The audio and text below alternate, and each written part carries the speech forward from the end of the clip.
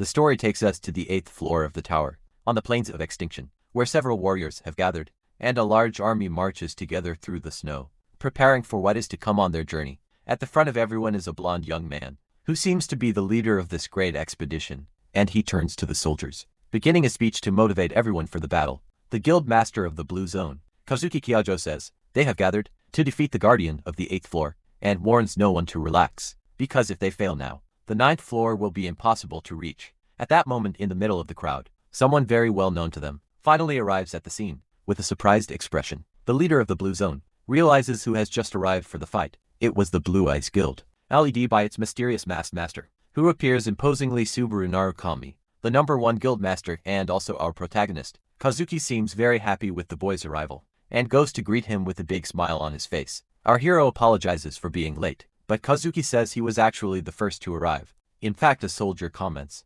that the Morin Alliance will also come, but they probably just want to pick up the leftovers of the fight. Hearing this, the masked one immediately places a hand on his weapon, prepared for anything that might happen. But then our protagonist hands something to Kazuki, leaving him very confused by the situation. It was a shining ring that our protagonist was giving to his blonde friend. The item was the Archangel's Blessing, which recovers fatigue, and Kazuki is shocked by the gift he received. The leader of the blue zone says the masked hero also needs it, but he wants to guarantee the success of the mission. Our hero then invites Kazuki to return to the Blue Earth after the battle ends, saying that the blonde can return the ring when they go home safe and sound. This makes Kazuki emotional, and he gives a small grateful smile to his friend. Our protagonist adds that he can keep the item if he doesn't want to return home with him. Suddenly a great tremor occurs, and the two become alert to what is coming toward them. The leader of the blue zone says the monster has arrived, and he did not expect it to appear so soon. The ground trembles, and the guardian of the 8th floor finally appears to terrorize all the warriors.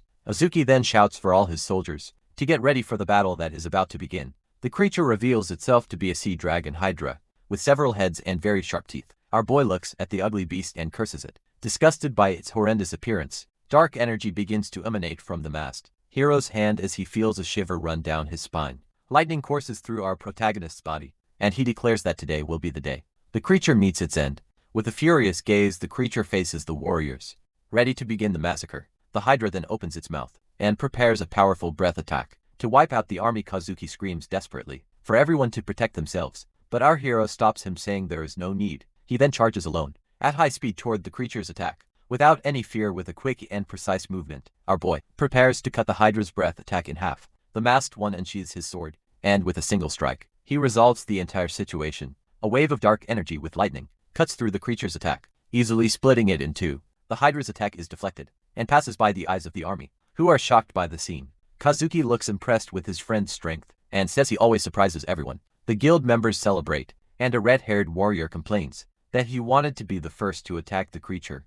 A companion asks what he gave Kazuki, and the masked hero keeps the item a mystery. With a determined look, our protagonist asks his team if they are ready for the fight, and declares that they finish off that dragon and clear this hellish floor once and for all. The Blue Eyes Guild faces the multi-headed hydra and prepares for the final battle. Meanwhile, Kazuki watches from afar and comments on how their team seems to be very united and strong far away.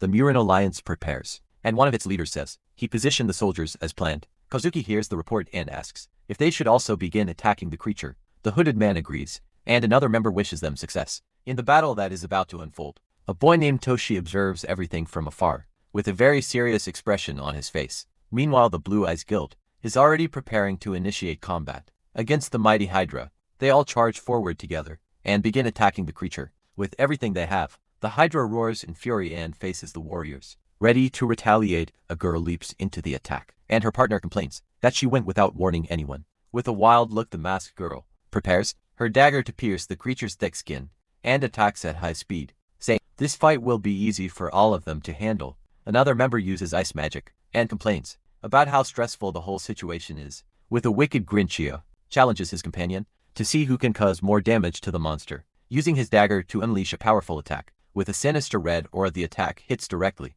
and his blonde friend accepts the challenge as he prepares to attack as well, saying the loser will pay for dinner, and launching a strike with his blue energy blades. Blonde hooded boy attacks the hydra with his blue blades, cutting into the creature with full force. With the impact, the creature sends one of their companions flying, and another boy apologizes to the healer Tino. The girl says not to worry, and to keep attacking while she prepares a spell. With that, Shino creates a large pink shield and says to leave the defense to her without fear. One of her companions calls her name, worried about the tense situation. But suddenly, Kazuki appears behind her with a wicked smile and asks if she can block this. The healer is shocked, unable to react as she realizes what is about to happen. The traitor then attacks the girl from behind, saying their problem is that they are too full of themselves. Seeing the betrayal, our hero becomes furious and prepares to go all out at the blonde. The poor girl falls to the ground gravely wounded, not understanding the reason for the surprise attack. Traitor stands still, looking at the girl's body on the ground, with a satisfied smile on his face. The eye of our protagonist shines with an intense blue light, showing all his rage. Kazuki, with his face dirty, warns that this is not the time to look away from the main fight. Our boy cannot believe what he sees, and asks why he committed such a meaningless betrayal. A mysterious message appears, saying that you have been chosen by the tower for a special mission, with the command to climb the tower and prepare for the beginning that was about to come. This was the first message from the tower, shown to all players at the same time, and no one knew if it was a test or a blessing, because the truth was a great mystery to everyone. So they simply followed the irresistible command and tried to reach the top that no one had ever reached. Warriors from various worlds, like Earth and Maureen, gathered, each with their own mission. Years later, we see the bloody result of the battle against the Hydra of the 8th floor.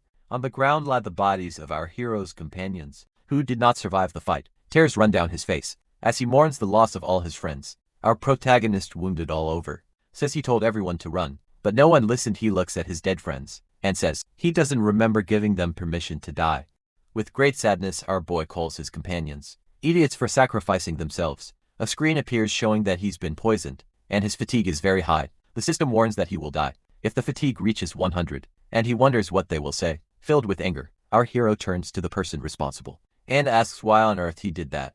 The traitor reveals it was the only way to defeat him, as his friends would get in the way. Meanwhile, the bodies of the Blue Eyes Guild already lay dead in the snow. Kazuki yells that everything our hero gave him tormented him, and that's why he chose the world. Our protagonist remains silent, processing the betrayal of his former friend. The blonde says it's a shame, but the end is near for our boy, who is wounded on the ground. With a smile, he shows the ring and says he won't need to return it, since everyone will die anyway. The traitor throws the item away and tells the masked hero not to be sad, because he will be a hero. Our hero gives a small smile and says that even in the end, Kazuki only hears what he wants to hear. The protagonist's hand trembles from weakness, but he still has not given up on the fight. With that, the blonde turns his back and leaves, abandoning the masked hero to die alone. Our boy knows his life cannot be saved, and that his end is near, but that does not mean he will simply give up and accept his death. Seeing this, the traitor he is surprised by the attitude of his former friend. Our protagonist then draws a legendary dagger, called Aeolos, from his inventory. The blonde man is shocked to see that the item still has charges, and our hero calls him trash. With the dagger in hand, our hero smiles and says that he can still use the item for more times, and looking back, he sees that only 4 survivors from his guild are left. Our protagonist uses the dagger's power to create a strong wind and save his companions. With that, the powerful wind throws all the survivors far away from the battlefield. Seeing this, the traitor furiously orders his men to immediately chase after the fugitives. The soldiers of the Moron Alliance begin running to capture the members of Blue Eyes, but the dagger in our hero's hand shines with an intense purple light, and he prepares for the worst. With a sinister smile, our protagonist says that he won't let anyone get past him. He then stands up and says that everyone there will stay and fight him to the very end. The system warns that his fatigue has risen to 95, and that his power has a time limit. Ignoring it, he unleashes his ability, and the Thunder Lord descends with full power. Kazuki watches the scene with a smile and calls our hero a very stubborn bastard. To endure the pain, our boy stabs himself and his fatigue rises to 96. Our protagonist then asks what reward the traitor promised everyone, but warns that he hopes they are prepared to pay with their own lives. He declares that from that point on, no one will leave without his permission. Seeing the boy's determination, one of the soldiers despairs at the situation. With no other choice, the warriors decide it's all or nothing and charge together. The enemy tries to strike our boy with his spear, but he manages to defend the blow. He thinks that normally he would never lose to these guys, but the situation now is different. With his body at its limit, he knows he must be careful with every movement he makes in the light, and he fears that if the traitor Kazuki decides to attack, the story will end very differently. His fatigue rises to 97, and he thinks his friends are already far enough away. Our boy knows he cannot prolong this fight any further, and the enemy seizes the chance to attack. Even weakened, he blocks the strike, but ends up being pushed back with the impact. His fatigue jumps to 98, and blood starts dripping from his mouth. Even staggering from exhaustion, our hero refuses to give up and keeps fighting the soldiers. In a moment of carelessness, one of the warriors manages to stab him, and the weapon falls to the ground covered in blood. But our boy has not been completely defeated. The soldier celebrates, thinking he has killed Subaru Narukami, but he is very wrong. With a furious glare, our hero grabs the soldier and asks who he claimed he killed. Then a burst of black lightning strikes all the soldiers around him. With full force, warriors scream in pain as they are electrocuted by our boy's power. One by one, the soldiers fall to the ground, completely defeated by the surprise attack. Our protagonist then removes the dagger he used to keep himself awake, and focused with the battlefield cleared, our hero finally falls to his knees, exhausted from the fight. The remaining soldiers watch in shock, wondering if they finally defeated the monster. From afar, the traitor observes the scene and calls his former friend a real monster. Blonde thinks that our hero's era ended in a very simple and pathetic way. Our protagonist's fatigue rises to 99, and the system warns that he will die. But our boy says that Kazuki should know better than anyone what he is truly like. With great difficulty, our protagonist forces himself to stand and continue fighting. Holding an enemy spear in his hands, he shouts that victory is his, and throws the spear with incredible speed toward his main target. Traitor smiles and uses the Archangel's blessing to save himself from the fatal attack, but is shocked when the ring that should protect him doesn't work as expected. The spear hits him directly and he cannot believe it, but our hero says that he was the one who won. His consciousness drifts in the darkness as he reflects on his death. Suddenly a horrible smell hits him, and he realizes he can feel pain, and the loud sound of a trash can lid catches his attention and pulls him back to the real world. Our protagonist wakes up inside a garbage container, in a dirty, foul-smelling alley, and looking around, he wonders if that horrible place is the hell everyone fears. A window appears, showing that his name is now Subaru Rosai. With very weak stats then, a sharp headache hits him as new information floods in. They are the memories of the body's original owner, who suffered bullying for being weak and useless. Tear falls from his eye as he becomes even more confused by the situation. He discovers that Subaru Narukami died 20 years ago,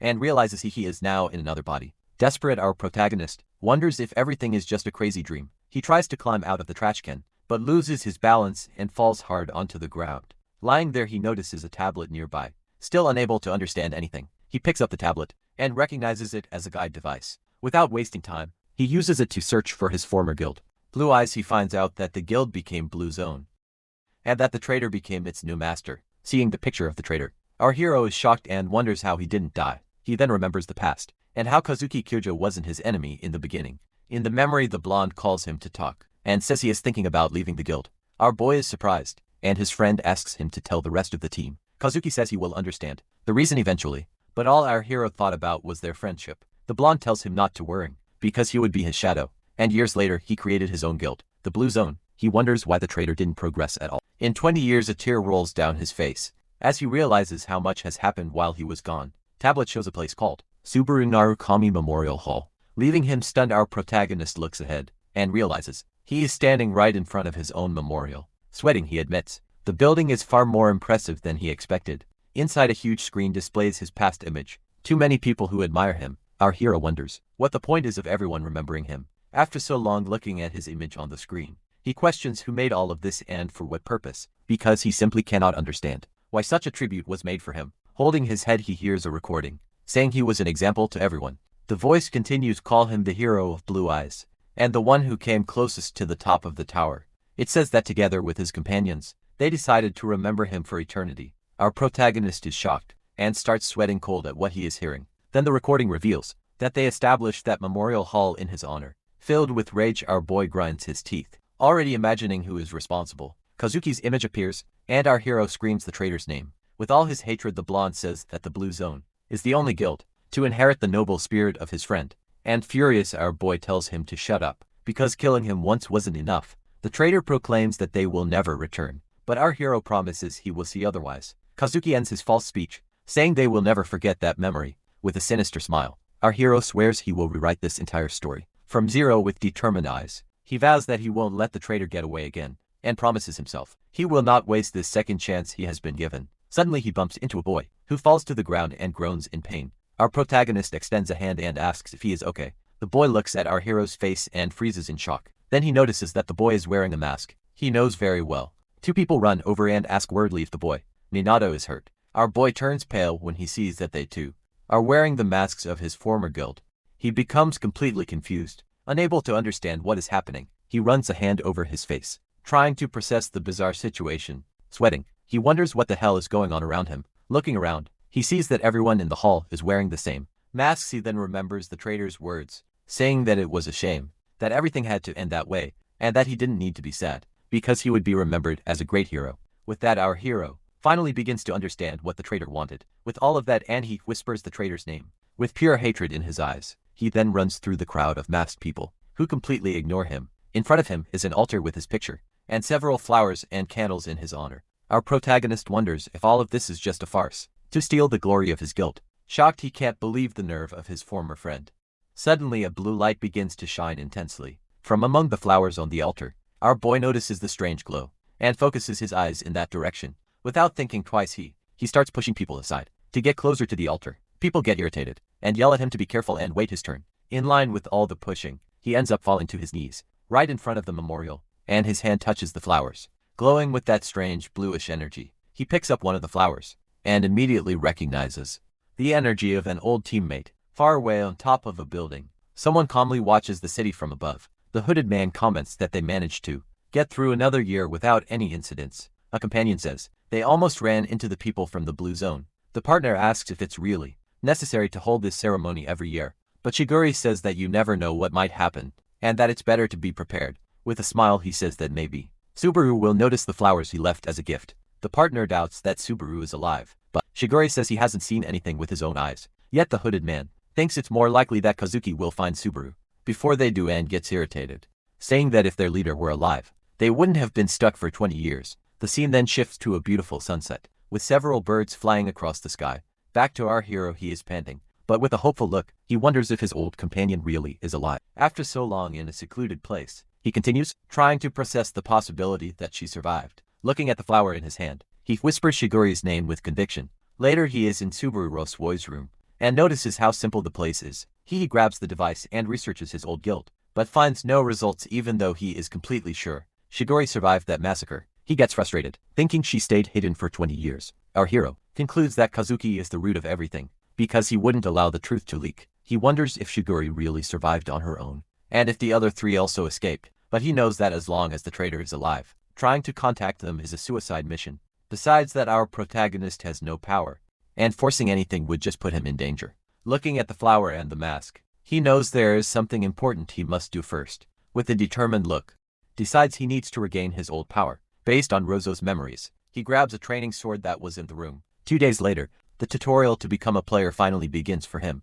Our hero thinks that if he can survive this trial, everything will be fine in the end, and believes that as long as they are alive, they can meet again at any time. The scene takes us to a huge coliseum, which is the examination hall for the tutorial. Inside, several bodies are scattered on the ground, showing how difficult the test is. A bald bearded man named Ugar watches everything with a serious expression. Nearby, a young warrior is panting after defeating several green creatures. Examining him, Ugar says he passed by a very small margin. Ugar asks if the boy wants to try the next step, and he is confused by the offer. A screen appears explaining that with each step, a new goblin appears and the rewards increase. The warrior refuses right away, and Ugar gets annoyed, saying that just listening to that makes his head hurt. But the boy insists that what matters is that he passed the test anyway. The examiner is disappointed, because he has to let a weakling like that pass, and complains that aside from Isaac, who cleared step 20, no one else seems promising. With a look of disgust, Uga says the quality of recruits this year is terrible. Suddenly he notices something on his clipboard, and looks more closely at the arena.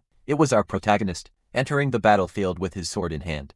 Ugar reads the name Subaru Rozoi, and comments that it's a heavy name to carry, then warns that our hero can only use that name if he passes the test. Our boy agrees, and the screen appears in front of him. To start the challenge, the system generates 2 goblins, and the mission is simply to defeat them. The examiner prepares to begin the tutorial, but is interrupted by a fast blur. Before he could finish his sentence, our hero had already defeated the 2 monsters. Augur is confused and wonders what just flew past him. He didn't even blink and pieces of monsters were already flying across the arena. Our hero smiles, glad that testing the limits of his new body for 2 days was the right choice. He discovers that the body he woke up in is actually quite exceptional. The screen asks if he wants to go to the next step, and he accepts without thinking twice. Seeing the boy's speed, the examiner is speechless. With the arena full of bodies, Ugar wonders what the hell is happening. He watches our hero fight, and realizes he isn't just attacking. With a sharp eye, he notices our hero is reading enemy movements. 2 or 3 steps ahead, his hand holds the sword firmly, as he continues the massacre without stopping. Ugar thinks this isn't just being good with a sword. Even he can't do that with a confident smile. Our protagonist shows he is completely in control. The examiner even suspects the boy is the reincarnation of Subaru Narukami himself. With a precise strike, our hero finishes another creature, and then stares at the last goblin standing, before taking it down too. A screen pops up saying he cleared step 49, and asks about the boss exhausted and sweating. Our boy says that since he made it this far, he can keep going. He is tired, but he knows he needs to continue. To complete the tutorial suddenly, blue energy begins cracking the entire arena floor. With overwhelming force from the ground, a massive shadowy hand emerges.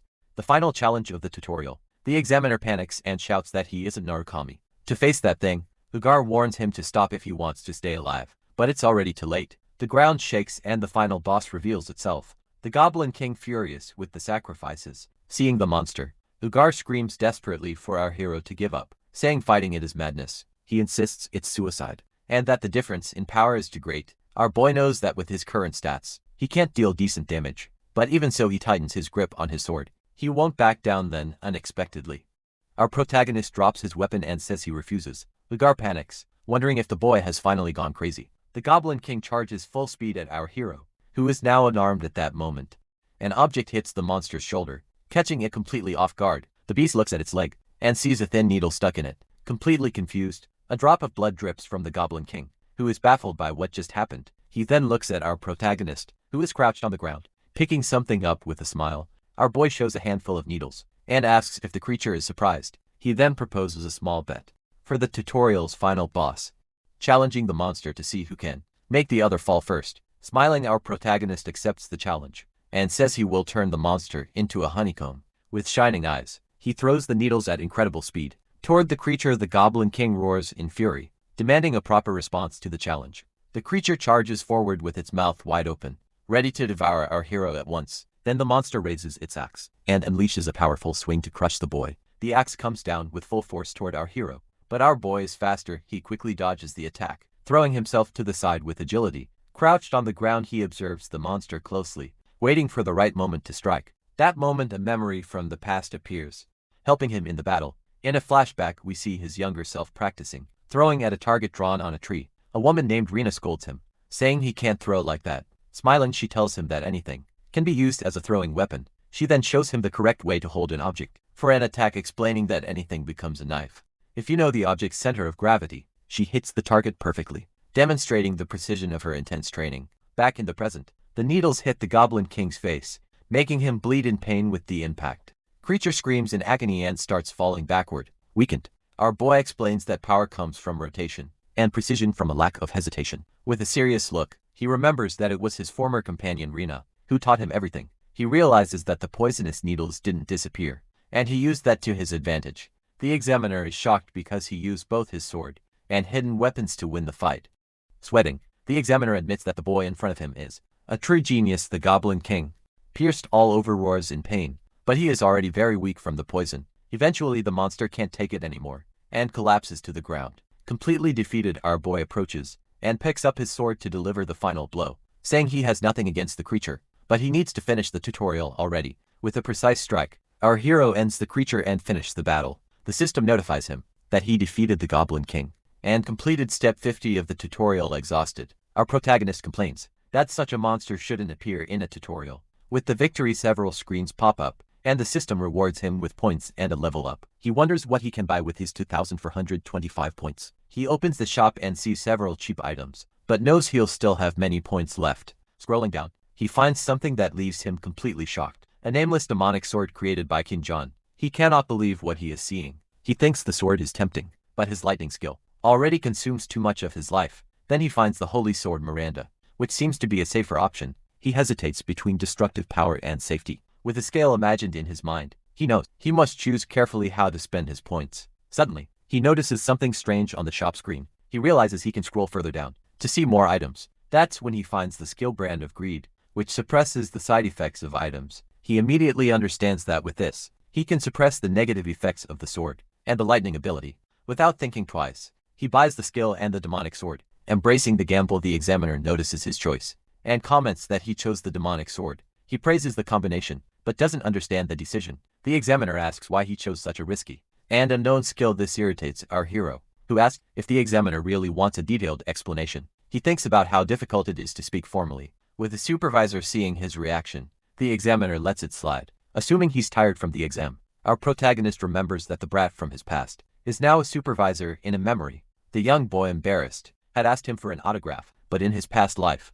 our hero said he didn't have an autograph to give. The kid insisted and asked him to at least write his name in his notebook. Back in the present, the supervisor scolds him for his bad manners, and our hero mocks him. He says he will not answer, and demands secrecy about the test results. The examiner becomes furious, and says he'll teach the boy some manners himself. He invites him to the cavalry guild, but our hero refuses immediately. A screen appears, asking if he wants to go to the second floor, and he accepts without thinking. Instantly he disappears. The examiner shouts for him to wait alone. The supervisor sighs in frustration. Meanwhile, our protagonist arrives on the second floor of the Great Tower, a busy place called the Land of Beginnings. Looking around, he realizes he has returned to this place. After a long time, he knows this is his second chance, and he cannot waste such a unique opportunity. Since he has lived all this once already, he knows he must do everything better, for his companions who might be waiting for him, and for revenge with his goal in mind. He goes to a private training room to test his new abilities. Upon arriving, the attendant asks from which floor he came, and our boy says he just came up.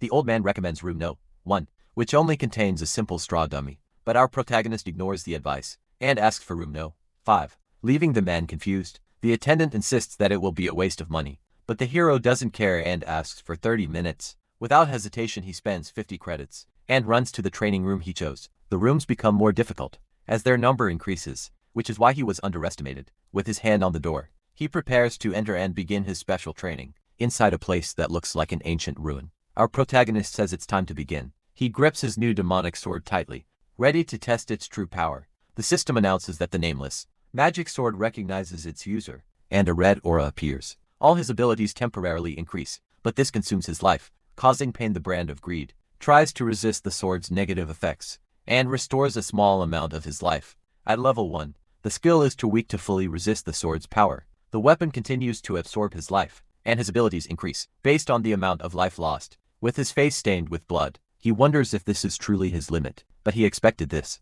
and spends 10,000 credits to level up the skill. The brand of greed rises to level 2, and depresses the sword's side effects more effectively. It now partially resists the power of the weapon, and he thrusts the sword into the ground with strength. Still, the sword continues consuming his life without stopping. His abilities increase even more, and with a focused gaze, he finally manages to control the power. He positions himself to test all his new strength. At once the shout. He says it's time to test his power, and swings a powerful strike across the room. Outside, the attendant is peacefully napping at his desk. Suddenly he wakes up, feeling a strange presence approaching. Half asleep, he rubs his eyes, unsure if he is still dreaming. Our hero exits the training room, leaving a trail of blood along the corridor floor. The attendant is shocked, because not even 10 minutes have passed since the boy entered room 5. Worried, he walks to the door and knocks, asking if the dreamer boy is still inside. He opens a small gap to peek inside, and is completely horrified. The room is totally destroyed, and he wonders what on earth happened there. Elsewhere, our hero wakes up in his bedroom, with the sunlight hitting his face. He stretches and wonders how long he slept, since his body still feels stiff. He thinks that if it were a normal cursed sword, he wouldn't have escaped so easily. Sitting in a cafe, he realizes the physical burden has decreased, and that he successfully extracted the sword's power. With his current stats, he shouldn't even be able to lift the weapon, let alone use it. This means the compatibility between the brand of greed and the sword is simply perfect. Smiling, he thinks that combining it with his lightning skill should work well too. But the next problem is the skill levels. Since he only has 50 credits left, he complains that now he's struggling with credit management and has fallen very low suddenly. A cheerful blonde boy enters the place, attracting everyone's attention. A streamer then receives a donation of 1,000 credits from a fan named Alexandra and becomes very happy. Excited, he ends up spilling his coffee on himself, but still thanks for the donation. Seeing the scene, our protagonist watches from a distance and wonders if that guy is completely crazy. With a sharp look, our hero observes the situation and begins to understand what is happening around him. On his tablet, he sees an article about how to earn points and discovers the era of live streams. He then realizes what the blonde guy was doing, but suddenly someone calls him by the name Subaru. It was a well-dressed young man with silver hair who greeted him with a smile. The man approaches and says it's crazy to find him there, asking if he lives nearby. Our protagonist feels a chill and notices that his body reacts instinctively to the newcomer in a sarcastic tone. The young man complains that he is being ignored and that it seems like Subaru is talking to himself. Our boy then remembers that his discomfort wasn't random. He had just arrived on that floor. The man leans on the table and says it's surprising to see him in that place. With an evil smile he says, he never thought a weakling like him would pass the tutorial. Hearing that, our hero becomes irritated, and finally remembers the face of that bastard. In a flashback, the original owner of the body asks why Isaac was doing that to him. Isaac looks at him with contempt, and tells him not to calm down with that face. Angry Isaac shouts that even his name annoys him, and that he can't follow a simple order. The poor boy cries that the credits he gave weren't enough for the mission. Furious Isaac tells him to shut up, and punches him in the face with full strength. With a cruel smile, Isaac shows a box and says that from that day on, that will be his new home. He threatens him, saying that if he leaves the box on his own, he already knows what will happen. Back in the present, our hero finally understands why he had been inside that box before. Isaac then brags that he cleared up to step 20 and broke Supervisor Gar's record. He continues boasting and says he even learned a B rank skill as a reward. In the tutorial, our protagonist stands up to leave and tells Isaac not to rush their conversation, but the guy orders him to buy a coffee on the way back, saying it can be any cheap one. Isaac gets annoyed and complains that our hero is still as disobedient as ever. Angry, he asks what is wrong with him, and if his soul was swapped with someone else. Our protagonist says he has no credits, and impatiently tells Isaac to buy his own coffee. With a serious look and firm voice, the silver-haired guy orders him to sit. Our hero thinks he has no time for the brat's revenge, but if Isaac interferes, then it will be a different story. With a determined look, he makes it clear he won't let anyone ruin his future plans. Seeing his attitude, Isaac becomes furious and grabs his arm tightly to stop him. With red, furious eyes, Isaac threatens him and asks what happens to runaway trash, but our boy stares back and tells him to let go if he knows what's good for him. Isaac's eyes glow with rage as he squeezes the protagonist's arm even harder. Our hero thinks he can't cause a scene there. Doing so would only make things worse for him. Seeing how calm he is, the bully starts laughing loudly, finding the entire situation amusing. Isaac then says not to be scared, as he was just giving him a little scare. Like in the old days, he mocks him again, saying he must have barely passed the tutorial with such weak skills. Our protagonist then takes a step forward, getting close to his old bully. Isaac calls him trash and asks if he wants to fight, threatening to make him disappear. Then Isaac lets go of his arm and calls him friend. The fake smile, our hero looks at him with disgust and wonders what kind of friend talk that is. Supposed to be a screen. Then explains that there are two main ways for players to grow. The first way to get stronger is through the trials offered by the Great Tower. By passing trials and receiving rewards, players naturally become stronger. The second way to grow and obtain more power is through hunting. By hunting monsters or clearing more dungeons, progress is much faster than through trials. However, since hunting grounds are in the real world, if you die there, you die for real. The scene then shifts to a dangerous dungeon called the Nest of the Whispering Orcs. That's why players avoid hunting. But our hero thinks differently from most. Sitting beside a defeated orc, he knows that the safer the path, the slower the progress, and on the other hand, the more dangerous the challenge, the faster the growth inside the tower. After a short rest, our protagonist grabs his tablet to check some information. While browsing, he finds something that really catches his attention. Streamer using his old name, Narukami Subaru, with 80,000 viewers watching the live stream. The imposter announces that he will challenge the third floor trial of the tower. Our hero becomes irritated and wonders how many people out there are using his name and mask. Suddenly a mission worth 20,000 credits appears, and the streamer cheerfully thanks the donation. Our protagonist is shocked. He never imagined a 20,000 credit mission like that. Several other donations follow, and the fake streamer keeps thanking everyone, while the streamer earns easy money. Our boy risks his life to become stronger. With only 50 credits, he complains that the imposter is making a fortune. Watching the streamer on the device, he seems to come up with an idea. With a sigh, our hero stands and prepares for the next battle. Smiling, he takes out his demonic sword and says he will do one more job. Suddenly, the ground shakes, and a giant orc foot stomps down in front of him.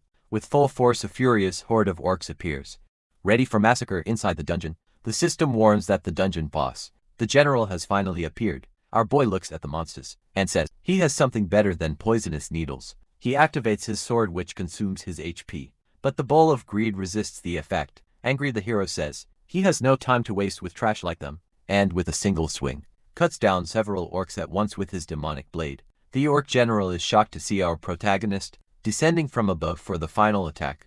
With a focused gaze, our boy lands the decisive blow to end the fight for good. After clearing the dungeon, he holds his mask and says he'll have to use it again. Back in his room, he finally understands how to make money, and decides that if he's going to do it, he'll do it properly with the mask in hand. He says he'll go all out, and that he's really good at this. Our hero puts on his old mask and prepares for what comes next. With the sword on his back, he leaves with confidence, because he knows he is the real one. At that moment, a notification pops up, saying that Narukami Subaru has started a live stream. The scene then shifts to an empty office. At Sod Entertainment inside, a woman in traditional clothing watches something on her device. With a disgusted look, she becomes very irritated by what she sees. Suddenly she gets up and kicks her coworker. Who is startled, she insults the streamer, calling him trash, and says that not even 5 people can get past that point. Her coworker asks what happened, and she answers that the streamer's name is Subakit.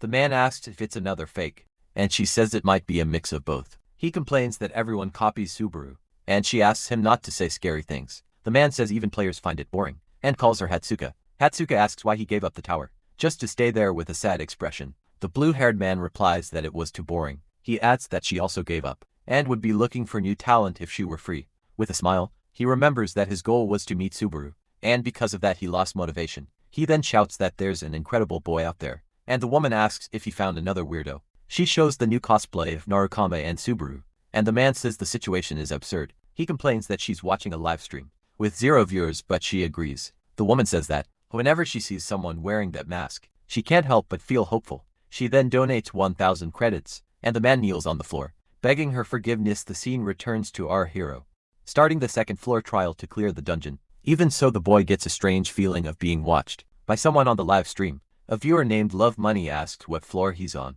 and if it's his first time. Our protagonist replies yes, and that this is his first grade challenge. Spectator asks if it's really okay for him to stream, since he might not know the correct path. Suddenly a monster resembling a bat appears, and flies straight toward our hero. The creature tries to bite his mask, but the attack fails miserably. With a swift movement, our hero draws his sword, and slices the monster in half with a single strike. The system reports that the bat has been defeated, and with a confident look, our hero asks if there's any problem. The system then announces the start of the second floor trial, in the beginner's dungeon, that our hero is about to face 3 viewers watching the stream. One of them praises his reflexes, while another advises him to wait for a group. Our protagonist thanks the spectator for the advice, but says that won't be possible. He declares that he prefers to face all challenges alone, and the viewers mock him, thinking he's a rookie. Our boy thinks that Sozum Narukam Sabuber is already attracting viewers, while the monster waits. Suddenly, a bizarre fish-like creature charges at him. Without faltering, our protagonist grips his demonic sword, and prepares to end the beast. With a fast strike he slices the monster easily, and says he'll test how far he can go. A screen notifies that the monster has been defeated, and the viewers are confused, because they didn't even see what happened. Right after that, a swarm of bat monsters appears out of nowhere, and flies in his direction to attack all at once. But our hero isn't intimidated. He dives into the swarm, and begins cutting through every monster, with his blade with glowing eyes. Continues the massacre relentlessly, showing complete control of the situation. The viewers are shocked and ask what just happened. As the number of watchers rises to 10, the system confirms the kills, and he tells them to focus on the sounds, to know where the monsters are coming from. Seeing the floor full of monsters, the spectators change their view, and realize he's no rookie. Our hero challenges the viewers to guess what he's thinking, and they comment on his talent, but he believes it's still not enough, and wants to accumulate as many points as possible. Before leaving, one viewer asks if he's been walking in a straight line the whole time, while others warn him of the danger. Ignoring the warnings, our boy continues advancing through the dungeon, without hesitation. With a focused look, he knows exactly what he's doing, and where he's going in that dangerous place. Suddenly he stops at the edge of a cliff, and sees a horde of bizarre monsters waiting below.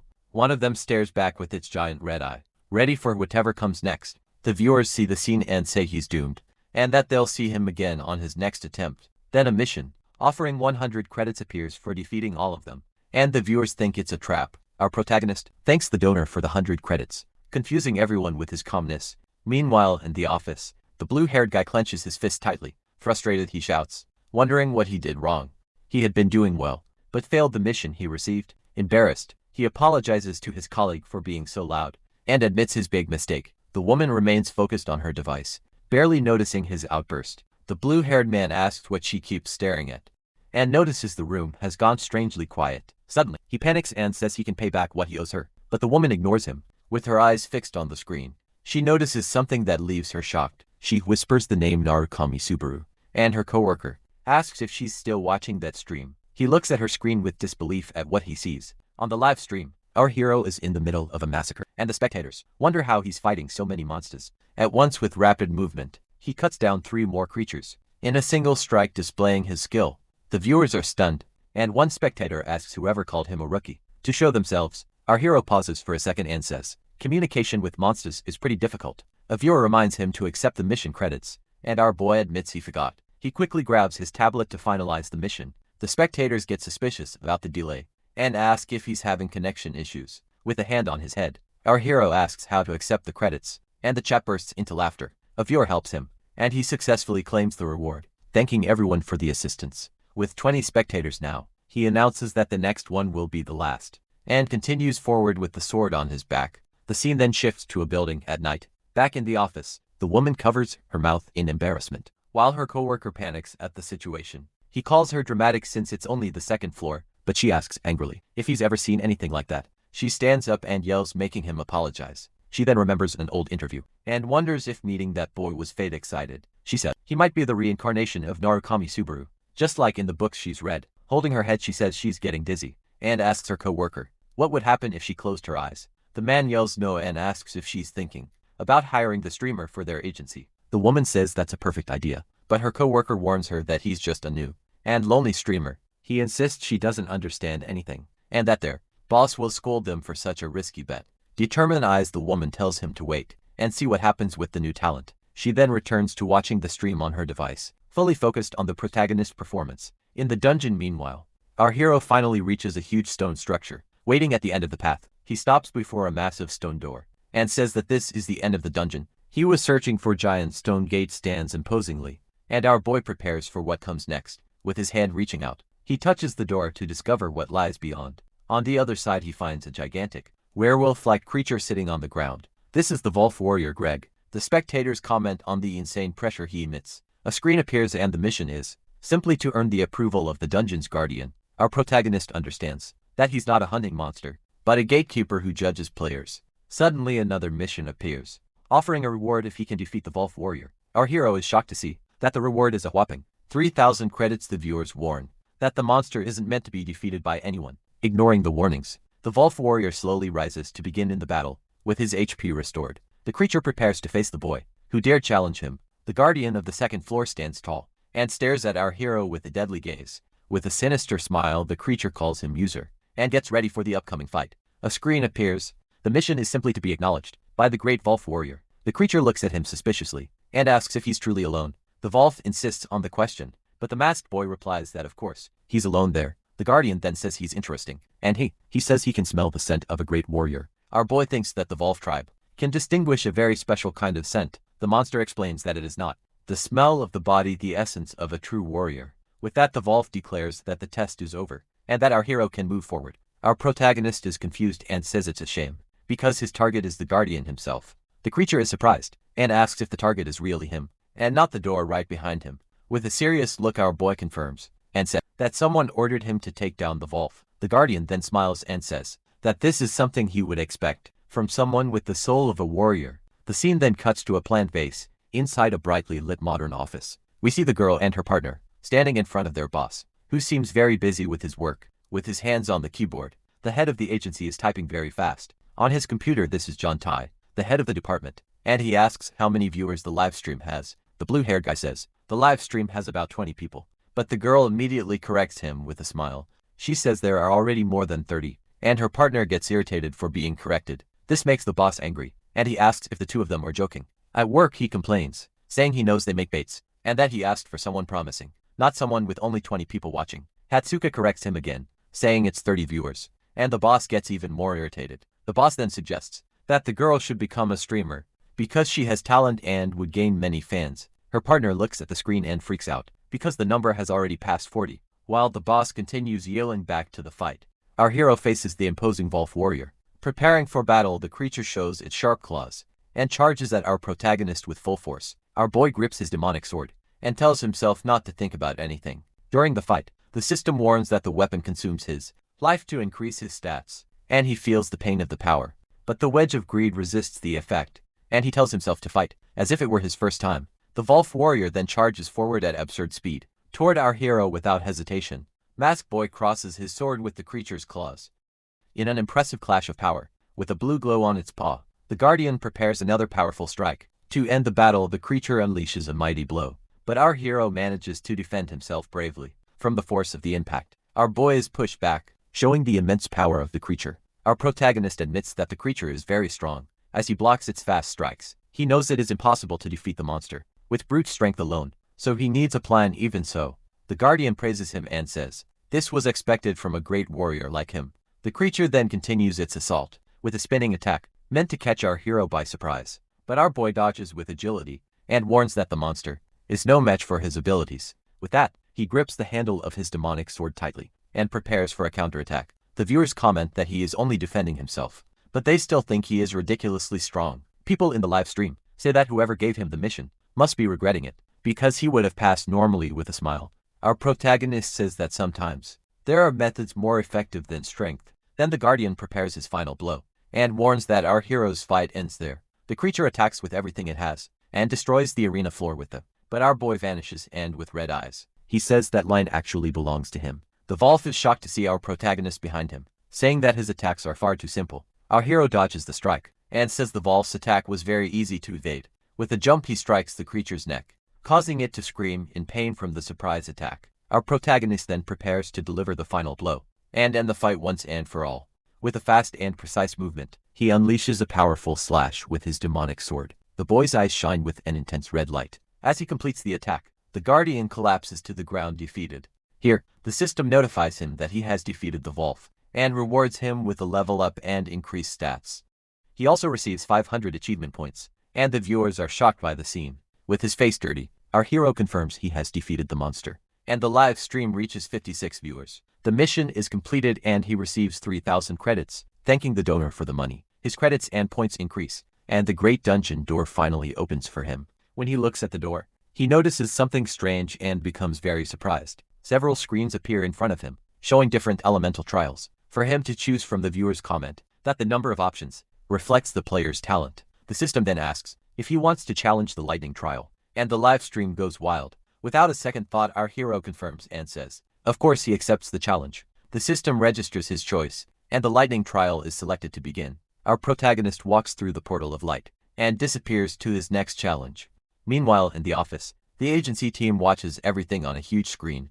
In the room, seeing the scene, the girl and her partner celebrate, and scream with excitement over what happened. She becomes thrilled, because the numbers went up quickly, and he had 3 trial options. The boss admits that it's impressive, since they used to say the Wolf warrior was never defeated, but he thinks the risk of hiring a rookie from the second floor is too great for them. Hearing this, the girl challenges him, and asks if he wants to make a bet right there. She says that if he fails, she and Seed will work on a fixed salary for 5 years. Her partner panics, and yells that he doesn't want to be included, but the boss tells him to shut up. The boss doubts it, and says the only player who has ever reached the lightning trial was Subaru Narukami. But the girl smiles, says they'll only know the result if they try. Staring at him with confidence, with a smile, John T. accepts the bet, while the girl covers her partner's mouth as he panics. Inside the portal, a screen appears. The system announces that the lightning trial has begun. Suddenly our hero notices something, and shouts to the man nearby to be careful. Without thinking twice, our protagonist pushes the man away. From imminent danger, a huge impact occurs, forming a crater in the ground, where they had been standing. The rescued man is shocked to see the massive fragment. Giant monster, he turns and yells at our boy, asking if he wanted to die by standing still. A screen appears with a mission to defeat the creature, and our hero wonders what it's doing there. The monster roars, and the live stream viewers are confused by its appearance. Our protagonist realizes that this monster was supposed to appear only in the second half of the trial, and he wonders if something changed, because he defeated the guardian, Greg, before the test. The creature slams the ground with its fist, an extremely powerful and destructive attack.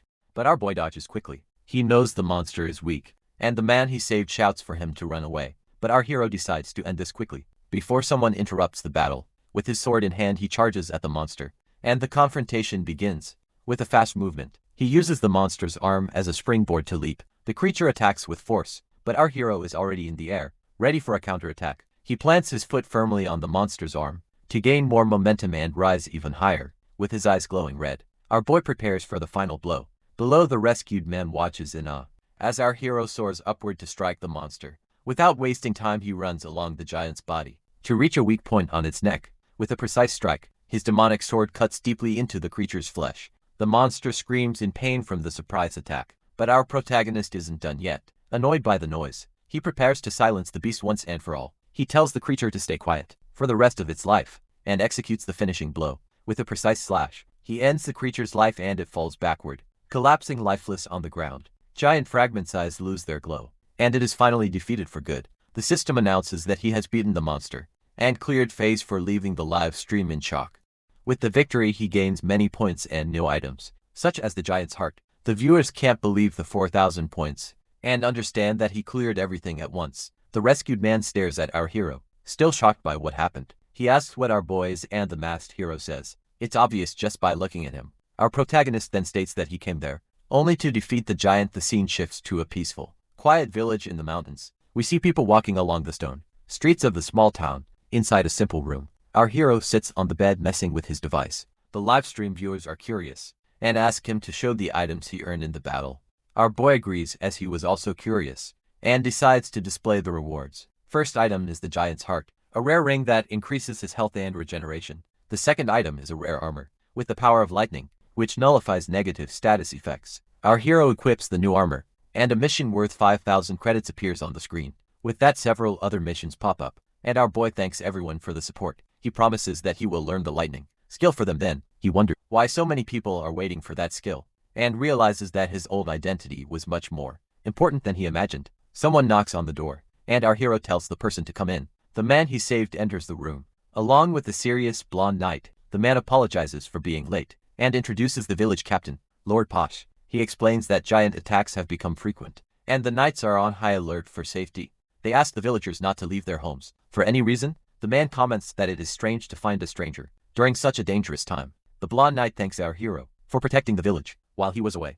Our boy says he only did what was natural, while the knight remembers his name. The knight Peleus says he is the face of the village, and that they fortunately discovered the giant chief. With a determined look, he says they intend to risk their lives to corner the enemies. Swallowing their pride, the knight and his partner kneel and beg our hero to save the village. Our protagonist remains silent, while the live stream audience worries about Peleus's fate.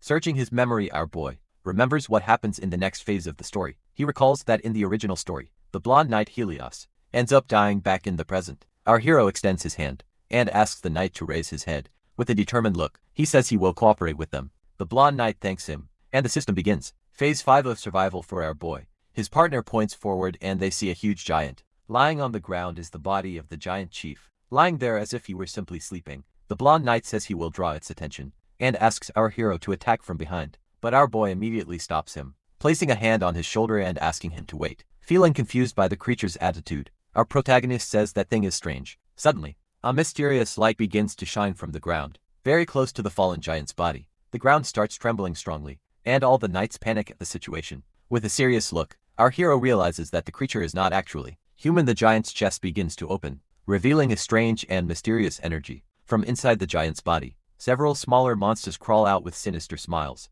Immediately, the horde of creatures charges toward the knights, who are thrown into chaos. Peleus panics and screams, not understanding what the hell is happening. One of the giants grabs a knight, who begs desperately for the monster to stop, but it ignores him and crushes him with brutal force. While the poor boy cries for help, our hero watches the scene, his eye reflecting the massacre of his allies. With a dirty face and a wicked smile, the creature seems to enjoy the slaughter. Seeing the situation, the captain shouts for all his men to run toward the mountains. The monsters advance at full speed, and the massacre of the knights begins. Without mercy, one of the creatures devours a knight, who had no chance to defend himself from the surprise attack. A young boy screams desperately, as his companions try to hold him back so he won't die. The boy cries out his brother's name, his brother, who lies on the ground in front of the monsters. Witnessing this, the captain once again commands everyone to flee as fast as they can. The knights are terrified, but one of them says that this is not the end. For all of them, everyone begins to run, and the captain calls out to our hero, saying he's counting on him. The blonde knight turns toward our protagonist with a serious expression, but our hero looks back and says that those words are actually his to say. The knight is confused, and the boy asks why he still isn't running. Our hero says he cannot fight with him there. Both of them would die if he stayed. The blonde knight yells that he cannot abandon the outsider, but our hero orders him not to repeat that. Reluctantly, the knight retreats and asks our hero to hold out until he returns with reinforcements. The captain runs off and tells our hero to stay safe. As he faces the monsters with a shout, the monsters charge toward our hero without hesitation. Fearlessly, he runs toward them with his sword in hand. He warns the creatures that he is their opponent. He dodges an attack and slices one giant's leg with incredible speed. With a spinning strike, he slashes multiple enemies in the middle of the horde. One of the creatures screams in pain, while the others stare in confusion. The system notifies him that he has defeated 2 creatures and earned 20 conquest points. Our hero remarks that he's not used to being left alone to fight. Meanwhile, the captain runs desperately through the forest. To save himself, he looks back, worried about what he left behind on the battlefield. Sweating and breathless, the blonde knight continues sprinting, constantly glancing behind with a determined look. He bites his lip and keeps running away from the dangerous place. Back at the battle, the livestream viewers comment that the score changes depending on the number of soldiers. Our protagonist thinks that now he can save everyone, even those who were supposed to die. He faces the two remaining giants and prepares for the next strike. With a precise blow, he cuts down another giant, and the system confirms the victory. He moves to the next one and defeats it too, earning 10 more points. The demonic sword drains his stamina, and he realizes that fighting them one by one isn't hard, but the problem is how long he can borrow the sword's power. He decides he must maintain clear vision and locate the leader of the horde. He resumes the massacre, slicing another creature with the demonic blade. He jumps into the air and begins cutting down multiple enemies at once. From above, our hero descends with full force upon the monsters that were already on the ground. They tried to grab him midair, but he's too fast. With a powerful kick, he strikes a giant's face with all his strength. The live stream chat comments that one wrong move means his death.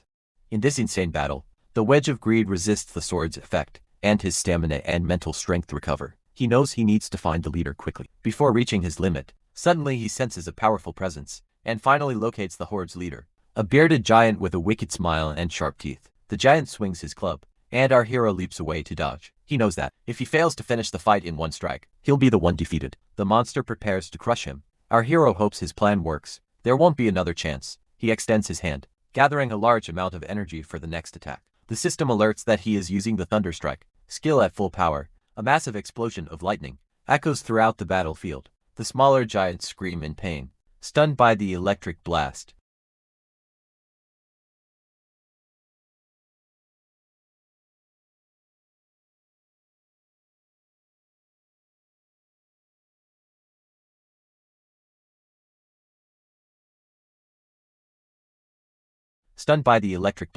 Even the horde leader is caught off guard and is forced back furious. The giant roars the word human with all his hatred. Our hero takes the opening and runs up the monster's arm to deliver the final blow. With his demonic sword, he prepares to end the fight once and for all. He drives the blade deep into the giant's shoulder, making the creature stagger from the sudden attack. Determined, he pushes the sword deeper, while blood spills from the giant's mouth. With one final powerful strike, our hero finishes off the giant leader. The monster collapses to the ground, completely defeated, and the system announces the victory. He clears stage 5, earning a notable achievement, leveling up and gaining more stats. The livestream goes wild, wondering how he defeated a monster that wasn't meant to be beaten.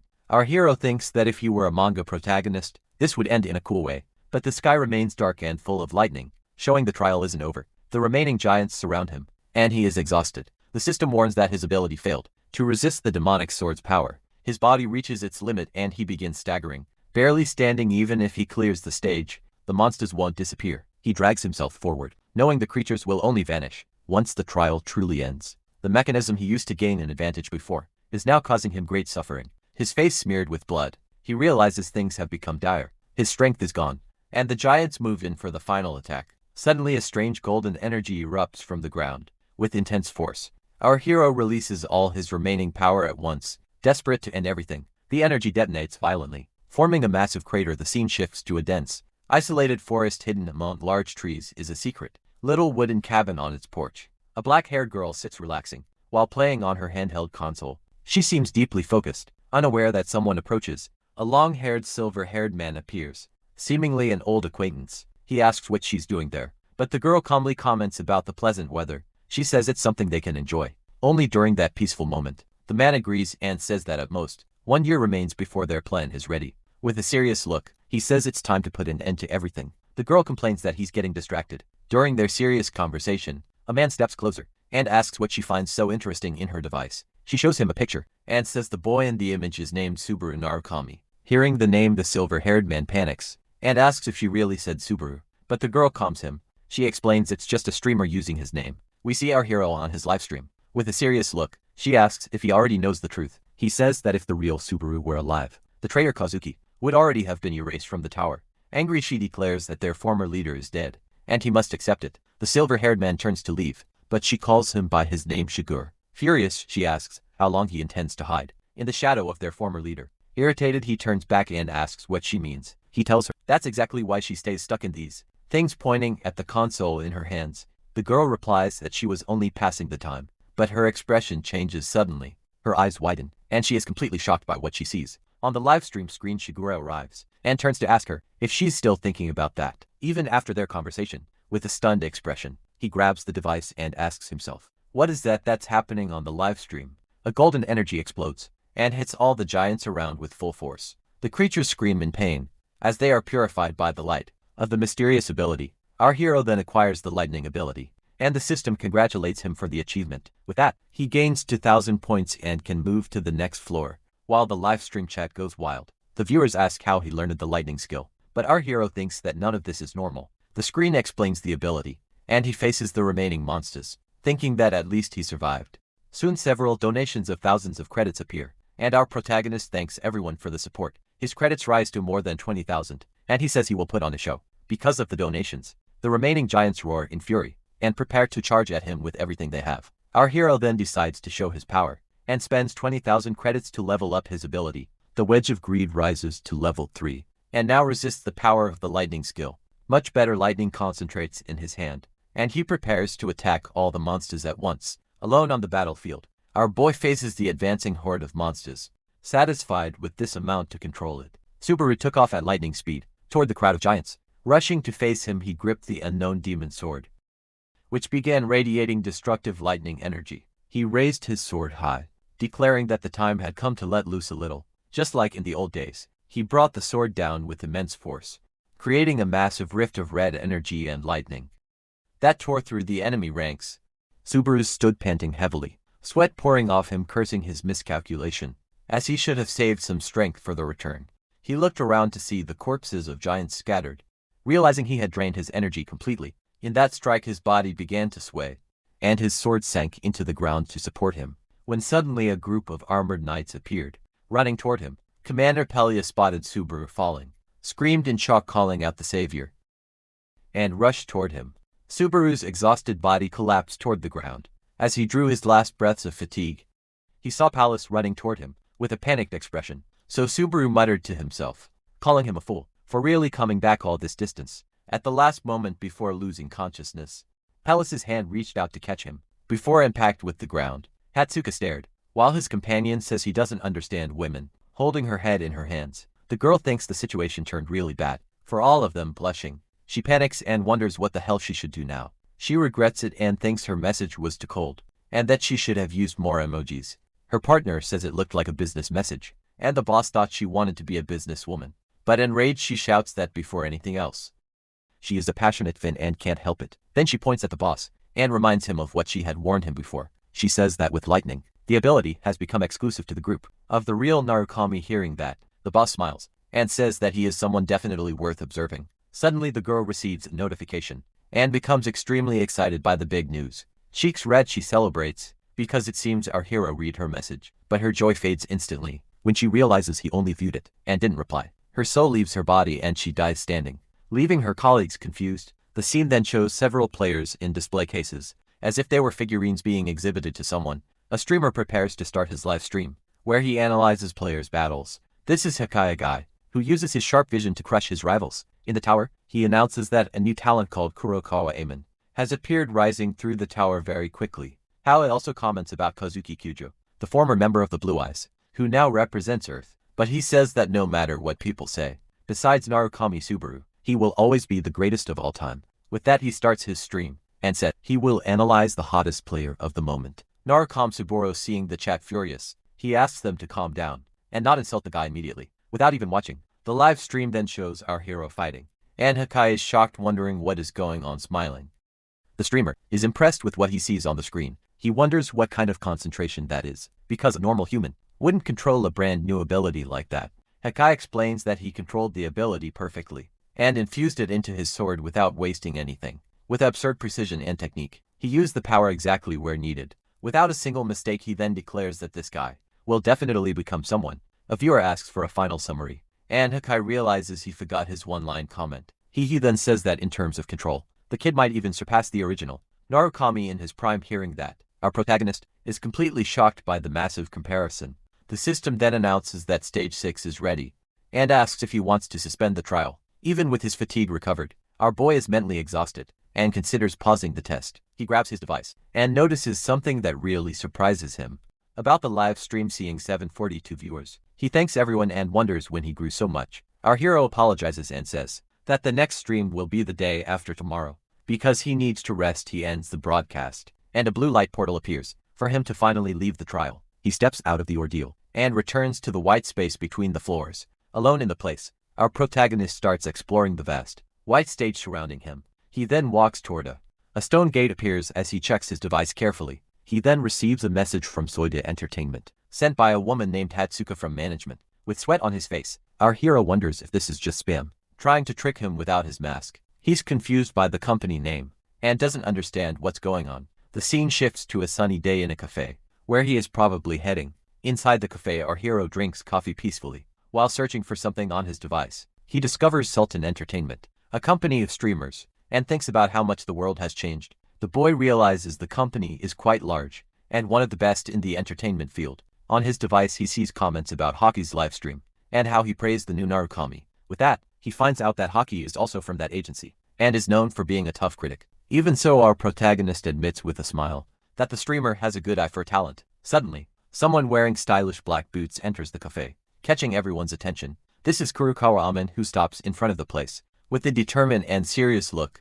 On his device, he sees Rock's comment comparing him to ONRC, the original, filled with rage. Inside his Audi, he complains that the guy just reached the second floor and doesn't deserve such a comparison. Furious at the streamer's audacity, he swears he will rip the guy's eyes out. When he finds him, the young man stomps the ground hard, showing his frustration, his morning already ruined. He enters the cafe trying to forget what happened. With a forced, sinister smile, he tries to hide his anger, but fails miserably. He then sees our hero and wonders if it's his unlucky day to be running into so many people. Our hero relaxes in the cafe while scrolling through his device. Suddenly, Isaac appears behind him with an intimidating and serious posture. Bully intentionally bumps the table and knocks our boy's coffee to the floor. With the hot liquid splashing, our protagonist jumps back, shouting in pain from the burn. He then glares at the boy angrily, and the bully apologizes with a mocking tone. With a grin, Isaac recognizes him and asks if he is the Subaru he knows. He comments that they've been running into each other a lot, and that the second floor is too small for the two of them unbothered.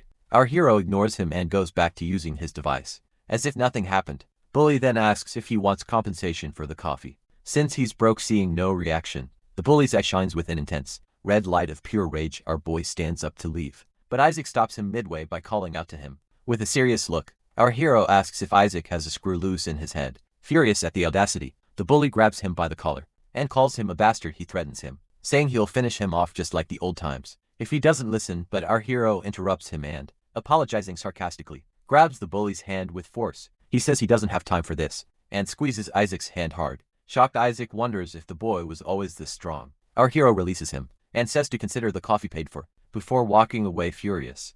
The bully shouts for our hero not to leave and to wait right there, but our protagonist ignores him and walks out of the cafe. The door closes and the bell rings, leaving the bully alone and enraged. Alone in the place, the bully sighs in frustration. He just wanted to climb the tower in peace. Angry, he complains that first it was Narukami, then Rosso, and now Subaru. Irritating him, he runs out of the cafe, yelling that they keep provoking him non-stop. Outside, our hero checks his device and suddenly remembers something important. With the device in hand, he remembers the message he received earlier. The scene switches to a rubber duck floating in a bathtub full of foam. There, the woman from the agency relaxes in the bath and sends a message to our hero, asking to meet him. The scene then moves to a dark cave full of monster corpses that our hero defeated. With his demonic sword in hand, he prepares for what's coming in his journey. A screen appears, and the system warns that he is entering the dungeon boss room. His ability resists the weapon's power, and he thinks he's already gotten used to his new body. Suddenly, a flaming blur charges toward our protagonist at high speed. The monster reveals itself to be a furious giant salamander rushing in to attack him.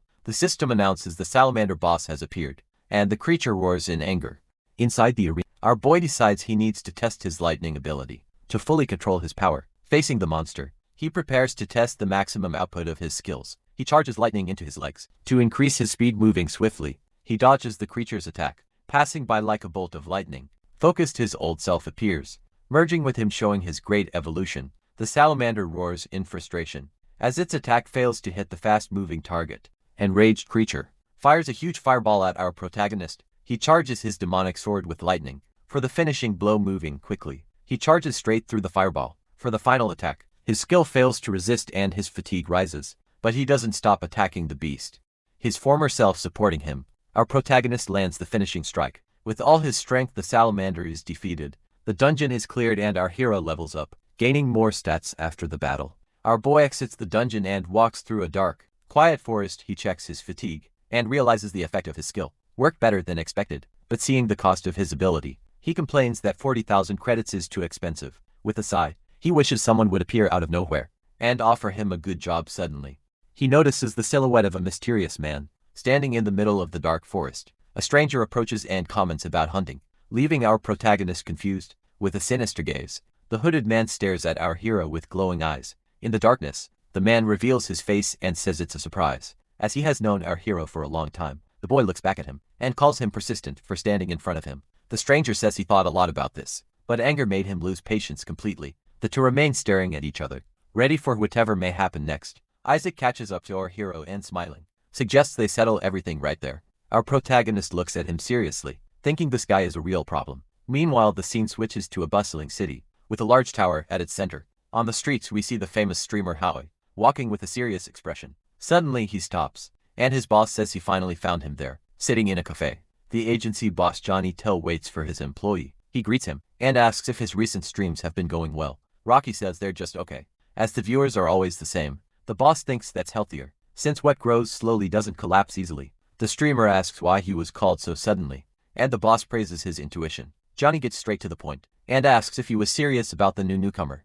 Narukami Rocky confirms, saying the newbie's talent surpasses even the originals. In his opinion, his eye shines, as his great potential is being discussed. The boss then reveals he's thinking of recruiting our hero into his agency. The streamer likes the idea, but mentions that our hero has few viewers and little recognition. The boss agrees, but says that what Hockey said gave him more confidence in the boy, so he proposes a collaboration between the streamer and our hero. To increase his recognition, he dreams of mastering lightning like that streamer. Enraged, Isaac curses the name Subaru Narukami and says he should have stayed quiet in his grave. With eyes glowing red with hatred, he complains that everyone keeps annoying him nonstop. Then the bully grabs our boy by the collar and asks if he understands the situation. Sweat runs down our hero's face, as he thinks he never expected to live in an era with so many imitators. He then asks why Isaac treats him like such a sworn enemy. The bully replies that it's because of his name, and our boy asks why the hatred. Hearing the question, the blonde-haired guy freezes in shock and can't react. Isaac screams about his father, but our hero asks, what does that have to do with this conversation? Then the name Reinhardt appears, and we learn he is a ranker from the 9th floor of the tower. Our hero is shocked, and asks if he is the famous one/swordsman. He knows a memory from the past appears. An unbelievable emergency had taken place in the tower. In the flashback, we see Subaru Narukami defeating the ranker Reinhardt from the Runner continent. The scene shows that the fight ended with a single strike from our protagonist in the past. Everything happened in less than 30 seconds, and the ranker tried to stand to keep fighting, but his arm trembled from weakness, showing he had already lost. With that, the mighty swordsman finally collapsed to the ground, completely defeated by our hero. Back in the present, Isaac yells furiously at our boy not to say that name, so casually our protagonist understands, and asks if the reason for all this is his father's swordsman nickname. Our hero then asks if he has any idea how much Subaru Rossi suffered because of it. Furious at his boldness, the bully tells him to shut up and ignites in flames, but our hero faces him seriously and says he will not shut up for him. Under any circumstance, with a determined gaze, he stands before Isaac's flames without a hint of fear. With his body ablaze, Isaac prepares to attack our hero. With all his firepower, he tells him to stop talking and hurry up and die. Already with his whole body burning, Isaac screams that he hates Narukami Subaru, and that the name makes him sick. He says the guild leader was arrogant, and that's why his teammates also became conceited. With hatred in his eyes, the bully declares that they deserve the tragic end they met in the tower. With a wicked grin, he imagines they're all rotting in hell right now. The guy then says that having that name is the end of our boy's luck. With that, he hurls a powerful fireball toward our protagonist, but our hero simply steps through the smoke, showing that the attack did nothing to him. Seeing this, Isaac panics and says he must have miscontrolled his strength in the fire. Attack with a smile, he says maybe his next victim will be that masked streamer from the live broadcast. Hearing this, the bully freezes and repeats masked confused. Then he looks into the smoke and sees our hero's silhouette emerging slowly from the flames. Our protagonist reveals his mask and asks if that's who he was talking about. The bully panics and screams that it's impossible. He demands to know how our boy tanked his fire. Like that, our hero stomps the ground and asks if the sensation isn't unpleasant for him. With furious eyes, our hero charges forward and says, "A brat like him shouldn't talk that way." He then punches Isaac square in the face, shocking him with the force of the blow. Pain flashes in the bully's eyes as he feels the impact of the powerful attack. Our boy slams him to the ground, and Isaac screams endlessly in agony. Blood drips from his mouth as he continues crying out in pain. Our protagonist looks down at him and scolds him for speaking ill of his comrades. The guy twists on the ground and asks why he's doing this. He can't be real. Our hero then proposes a little quiz to the fallen bully. He asks if he is the loser Subaru was, or the mysterious streamer Narukami Subaru. Perhaps the real blue-eyed Narukami Subaru. Everyone knows the bully refuses to believe it, and says he's just trying to protect a fake streamer. Angry, he claims that the lightning ability wasn't anything special. Anyway then, he asks if our hero really thinks he can beat him with that level of power. Isaac brags that this means he is above even the real Narukami Subaru. With that he screams and charges again with his flames. But our hero is faster, and with a single strike, he cuts through the fire attack. The bully is stunned. His strong flame technique was destroyed so easily. Our hero says the answer was wrong, and that he's amazed at how much nonsense Isaac can say with the blade at the bully's throat. Isaac asks what he means, unable to understand. A drop of sweat rolls down his face as he realizes the dangerous situation he's in. Our boy then asks if he has any idea how much Subaru was suffered because of everything. He says that having a brat like him talking down on his friends is not pleasant. The bully begins to sweat cold as he finally understands who is standing before him. Then the fire user realizes the truth and says he is the blue-eyed Narukami himself. Without hesitation, our protagonist pierces the bully's chest with his demonic sword. With a serious look, our hero says that playtime is over and things are going to change. Isaac's legs give out and he collapses, completely defeated by the surprise attack. Our hero puts his mask back on and says he already gave him more attention than he deserved. He tells him to consider it a thanks for lending him his body, then walks away. A woman in a cafe asks what that was. Was he just a Narukami Subaru fan sitting in a cafe? Our hero uses his device and seems to be streaming live. As a streamer, he plans to keep his policy of not showing his face, since it's a major advantage. Suddenly, the agency girl arrives and apologizes for being late. Blushing and nervous, she says it's a pleasure to meet him, and introduces herself as the one who contacted him. Smiling excitedly, she introduces herself as Ratsuka, the manager from the streamer agency. He greets her and gives his name as Narukami Subaru. She says she's honored with a sharp gaze. The girl thinks the two really do look alike somehow. She wonders whether he is the real Narukami returned, or just an imposter. Our boy notices her strange look and asks if something is wrong. In a flashback, her boss yells at her about first impressions, and she realizes she messed up. Our hero watches, confused as the girl bows in embarrassment before him. He then asks if she was a fan of the old Narukami Subaru, and she shouts yes. He tells her he isn't the real one, and asks her to relax, but she shouts that she's his fan. Too excited, she says she has watched him from the beginning, and was amazed by his fights. Our boy wonders if she really is his first viewer, since she remembers more than he does. Our hero smiles and says he used to be clueless, and it's amazing she kept watching him. The girl gets overly excited and says it was destiny. That's why she begged to be his manager. With a serious posture, she says the contract is ready, and that she summarized everything for him. She explains they will help create ads and clips, using the Narukami brand for him. He asks what he needs to do, and she tells him to just keep streaming as usual. He seems shocked, but she insists it's because he's the first to master lightning, and the company values him highly. She praises herself, and our hero asks if all managers are like her, and about the contract terms. Flustered, the girl says the others are more professional, and he says that's not what he meant. She thinks that from the way he fights, he's not a normal player, and that she's completely doomed. Our protagonist thinks his opponents will only get stronger, and there's no time to rest. The girl worries because she needs to make a good impression, and fears he might reject the contract. Our hero reaches out his hand and says he understands and can trust her, leaving her shocked with his hand extended. Our boy asks her to take good care of him. From now on, overwhelmed, she grabs his hand and says she should be the one saying that. Our hero then begins his live broadcast, and the chat immediately explodes with excitement. Seeing this, he realizes he already has more than 700 viewers watching his live stream. Our protagonist is surprised by so many spectators, and wonders if it was because of Ratsuka's announcement. The agency girl then announces the schedule for distributing abilities to all the fans. Without wasting time, our boy decides to begin, and the system initiates the 6th legendary phase. The scene then shifts to a rainy camp in the middle of a very dark forest. Inside one of the tents, we see some wooden crates stacked in the corner. A group of knights gathers around a table to plan their next strategy. The blonde knight asks his men where the benefactor who helped them is, but one of the knights distrusts him and thinks it's risky to rely on an unknown outsider. Another man warns that he may have been deceived, and that he might not actually be the giant's chief. Hearing that, the blonde knight becomes irritated and yells at his men for doubting the boy who saved him. Suddenly one of the knights announces that the benefactor has finally awakened, and our hero appears. The captain rushes over in whirring, but our boy says he can already walk normally. The other knights stare at him with suspicion, and think his mask is very odd. Our hero then asks whether they don't believe him, or if they simply don't want to believe what happened. In a flashback, the manager explains how he can adjust the microphone, so only the viewers can hear him. Our protagonist finds the feature very useful for annoying situations, and the knights think he is being insolent. An older knight extends his hand, and says he first needs to thank him for everything. He introduces himself as Doll, seems to be one of the group's leaders. Our boy greets him and Doll continues, explaining that everyone had been trampled. With a worried look, the old warrior confirms that the village was destroyed by that guy. Our hero asks if there is someone more dangerous than the chief giant, and the old knight nods confidently. He explains that the true, ancient giants who fought against the gods were sealed away and disappeared. Doll continues saying, the remaining fragments of those giants are still scattered around, and that most modern giants are only lingering thoughts left behind. But he warns that the giant who appeared now is different, something very close to the ancient myth. The live stream chat comments that this would be the level of the 8th floor, and that no one has ever reached that stage.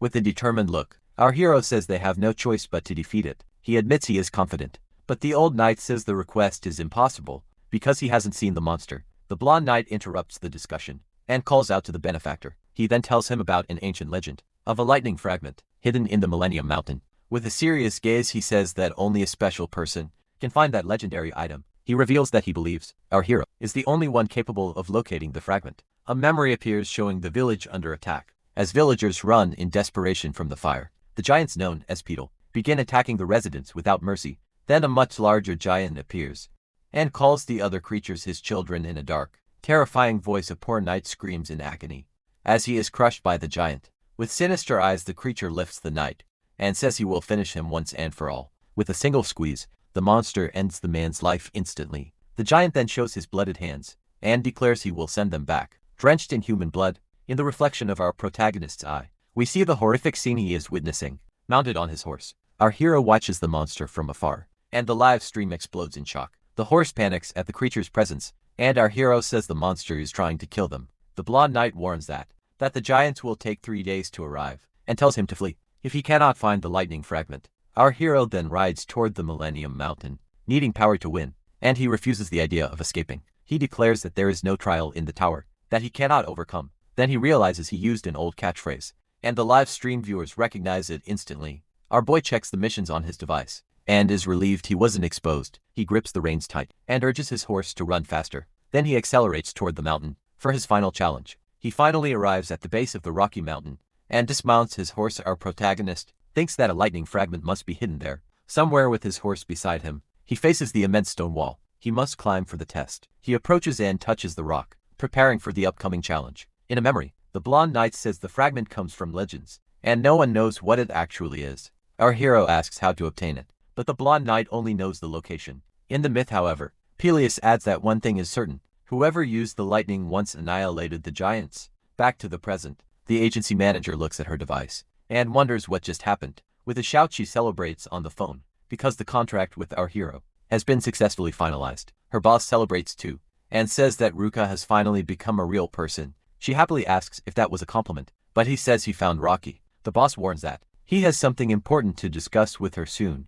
Before hanging up with the work done, he throws herself on the bed and decides it is time to watch the live stream. Blushing, she prepares to watch her new favorite streamer in action. She says that watching him live on screen is the greatest pleasure a fan can have. In the live stream, our hero repeats that there is no trial in that tower. He cannot overcome hearing the phrase. The manager's eyes widen in shock. Startled, she sits up, in disbelief at the coincidence she just heard. A tear runs down her cheek. It was a phrase from more than 20 years ago. Back on the mountain, a golden energy begins to surge from the skies. With great intensity, golden lightning surrounds our protagonist, and the viewers are confused by the scene. With his foot on the ground, he asks which one of them is tougher, and prepares for the test. Our boy clenches his fist and says they will fight until the end. Without giving up with that, he punches the mountain with all his strength, creating a massive explosion of energy. The ground shatters completely, and our hero stands at the center of the destruction. With a smile and golden lightning around him, he says that he finally found what he was looking for. With the ground cracked open, he stares at the result of his powerful strike, as golden energy surrounds him, saying that such a sensation cannot be felt in my life. He feels the immense power of lightning, calling to his own electric ability. Looking forward, he sees a fissure in the mountain. That seems to be the entrance to the final test. With firm steps, our boy walks toward the great stone entrance. He stops in front of a gigantic door, and the live stream suggests he smash it open. Without hesitation, our hero extends his hand to touch the massive stone door. Upon touching it, golden lightning appears, and he realizes that the clue was pretty obvious. The system generates lightning, and his ability resists its power. As he prepares for the test, with his pulse racing, he fills himself with power, and the chat goes wild at the idea of breaking the door. Our protagonist says that if the power is calling him so strongly, he will definitely answer.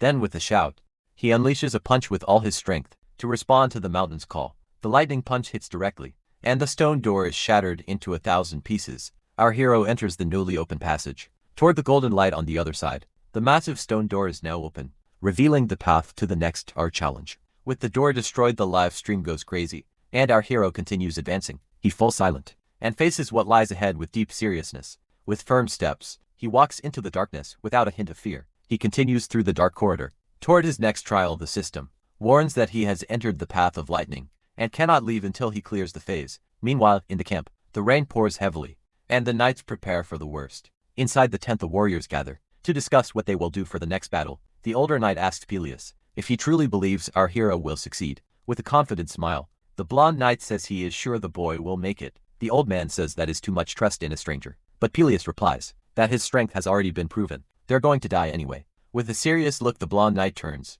and says to the old man that he doesn't understand anything. A young knight trembles in fear, recalling the power of the giant he saw in the village. Elias then crouches and tells the boy that even so, they cannot give up. He asks everyone to trust the young hero, who is doing everything for them for free. The young knight continues in desperation, saying that it's easy for the captain to talk like that. The other knights look at him with serious expressions. In the camp, suddenly, a large tremor shakes the ground, and a mug falls off the table. A knight bursts into the tent, screaming that the enemy has finally arrived. Hearing the warning, all the warriors are shocked and brace for the worst to come. Meanwhile, the scene shifts to a large ice cave. Cold and silent inside, our protagonist looks around, wondering where he has ended up. He walks through the snow, pondering what he needs to do in this place. The live stream chat comments that there's nothing there, but someone says the lightning moves too fast.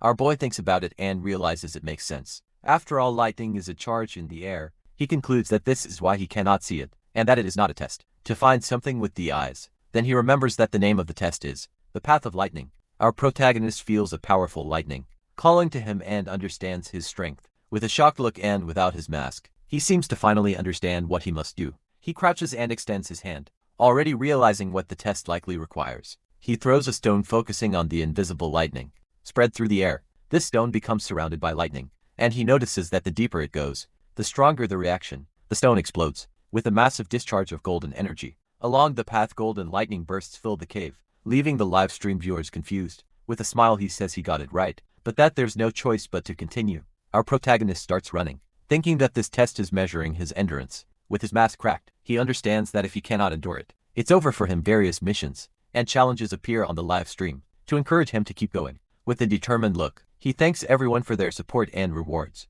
The scene then shifts to a pot of stew cooking and a cozy fireplace nearby. A silver-haired boy sits relaxing, fiddling with his device. He falls silent, with a very serious expression on his face. As he watches the screen, suddenly, a girl appears, startling him, and he jumps out of his chair. She approaches and asks what on earth he is doing with the device. Smiling, she asks if he was hiding something or watching something inappropriate. The silver-haired boy denies it, saying he was not hiding anything and was just tired. With a teasing smile, she comments that hair grows faster with certain things. She admits she stopped watching the live stream because of him but couldn't resist coming back. The girl notices his reaction and asks if he doesn't want her to relax on the sofa at home. Blushing, the boy shouts that she didn't need to speak that way. He complains that his eardrums might burst and asks her to relax without worrying discreetly. The silver-haired boy turns off the sound in his device. To avoid being overheard, the girl finds it strange because he is stubborn and never listens to anyone. Normally annoyed, she stands up and grabs his arm. Pulling him away, he tells her to stay a little longer, even allowing her to lie down if she wants to relax. The girl leaves and climbs the stairs, leaving him alone with his device alone. The silver-haired boy sighs in relief, having almost been caught. He thinks that if she knew about the live stream, would cause a scandal, and he doesn't want to imagine it. With a serious look, he thinks that even if things were different, Subaru would never forget them. Watching the live stream, he notices that the hero's personality and manner of speaking are the same as the old Subaru. On screen, our hero thanks everyone for the donations, but the silver-haired boy finds him different from the original, who gave credits suddenly. The girl taps his shoulder and tells him he should question what all of this means. Shocked, he turns to see her, and she asks if he thought she wouldn't notice anything. With a sinister look, she warns him that he's 100 years too early to try to fool her. A screen appears, asking him to trace the path of lightning, and a tear mixed with golden energy falls down his face. Focused, our protagonist prepares for the challenge. Inside the ice cave, as he steps forward, golden energy begins to creep around his feet, showing the power of the place. Golden lightning strikes him, and a screen shows that his progress is still very low. He clenches his fist and feels the energy of the lightning coursing through his entire body with great intensity. Our hero says the sensation is very familiar, because he has dealt with the power of lightning countless times before. With a serious gaze, he prepares for the test, knowing this is his specialty. His progress rises to 3%, and he realizes the journey ahead will still be long. Even so, our boy continues advancing with firm steps, because he has a plan in mind. He begins running, and the live stream viewers wonder why he isn't running faster. To escape, our hero explains that he cannot read the chat, and the audience speculates that he is too injured to do so. With his hand extended, he thinks that reaching the goal is already guaranteed in this test, but if possible, he wants to aim higher and exceed all expectations. The scene shifts to the famous streamer Rocky, who watches everything with a serious expression. With a focused gaze, Rocky seems completely shocked by what he sees. On the broadcast, the boss says that Hawkeye and Narukami Subaru should collaborate on the project. With a mug in hand, he explains that in streaming entertainment, you only do half the work, and that is part of the evaluation. Hawkeye adds that popularity is defined by family, connections, and the players in the era. The boss agrees, saying that Subaru's live streams are more like a veteran's vlog than a chat. He advises that Subaru may be a rookie, but Rocky only needs to create his content as usual. With a smile, the boss says this could be a real opportunity to hitch a ride on a comet. John Tyre encourages him to become a star, rising alongside our hero, and Hooky seems determined. His eye glows with an intense golden flame, showing his immense determination. He remembers fleeing because he didn't trust himself to climb the tower, but he wanted to surpass everyone. The reflection in the streamer's eye changes, showing a vast universe filled with stars and planets. Looking at the starry sky on his screen, he imagines becoming one of those great stars. He extends his hand, wondering if he could truly become like them. One day in the future, suddenly, he wakes from his daydream, startled by a loud shout. Confused, streamer wonders what on earth he was doing. In the middle of work in the live stream, our protagonist endures the lightning striking him. Even with his body badly wounded, he continues to withstand the immense power of the trial. He stomps the ground, firmly preparing for what is to come in his journey.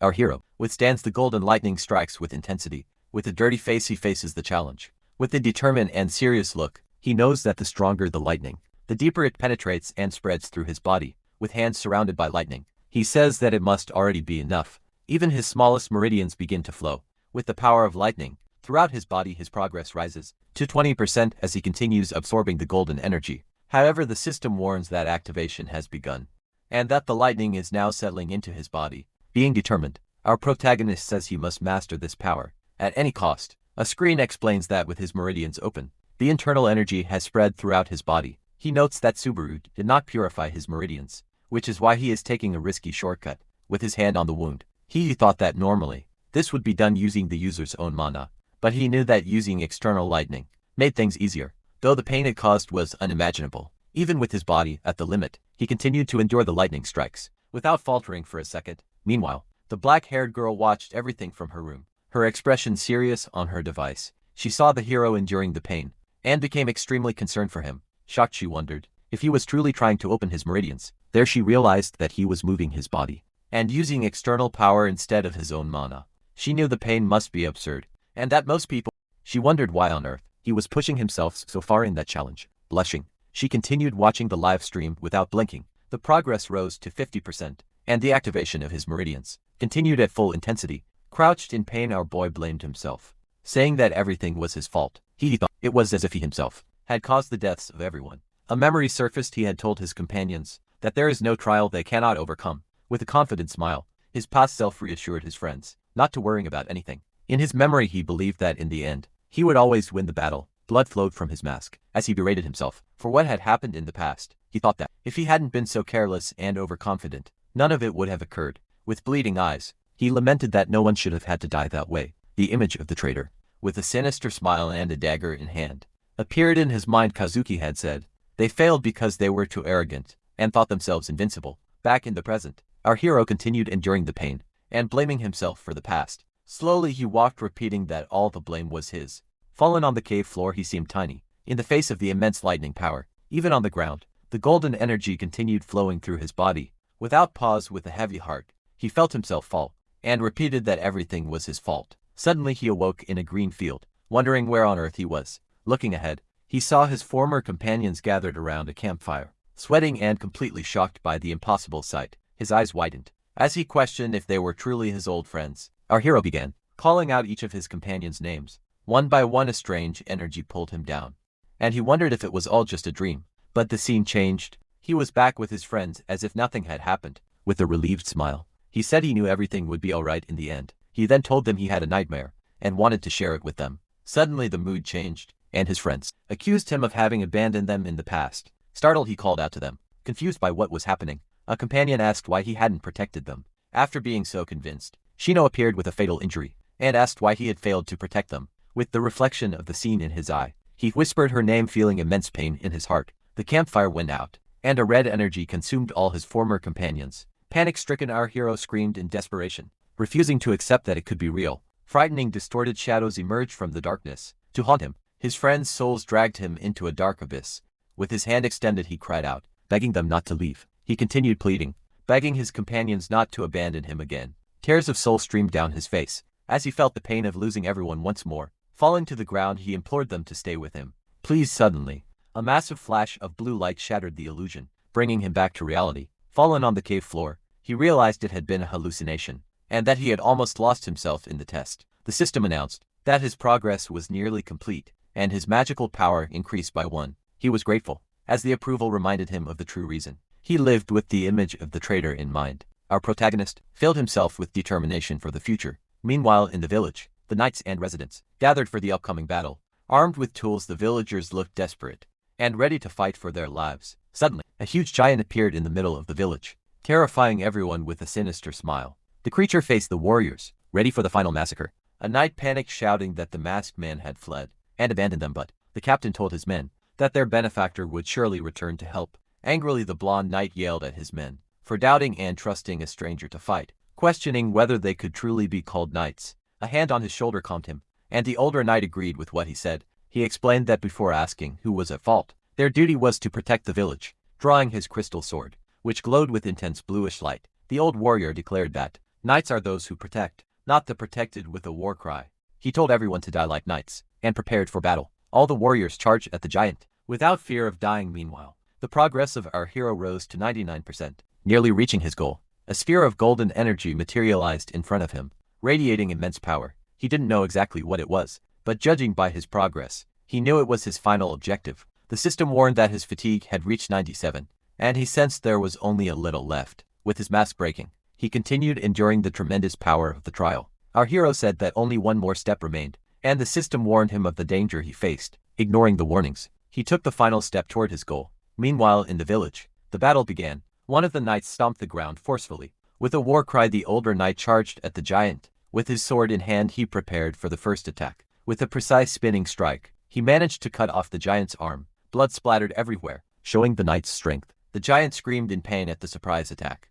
It retaliated, but the blonde knight stepped in to defend his comrade. With a war cry, Peleus told the older knight to leave the rest to him. The captain stomped the ground, preparing for his next move. With a powerful leap, the blonde knight charged at the giant. With his sword raised, the creature roared in fury as it saw the knight coming for the final attack. With determination, the blonde knight gripped his sword tightly and struck. The Demon King's energy cut through the giant. With a powerful blue strike, the creature growled in pain at the force of the blow.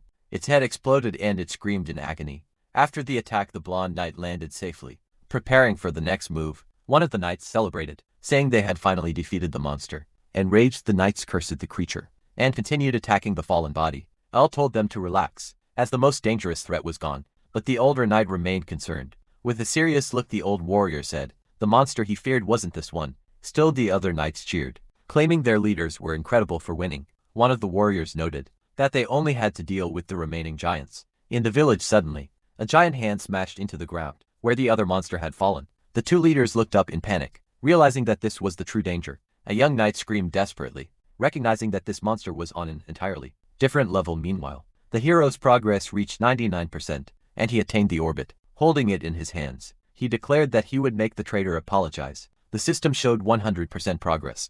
Our hero swore with a look of hatred that he would take Kato's head as a souvenir. Turning, he walked out surrounded by golden lightning. The energy exploded, and he became a being of pure golden light. With his new armor shining, he said he had finally obtained the power he had always wanted. Covered in blood, he wondered if the trial was truly over. His eye then he shone with an intense golden light, showcasing his new and powerful strength. The system announced that his meridians had been opened, and that his powers and status had increased significantly. But he complained that if he had taken one more hit, he definitely wouldn't have withstood the pain.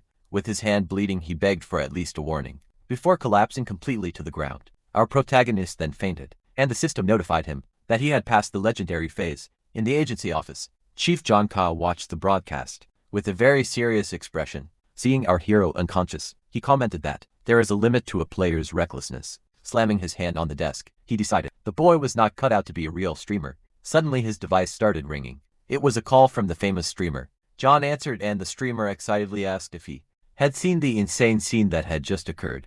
Hawkeye praised our hero as a star, but the chief asked him to calm down and explain properly. The streamer said he was excellent, as both a player and a streamer, but John thought he was a rather rough player. With a smile, Hai said that was exactly the point, as the original Narek had been a true player. He explained that viewers longed to see the style of a genuine player in action at that moment.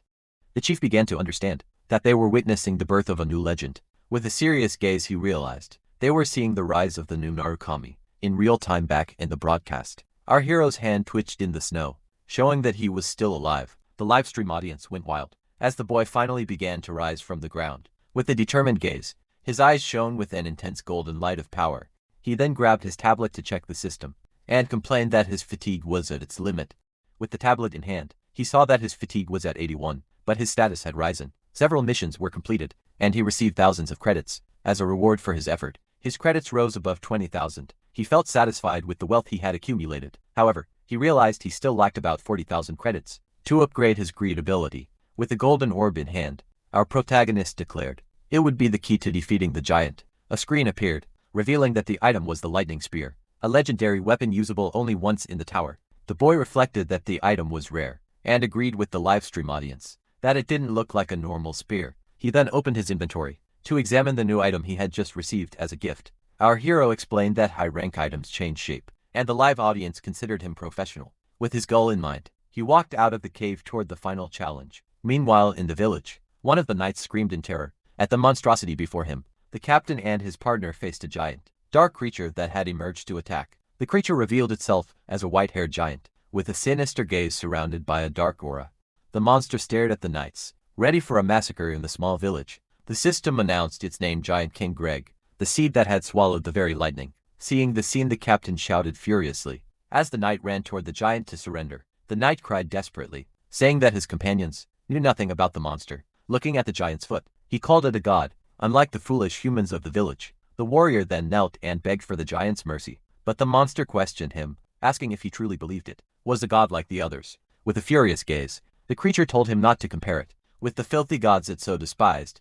The older knight grabbed him, shouting for him to rise and fight with honor. As a warrior, he then turned to Peleus, instructing him to flee with the villagers as quickly as possible. With determination, the old warrior prepared to sacrifice himself for everyone's safety. Seeing the scene, the captain panicked, screaming his comrade's name. Desperate about the situation, a powerful attack descended from the sky, and the massacre of the knights began. In the small village thrown backward, the blonde knight realized there was no path to victory for his people, but with a serious gaze, he knew his only option was to find an escape route. Unfortunately, the escape route was blocked by more giants, and the villagers were in danger. Shocked, the captain realized there was no hope for any of them to survive. With his face full of despair, the blonde knight gritted his teeth. He then shouted at the monster, saying he knew who had been responsible for the death of its son. The giant king stared curiously at the small knight. The creature asked who had dared to touch its son.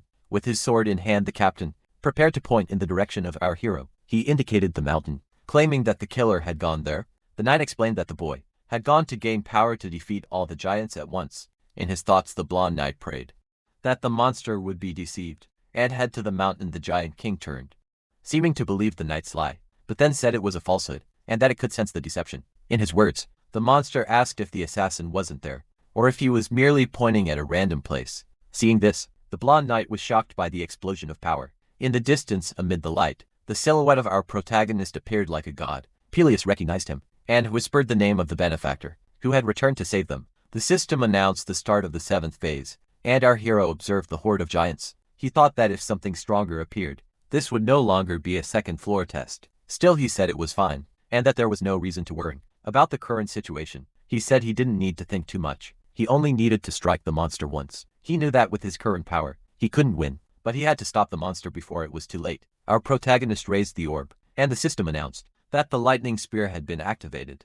A massive golden energy descended from the sky, and the system confirmed the weapon was initializing. The golden energy began spinning intensely, creating a massive vortex of power. The Demon King's golden energies formed in the sky, preparing for the devastating attack to come. Our hero extended his hand toward the power, and the initialization rate rose to 10%. The energy enveloped him, increasing his fatigue to 84. Due to the immense power of the weapon, gradually the golden energy began to take shape, forming a spear in his hand. He then ran forward, and the initialization rate rose to 33%. Skill tried to resist the spear's power, but the resistance failed as the effect was weak. He realized that his skill level was still too low to wield a legendary item. His fatigue rose to 88, but he knew he had to endure with his body. The livestream audience joked about his suffering, but our hero remained focused on his objective. Our protagonist asked if the giant had noticed, and the live stream mocked him, saying it would be impossible not to notice such a light show. The initialization rate rose further. The giant king then saw the light on the mountain, and finally understood what was happening.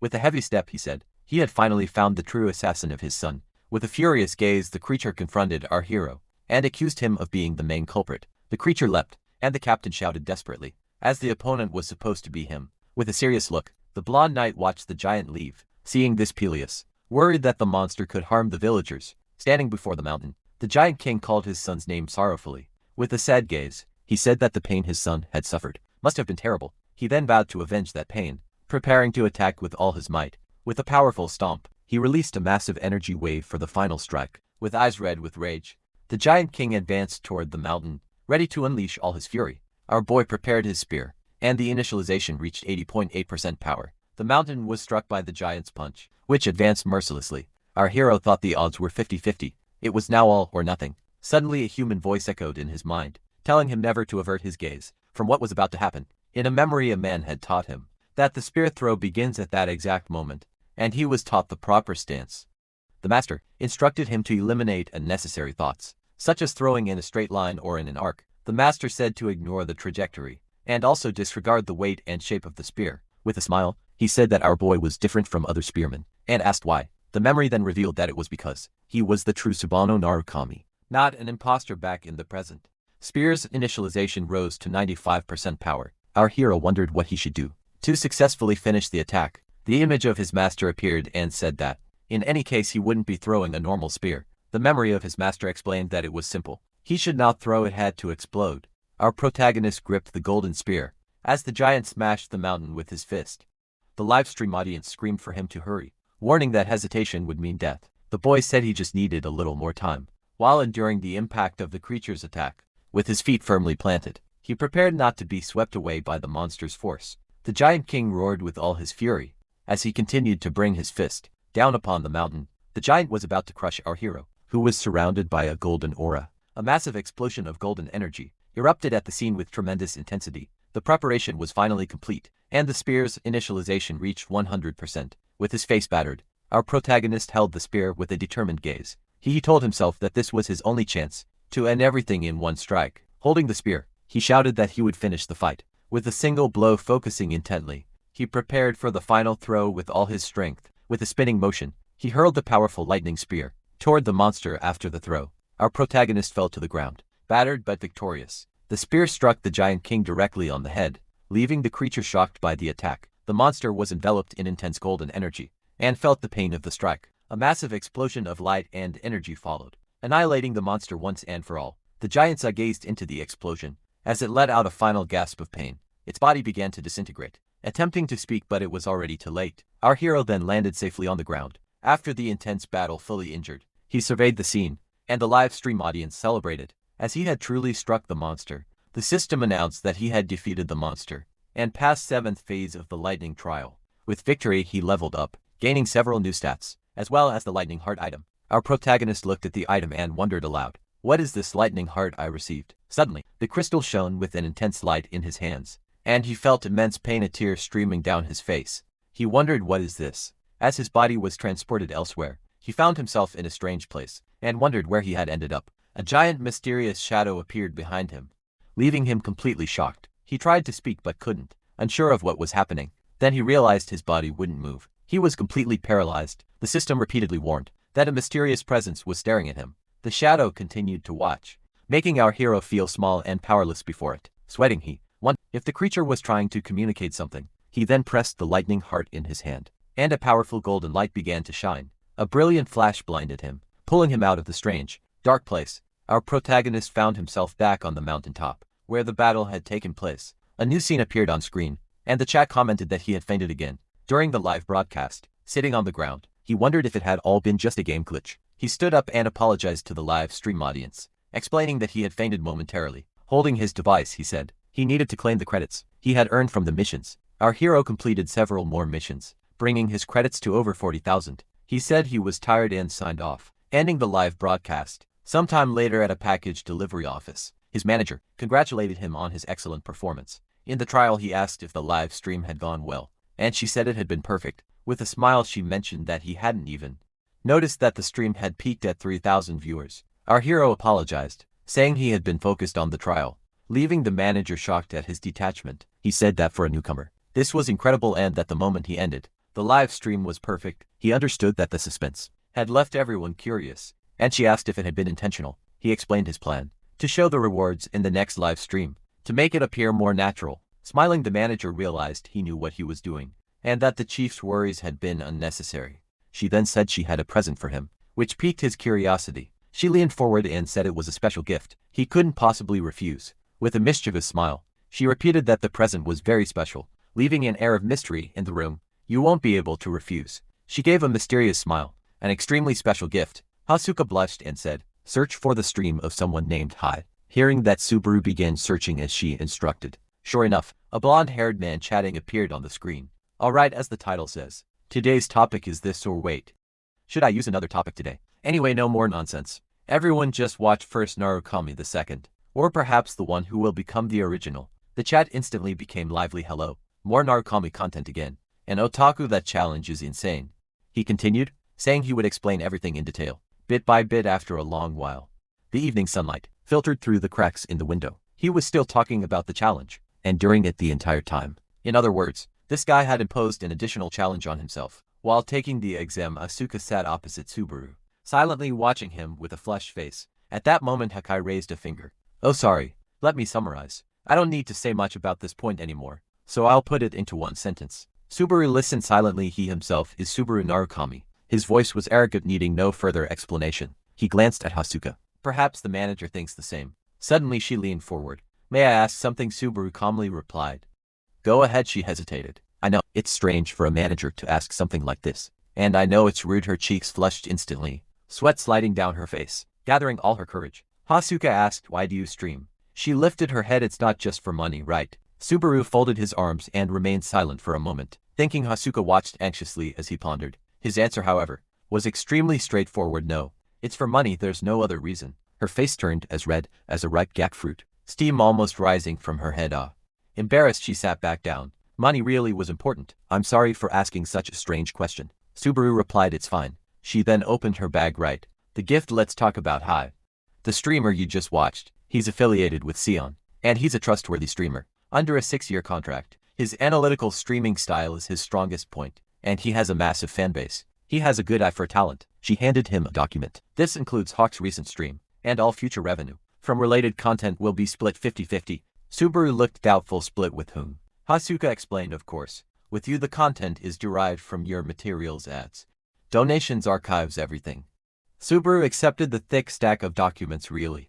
Ever since I signed with the management company, good things just keep happening. She became shy again upon hearing that, lowering her gaze and scratching her cheek. You think so? Yes. This is a very unexpected gift. Asuka brushed her hair. This might sound sudden, but as a gesture of goodwill, would you like to collaborate with Hai?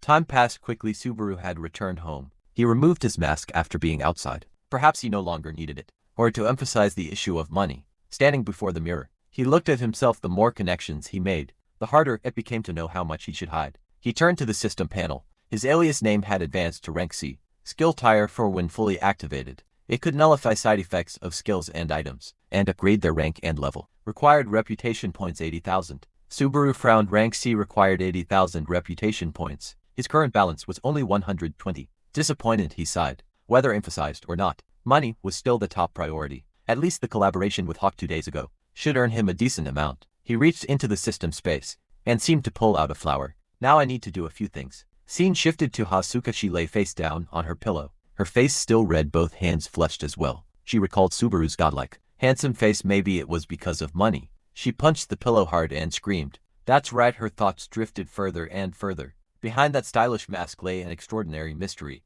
If she dug too deep, she might hurt Subaru. She pounded the pillow repeatedly. I won't ask, I'm curious. But I won't pry. Since meeting her Hasuka, good things had kept happening to Subaru. Her face grew even redder as she swung her fist off. Me too. The punch was so strong that the pillow tore open, stuffing flying everywhere. She was in love. Subaru Narukami, a man with secrets no one knew. Meeting him in real life only made him seem even more perfect. The scene shifted to the 7th floor. Nox, a towering building, stood, both majestic and terrifying. Inside a glowing room in the main castle, a man exercised while watching TV.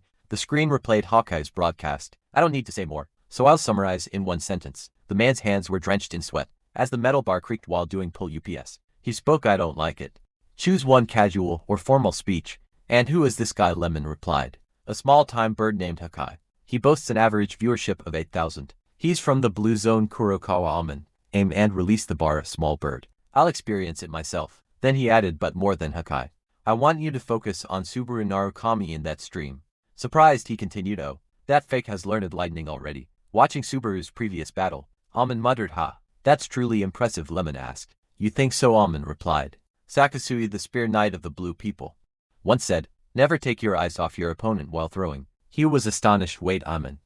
You still remember such casual quotes? Amen lifted his head. I trained myself to absorb everything about them. Their breathing, everything. They were players who once stood at the peak, but everyone overlooked something important. The blue people weren't strong because of Subaru alone. Every member was the strongest, and there are suspicious circumstances surrounding their deaths. That moment, Hawkeye's voice echoed from the screen. He himself is Subaru Narukami. No explanation needed. Amen scowled. That arrogant brat. What right does he have to speak so smugly, talking about them so disrespectfully? Lemon sighed. That's the biggest problem with streamers, isn't it? They abandon belief and pride in an instant, just to draw attention, unable to tolerate it. Amen turned off the TV. Why did you even make me watch this? Lemon stammered. It wasn't my decision. Guildmaster Kyojiro ordered it. Amen froze. Is that so? He gave orders. Lightning is the symbol of the blue people, and the blue people are the origin of our blue zone. A cart was pushed in. We've confirmed this. Streamer is obsessed with money. The cloth was pulled away, golden light flooding the room. Amen stared in shock. Gold bars piled high. We've secured sufficient funds. Bring him back at all costs. Amen muttered, stunned. Are you kidding me? He's really a money grubber. Meanwhile, in the village, everyone was repairing the system. The announcement echoed. It was almost time for the 2nd floor challenge. Bellis waved his hand, giving orders. Gather all the injured in one place. Treat the critically wounded first. Distribute medicine to the lightly injured as soon as possible. Suddenly, familiar footsteps caught his attention below. Smiled with relief as if seeing a savior benefactor. You're finally awake. How do you feel? You collapsed outside the village.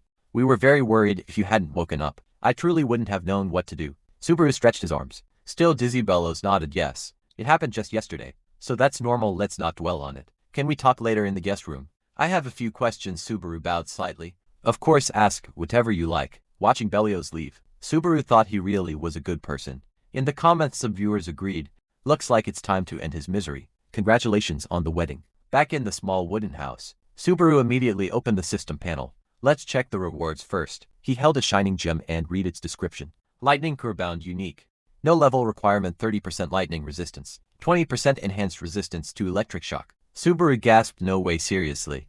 The viewers buzzed. Is it good or bad? Disappointed or excited? Maybe both. Only Subaru understood. The stats were perfect for a lightning user. Behind the mask, no one could see his radiant smile. This is insane. Just as he was celebrating his new treasure, a knock interrupted him. Here. Please accept this. Someone entered carrying a large basket of fruit. Both Subaru and the viewers were stunned. How fruit?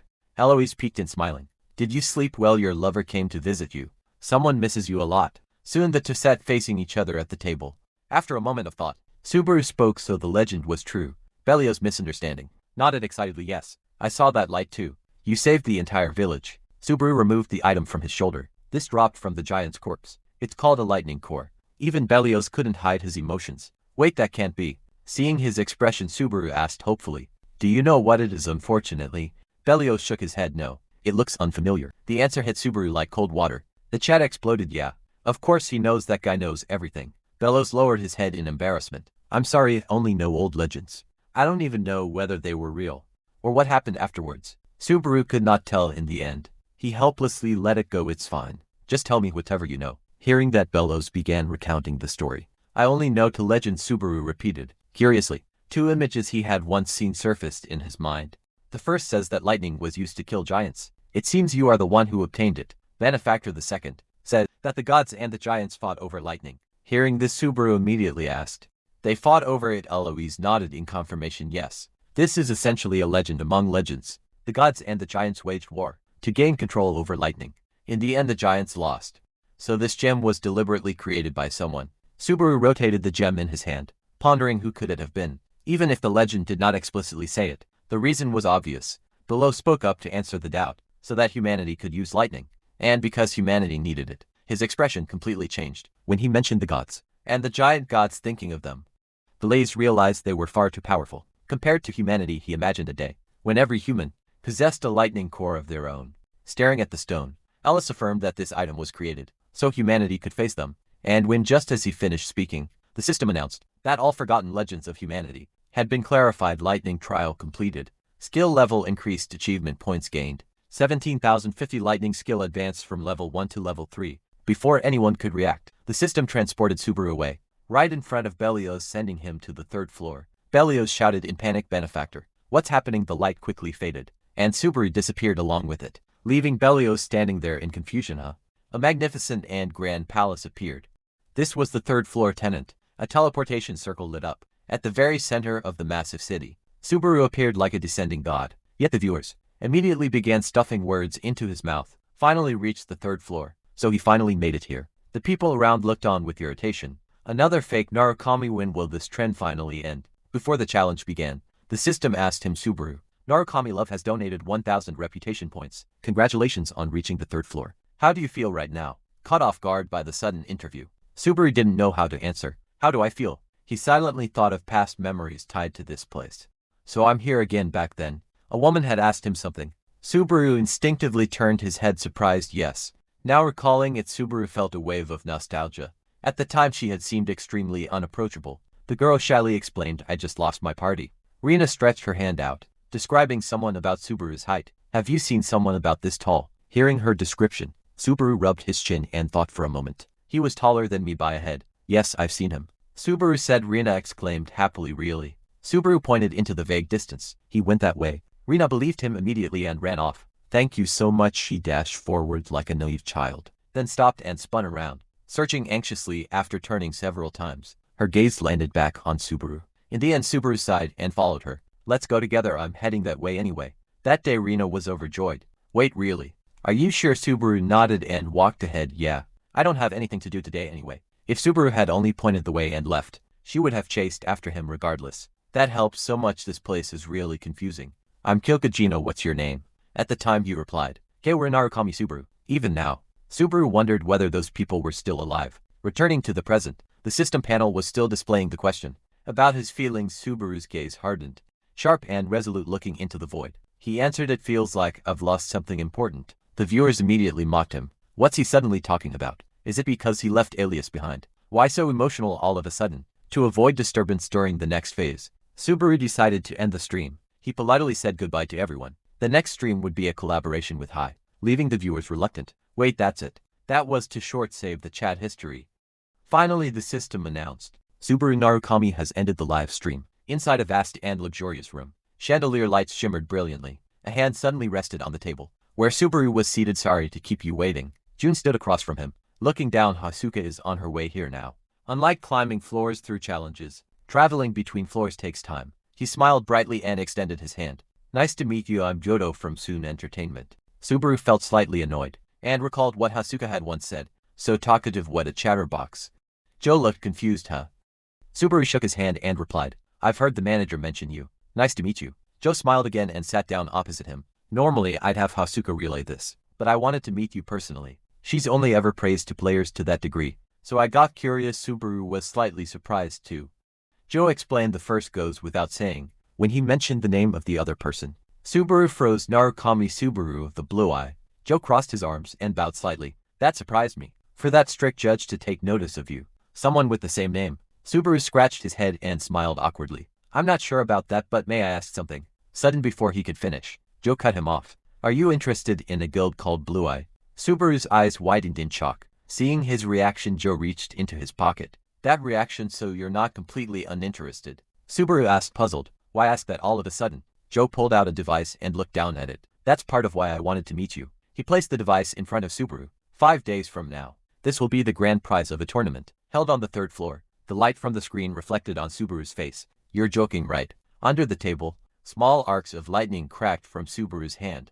Elsewhere, Reina stared silently at her device, displaying a notification. Narukami Subaru has ended the livestream. She sighed softly. It's over. Rina turned and walked into the forest, unsure whether the rest had ended as well. Her high heels brushed against the grass, producing a soft rustling sound. She entered a grassy area covered in white snow.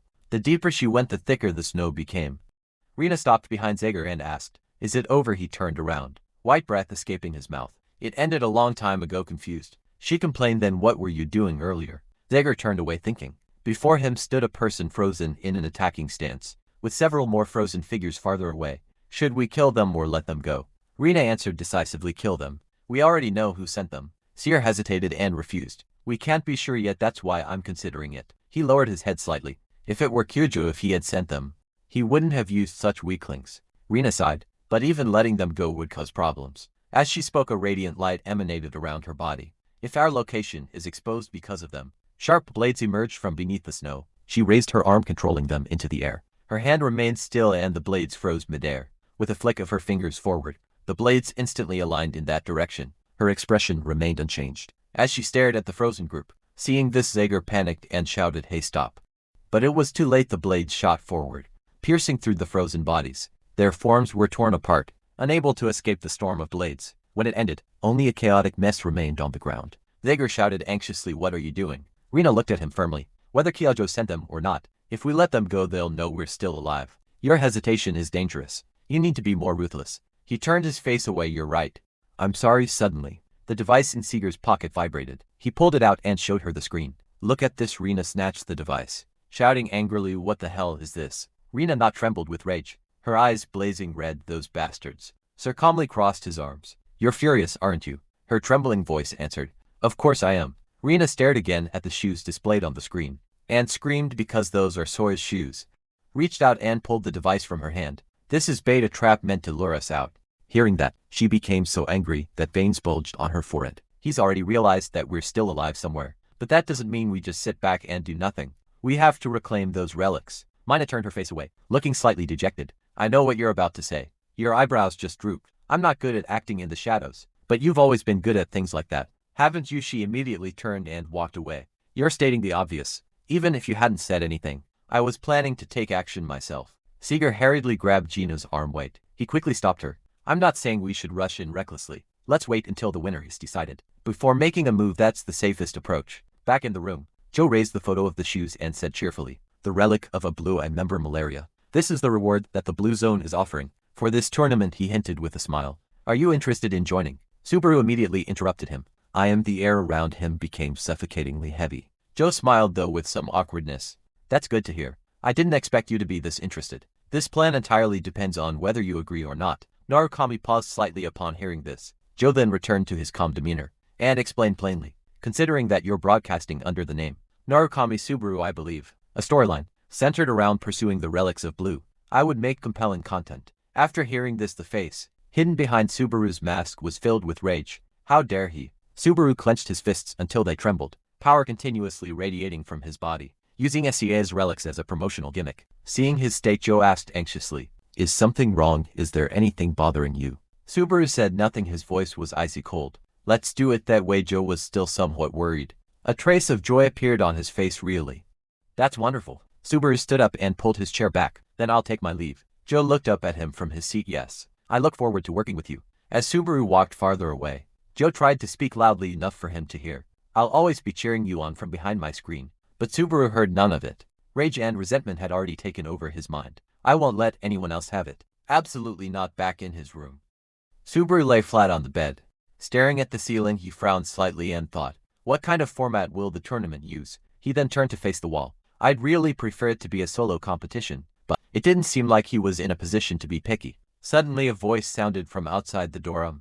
It's Hosaka. Hearing that, Subaru quickly sat up. His gaze drifted toward the mask on the table. His eyes showed hesitation and conflict. In the end, he walked over and opened the door. Standing there was Hosaka. Gentle and composed, she shyly glanced towards Subaru's face. In that brief moment of hesitation, he had still chosen to wear the mask. Hosaka thought to herself, he even wears the mask inside his own room. Subaru spoke first. Please come in. Hearing that, she blushed deeply and stammered yes. You mean I should come inside? Subaru had no idea how misleading his words sounded, and replied innocently, if you prefer we can talk in the hallway too. I don't mind. Hosaka grew even more flustered. No. Still, she gathered her courage and stepped inside. Then please excuse the intrusion. Once inside, the atmosphere became strangely stifling. Neither spoke. First, Hosaka looked around the room, thinking to herself that it was rather sparsely furnished. After observing for a while, he finally looked straight at Subaru. Meanwhile, Subaru had been staring at Hosaka the entire time, silently thinking, the depth of her magical power is hard to gauge. He clearly wasn't someone who should only be a manager, being gazed at like this by a man. Hosaka grew embarrassed, and hurriedly adjusted her clothes. Is something wrong? Is there something on my face? She asked. Subaru explained, no. You just weren't saying anything. I heard you have reference materials for the tournament. Hosaka nearly forgot the main purpose, and quickly pulled out a stack of documents. Sorry. She handed them to him and explained, this tournament uses a free-for-all format. It's a simple system, where everyone fights for a grand prize. Thousands of people will battle each other ruthlessly. The outcome may be victory, or returning to the earth at any moment. Subaru skimmed through it and said, so it's essentially a solo competition? Yes, Hosaka replied. Since there's only one reward, it naturally becomes that way, she added excitedly. The location will be a virtual training arena. Entry requirements are being a third-floor player, a registration fee of 1,000 reputation points, and there's no limit on participants. I'll send you materials from past free-for-all tournaments. Just skim them and you'll get the general idea. While she was speaking, Subaru's phone vibrated again. A notification popped up. Divine highlights of Narukami Subaru's free-for-all battles. Natsuki Subaru's undefeated free-for-all path. Narukami Subaru's free-for-all matches. And in 10 seconds how Narukami Subaru becomes Narukami Subaru in free-for-alls. After reading, Subaru thought to himself, it's all about me returning to the conversation. He set the documents aside. I'll use these as reference material. Thank you for your hard work, he said. Hosaka scratched her head and replied politely, it's nothing, it's my job. After all. Then she asked another question. Have you heard anything from the guild leader? Subaru didn't understand. Heard what? Hosaka explained, we actually received a message. The moment she said the words Blue Zone, Subaru was startled. He immediately remembered the man named Asuki. In an instant, killing intent surged from his body. Did you say from the Blue Zone? Asuka explained that they wanted to meet him once, since they couldn't contact you directly. They emailed us. Subaru was surprised. They've already started reaching out. She hesitated. Perhaps they want to negotiate directly. Offer higher pay, better benefits, more conditions. Subaru clenched his fist tightly. Ignore it, Hosaka hurriedly replied. Yes, I understand. Wait. Ignore it, Subaru spoke frankly. I have no intention of joining the Blue Zone, or any other guild. Suddenly, Hosaka jumped up and raised her hands in celebration. She let out a sigh of relief, smiling brightly. I was really unsure whether I should tell you, but I'm glad I did. As she spoke, she gently walked toward the door. Then please enjoy the time until your collaboration. Watching her leave like that, Subaru muttered, she's celebrating like it's her own achievement. He removed his mask and said with amusement, a regular employee, yet she's this devoted to her company. She really is extraordinary. The scene shifted to a stadium. Two figures, Joe and Hawkeye, were talking quietly as if whispering about a plan. Joe spoke first. So today's project, is this a talent comparison test? Old Narukami Subaru versus the new one. Hawkeye asked, what do you think? Sounds interesting, right? Joe replied calmly, directly confronting your own statement. Is a bold approach, but if you lose, it'll be a devastating blow. You understand that, right? I didn't seem very concerned. I welcome it. There will be a result. I have to accept whatever happens, to earn the viewer's trust. His eyes lit up with confidence. But have I ever lost a match? Joe laughed arrogantly. In the end, everything depends on Narukami. Hawkeye scratched his head. I guess so. Suddenly, the sound of high heels interrupted them. Leader Hosaka and Subaru are here. She walked over smiling. You did well today. Joe greeted them warmly. A hello. Seeing Subaru, High felt extremely excited inside. The chance to become a rising star. He had finally met him. Subaru meanwhile looked around and thought, this place is huge. Did he rent it out? Hawkeye extended his hand. Nice to meet you, I'm streamer Hawkeye. Subaru shook his hand. I'm Narukami Subaru. I look forward to working with you. Hawkeye scratched his head shyly. Wow, it feels like meeting Narukami Subaru in real life. I'm really moved. I'm a fan. A hardcore fan, Subaru hurriedly explained. Oh, I'm still just a rookie nobody. I can't compare to you, just stepped in alright. Save the formalities for after the stream starts. That's how streamers get acquainted. Hai suggested. Then let's continue this on stream. The system panel immediately appeared. Hawkeye has started a live broadcast. He looked at the screen, waved, and smiled. Hello everyone. It's Hai, thank you all for tuning in today. Instantly status panels flooded the screen. Inside Hai's mind, a dark thought surfaced. He had heard the notification system was hot lately, but the stream had already reached 12,000 viewers. Right from the start he spoke loudly.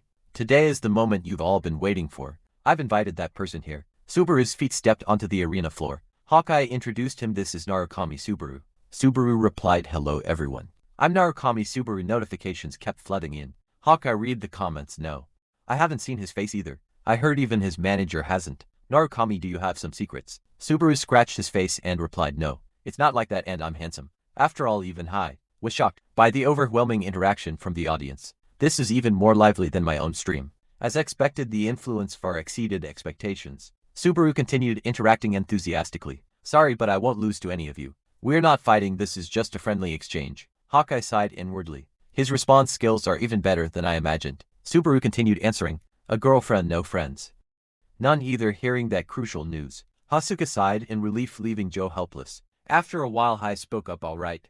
Let's stop teasing our guest of honor. Let's get to the main event. As soon as he finished speaking, the system announced the challenge will begin now. Suddenly lights blazed on. Golem monsters began to activate. Thousands upon thousands of golems stood ready to charge into battle. Hai explained calmly. Why did I choose this challenge? I'll explain.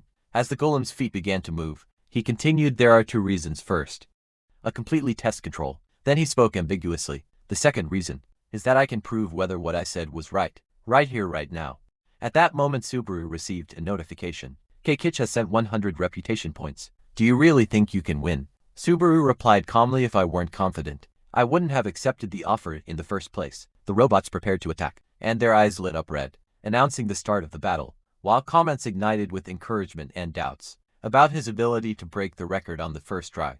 Subaru stood facing the robot army, looking at the scoreboard hanging above. Quests poured in from viewers, where one offered 10,000 credits if he managed to kill more than 43 robots, with a harsh condition to reveal his face if he failed, which Subaru initially refused, considering it too early to risk revealing his identity. But soon donations and similar quests poured in from other viewers, offering thousands of credits to see his face. So Subaru changed his mind and accepted the challenge, thanking the supporters and promising to reveal his face if he failed. One viewer noticed the penalty falls on Subaru alone, while the reward gets split, considering it unfair. So Hawkeye agreed with this opinion and announced that all credits for this quest would go entirely to Subaru. With a confident smile, Hawkeye announced it was time to start. Pressing the timer button that began counting down from 3 minutes, the robot's swarm rushed towards Subaru. From all directions he activated the Thunder skill, which enveloped his body in a glowing golden aura, and began moving at supernatural speed, dodging attacks and dealing fatal blows,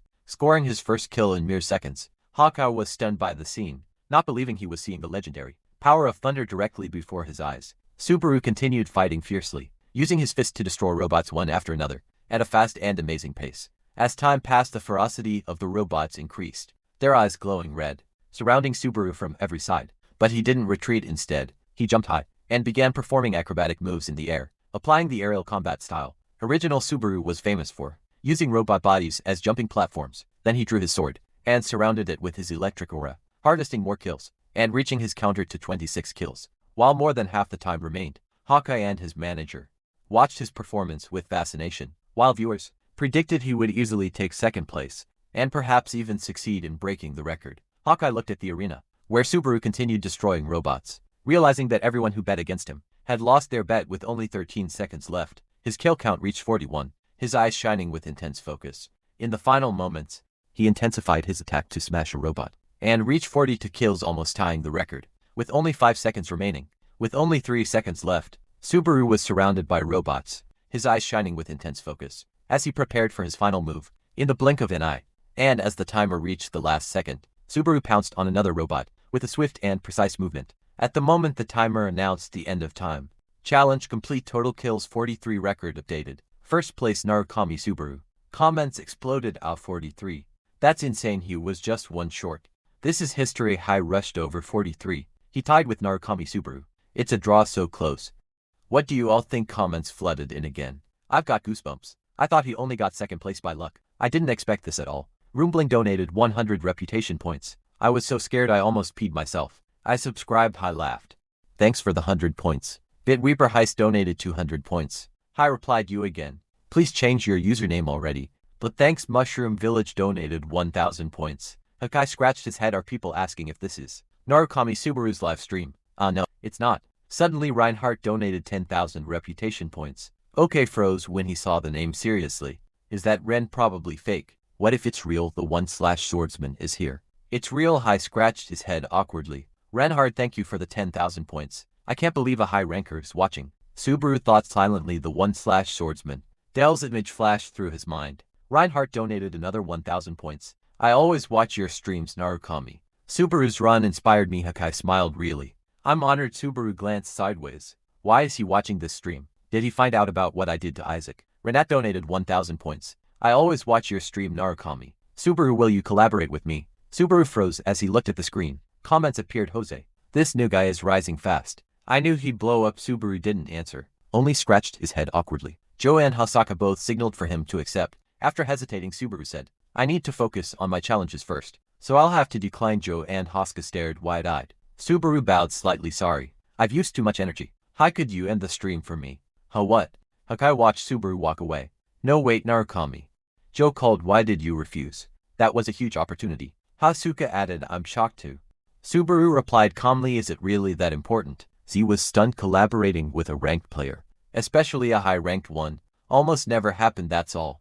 Z said blankly. If becoming a ranked player is that important, and I'll just become one myself. After saying that, Subaru simply looked at Hasuke and Joe. Hai suddenly broke the tension. Narukami. That performance exceeded expectations. I'll send your revenue share later. Since the stream's over, may I ask something? When you were fighting you felt different, as if you weren't in your best condition. Were you injured? Subaru thought so. Hayes noticed too. I thought I hit it well. Guess he really deserves the name HCKIs. Hakai laughed. Trouble for you.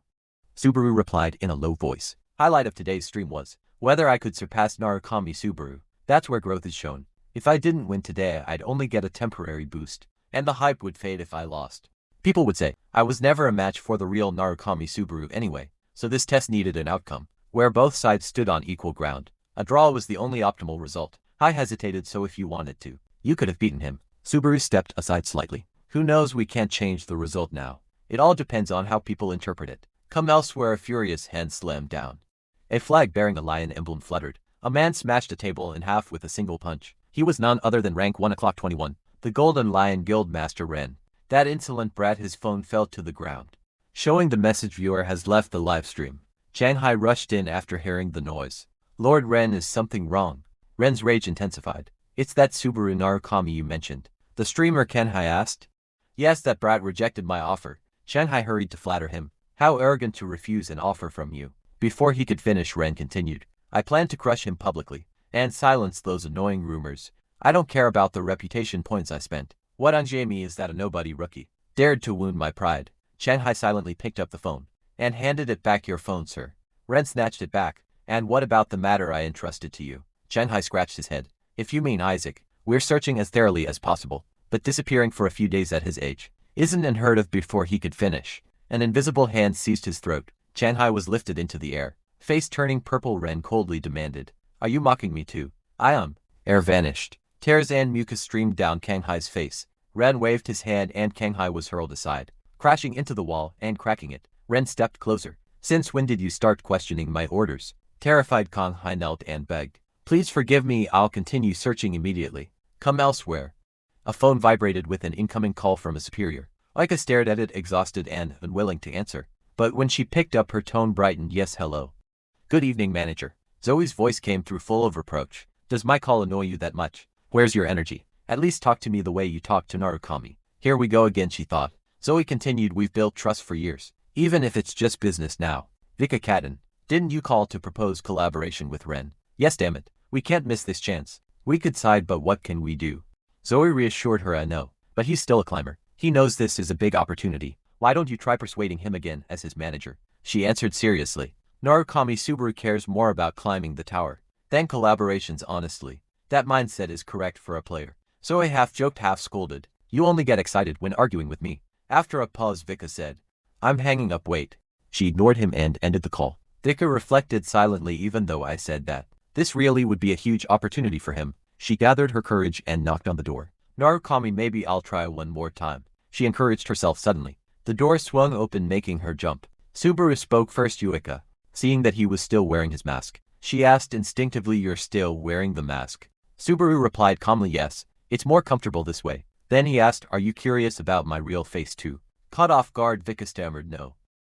I mean, she hurried to recover, well, it's just that the mask made viewers associate him with Subaru Narukami. I mean, obviously you are Subaru Narukami, Vika said, but one day you'll probably have to reveal your face. Suddenly Subaru asked, why is everyone so obsessed with Subaru Narukami? Vika thought seriously for a moment before explaining. I can think of a few reasons. For example, he's an earthling with terrible stats, yet just by existing he feels incredibly cool. But more importantly, Subaru Narukami is our hope. Subaru still looked confused and asked what she meant. Vika recalled her memories and continued, you might not know this, but when I first arrived at the tower, there was almost nothing. Monsters were everywhere. There was no food, no way to make money. Stability was an illusion. There was only one way to survive, and that was to climb. If you climbed, you earned reputation points. With reputation points, you could finally settle down and live. Little by little people began to believe that this world could truly become ours. At that time the greatest players left us hope that the tower could be conquered, that we could truly settle in this world. And the one who stood above all of them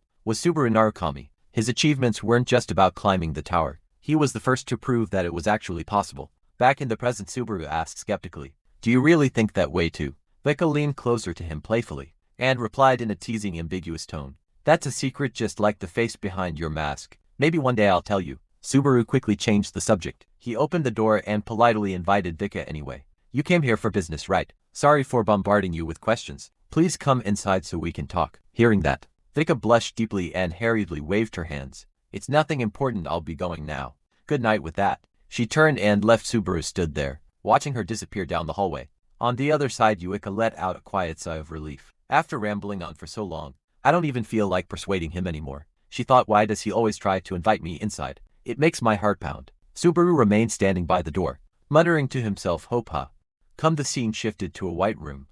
The system's voice echoed, it's nice to see you again. Subaru Narukami, love, thank you for the 1000 reputation points. Subaru replied calmly, today I hope we win as well. The system displayed, mission villain, Golden Lion has donated 500 reputation points. You really don't plan to cooperate with Lord Ren. J-Roll 3 donated 5000 reputation points. Nice to meet you, I'm Mondo from the Junior Croco Guild. I have something important to discuss. Are you free on the live stream screen? Subaru sighed. Viewers continuously asked about his next decision. Which faction are you joining on the 3rd floor? Are you going to keep going solo? In his heart, Subaru thought that all this cooperation was madness. Viewers and donations kept pouring in non-stop. At this rate, if I give people what they want, they'll give me reputation points in return. As he was thinking, the system announced the initialization of the 3rd floor challenge. A panel appeared with 2 choices.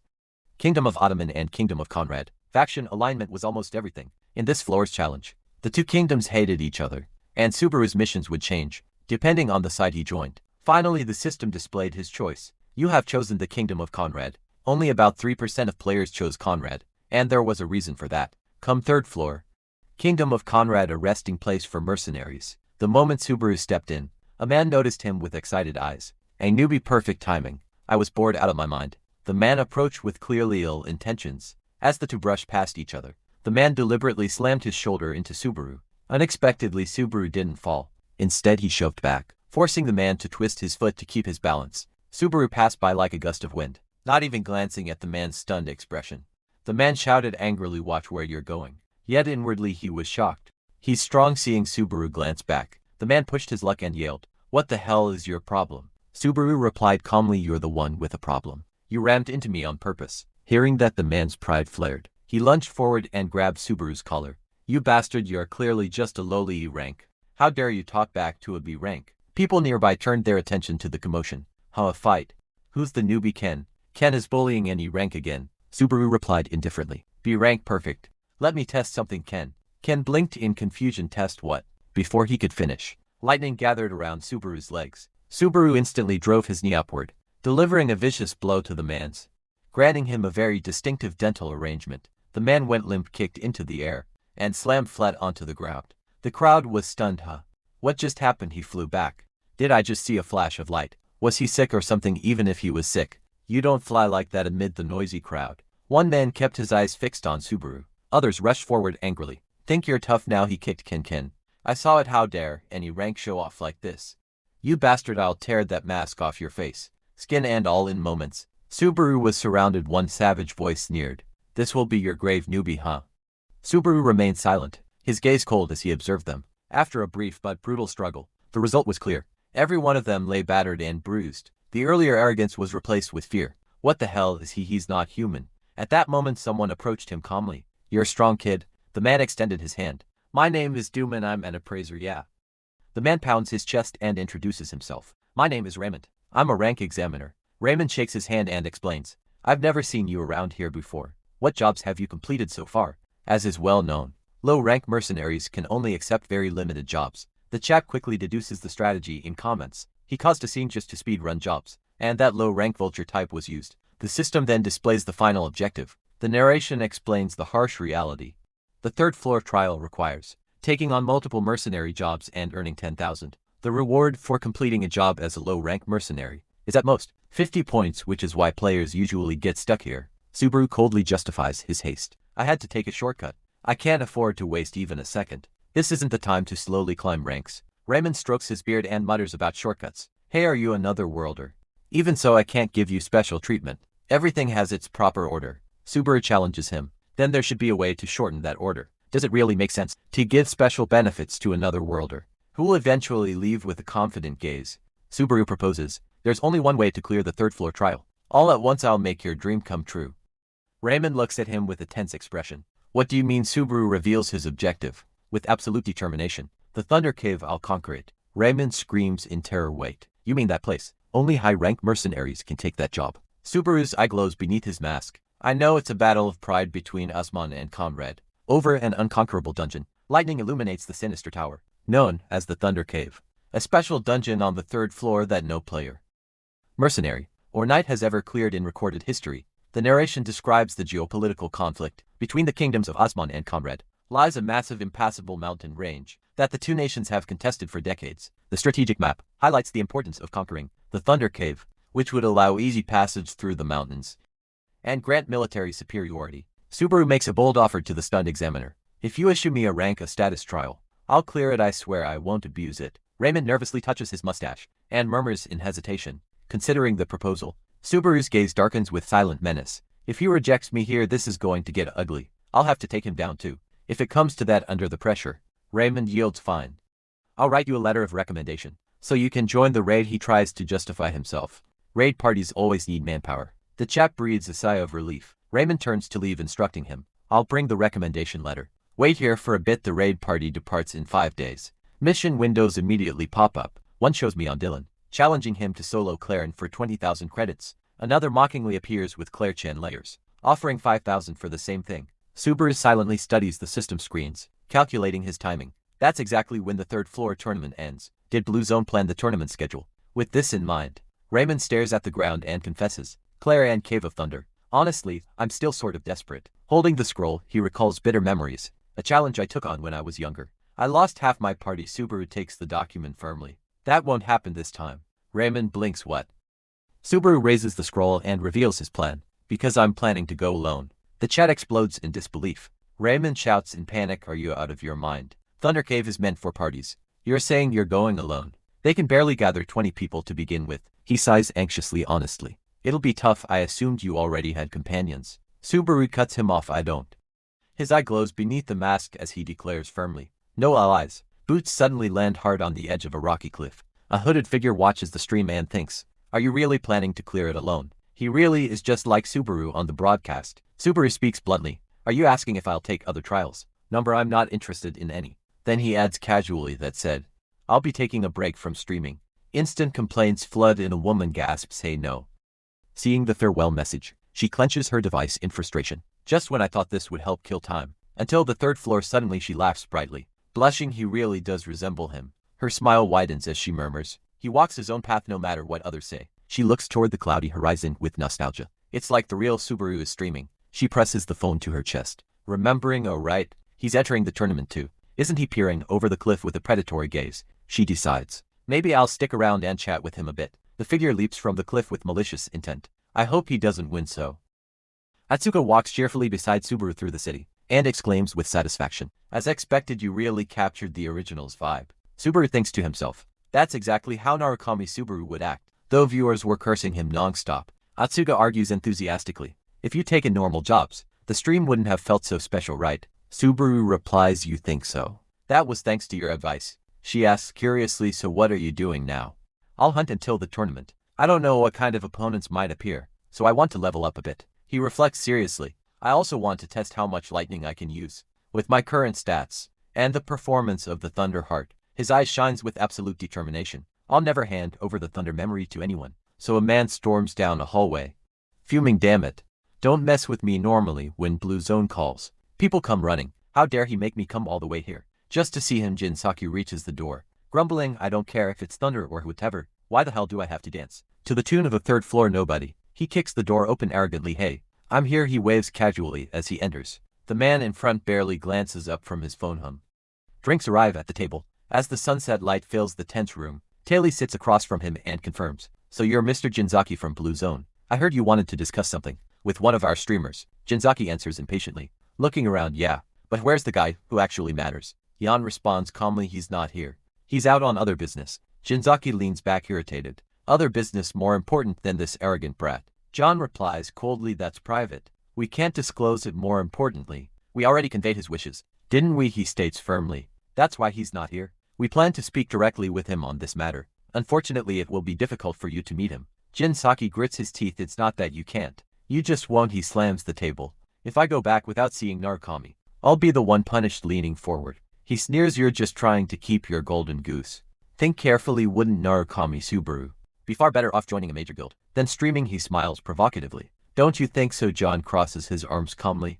Who knows, famous streamers earn just as much as top-ranked players these days. He continues, you occasionally meet players who are prejudiced against streaming as a profession. I've met that type myself. Gensaki laughs mockingly. Careful. The way you're talking makes it sound like you're trying to make Blue Zone your enemy. John interlaces his fingers and declares, we prioritize our streamers' wishes above all else. Since Narukami's decision has been conveyed, our company will fully support it. Gensaki points at him threateningly. For a man your age, you're painfully out of touch. Do you really think Blue Zone will stay quiet about this? John responds coldly, a terrifying darkness radiating from him. You're the one who doesn't understand. There are people in this world who cannot be bent by force or threats. He orders quietly, if you're done talking, get out. Jinsaki freezes, drenched in cold sweat.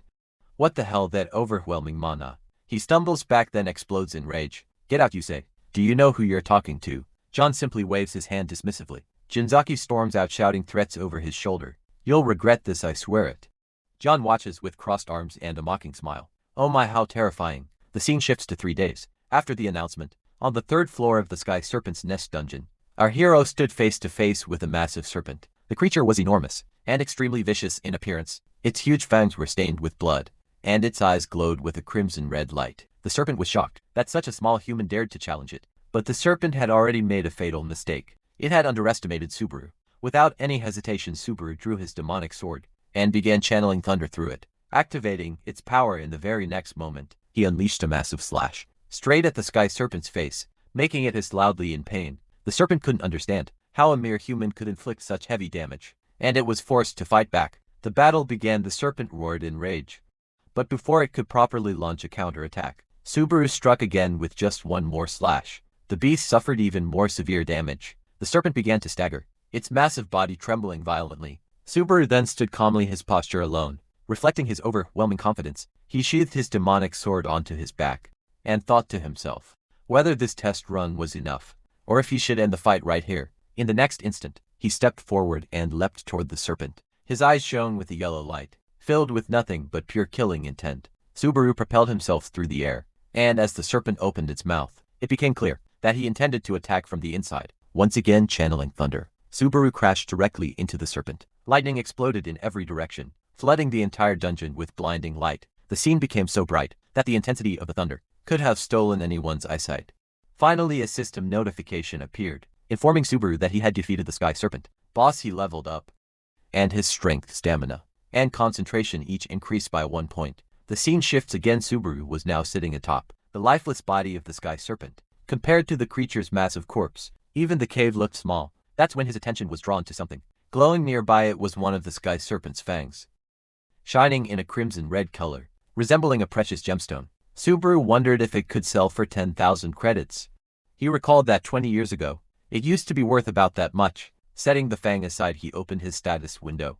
Subaru was now level 35. His strength, stamina and mana were all at 36. Speed was 33 and concentration was 30. He couldn't believe that he had gained 9 levels in just 3 days. He decided that this was enough for today, and that he shouldn't give in to greed. He knew his friend Soya was waiting for him, and that he needed to focus on avenging his friend. As this thought crossed his mind, Subaru's expression turned serious. The scene shifts once more. We see the cute and elegant Hatsuka, who looked even more radiant than usual today. In a beautiful dress, she waved at Subaru as he walked in, and sat down at the cafe. Seeing the big smile on her face, Subaru thought that maybe something good had happened. Hatsuka's face was glowing as she asked Subaru if he had seen it. Confused, Subaru asked what she meant, but Hatsuka quickly realized that he probably hadn't noticed yet. Subaru asked again what she was talking about. Hatsuka explained that she was referring to the collaboration video. In his typical style, Subaru replied that he had been so busy grinding that he didn't even have time to watch the video.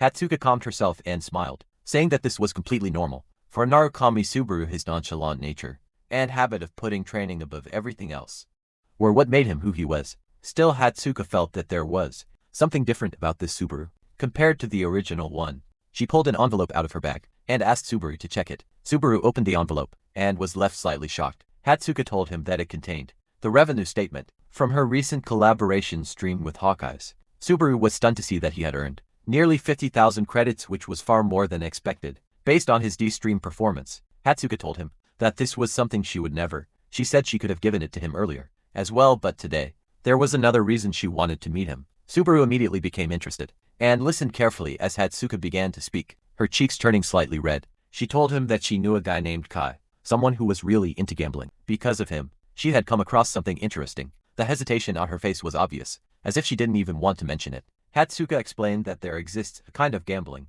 where people place bets on players, betting on who will win.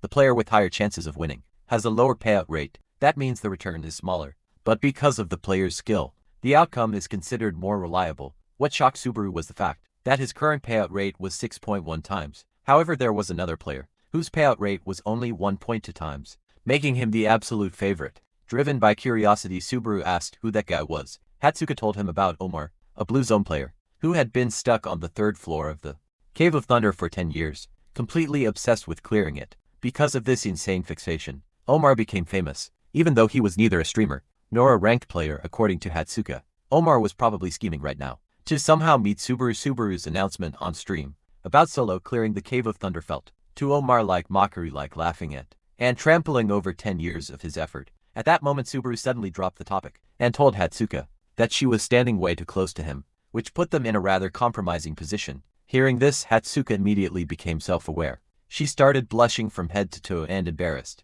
quickly turned around and returned to her seat. Still, she continued speaking and explained that with the Cave of Thunder challenge being positioned between the upcoming tournament and the next trial, there was a very real chance that Subaru would end up facing Omar.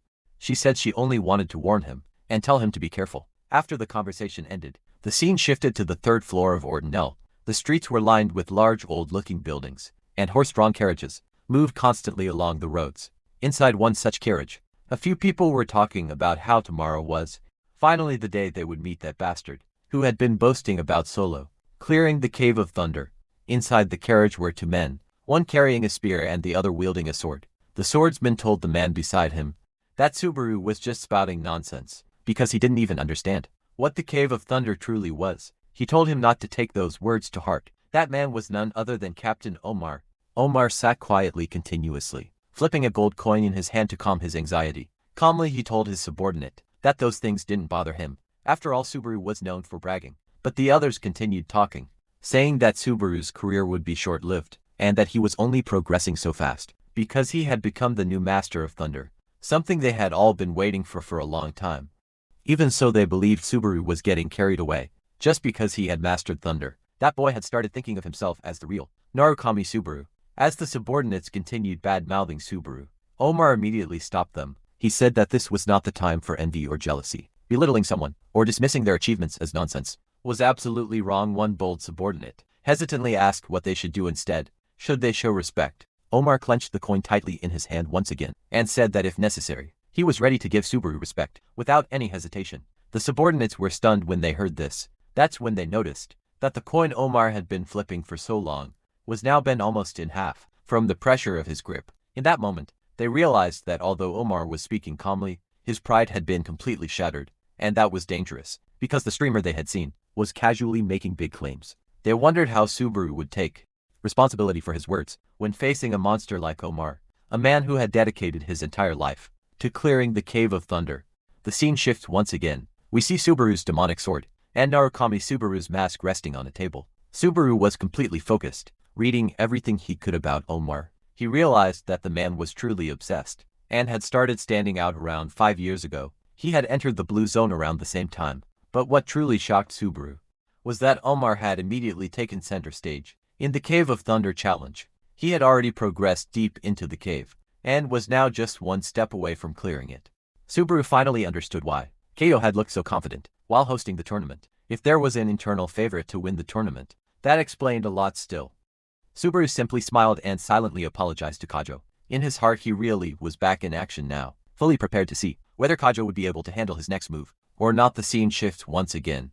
The entire marketplace was decorated and far more crowded than usual. Nearby a shopkeeper was telling a hunter that, no matter how good the material might have been, originally, in this condition it wouldn't fetch much money. The hunter's work had been sloppy, and the hide was covered in scratch. The shopkeeper offered him 15,500 credits. The hunter hesitated, but he desperately needed the money. The shopkeeper knew this, and bluntly told him to either take the offer or leave, because this was his final price. Reluctantly, the hunter agreed and took the 15,500 credits. As the shopkeeper rolled up the hide, he thought to himself how lucky he was. Red roll hides self-repair over time, and are extremely valuable. But very few people knew that. He regularly took advantage of people's ignorance. Like this, just as he finished rolling the hide, a red crystal-like fang was suddenly placed on his table. The one who placed it there was none other than Subaru. The shopkeeper froze and immediately realized that it was a sky serpent fang. Subaru calmly asked how much he was willing to pay for it. The shopkeeper inspected the fang and discovered that it was flawless S+ material, with almost no damage still. The man smiled, thinking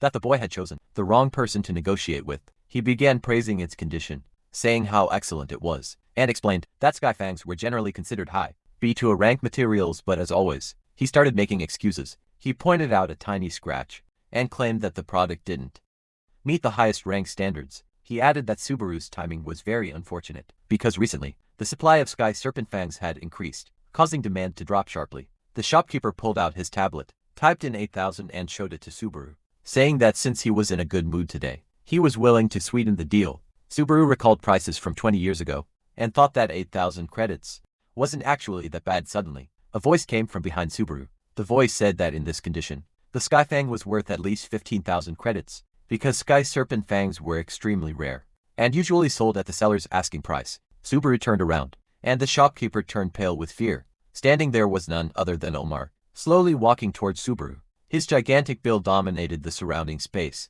and despite his intimidating presence, Omar was also handsome. He studied Subaru carefully, wondering whether the boy standing before him was truly Narukami Subaru.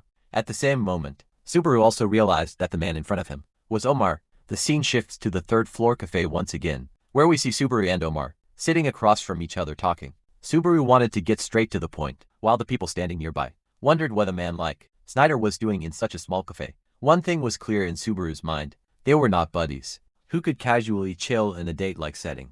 On top of that, Subaru didn't like prefaces at all.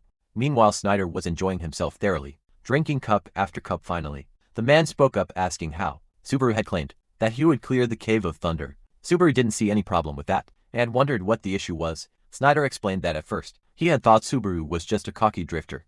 That had been his first impression, because someone who had just reached the third floor, suddenly stepping in and claiming he would clear the Cave of Thunder, sounded ridiculous. Subaru asked whether Snyder's mind had changed now. The man emphasized that he was still 50% convinced, and 50% against it. Because of that, Snyder had decided to give Subaru half of his respect, acknowledging that the boy had talent, and overflowing talent at that. Even so, he still couldn't believe that Subaru was being compared to the real Narukami Subaru meanwhile. Subaru kept scanning Snyder again and again. At first he had thought Snyder was just a weirdo, but now he could see that the man's eyes were completely serious. Subaru immediately asked whether Snyder kept dragging him to the same cafe, again and again, just to get a sticker of bravery and some praise. Snyder immediately replied that he had a proposal. Suddenly the man looked furious. His eyes glowed blue, filled with something like killing intent. He told Subaru that everything he had blurted out that day about Solo clearing the Cave of Thunder should be taken back, calling it arrogance born out of ignorance. Snyder demanded that Subaru start a stream and publicly apologize. Subaru calmly pointed out that this didn't sound like a proposal at all. Snyder contradicted him, saying that he wasn't asking Subaru to do it right now. Instead, he would beat Subaru in the upcoming tournament, and that would be the moment when Subaru would clearly admit his immaturity. That would be the moment when Subaru would bow his head, sighing at Snyder's childish nature. Subaru agreed. He told the man that if he won, Snyder would have to hand over everything he knew about the Spirit Cave, without leaving out a single detail. But since Snyder had started this in the first place, Subaru said that this condition should be the bare minimum. Laughing, Snyder stood up from the table and left, telling Subaru that there was no problem with that, because the question of losing didn't even exist, especially not to a boy who was pretending to be Narukami Subaru. As Snyder walked away, Subaru stood up in his place and began analyzing the situation. He knew that Snyder wasn't an enemy to be taken lightly. Those 10 years hadn't been wasted. The scene shifts to the building of Azure Sky. Entertainment company Hatsuka's friend was watching the stream while checking notifications, knowing that more than 10,000 people were going to attend the tournament. Because the prize was a relic, it was obvious that the turnout would be insane. He was convinced that if this tournament had taken place when he was still on the 3rd floor, he would have joined at least once. As he checked the list of contenders, he realized that Subaru was volatile, but the others were strong as well. Snyder, however, was also a proven high-yield investment for betting. He was just about to click on Snyder and place his bet, knowing that with so many participants, the outcome was basically obvious. Even though the odds were only 1.2s, professional bettors focused on reliability, not profitability. He was about to put in all his money, thinking that gambling was the fastest road to ruin, when he suddenly received a call from Hatsuka. Without thinking, he tapped the receive button. Startled, he threw the tablet onto the table, where it slammed loudly, and told Hatsuka that she had scared him badly. He began wondering if Hatsuka was spying on him, but he didn't really care.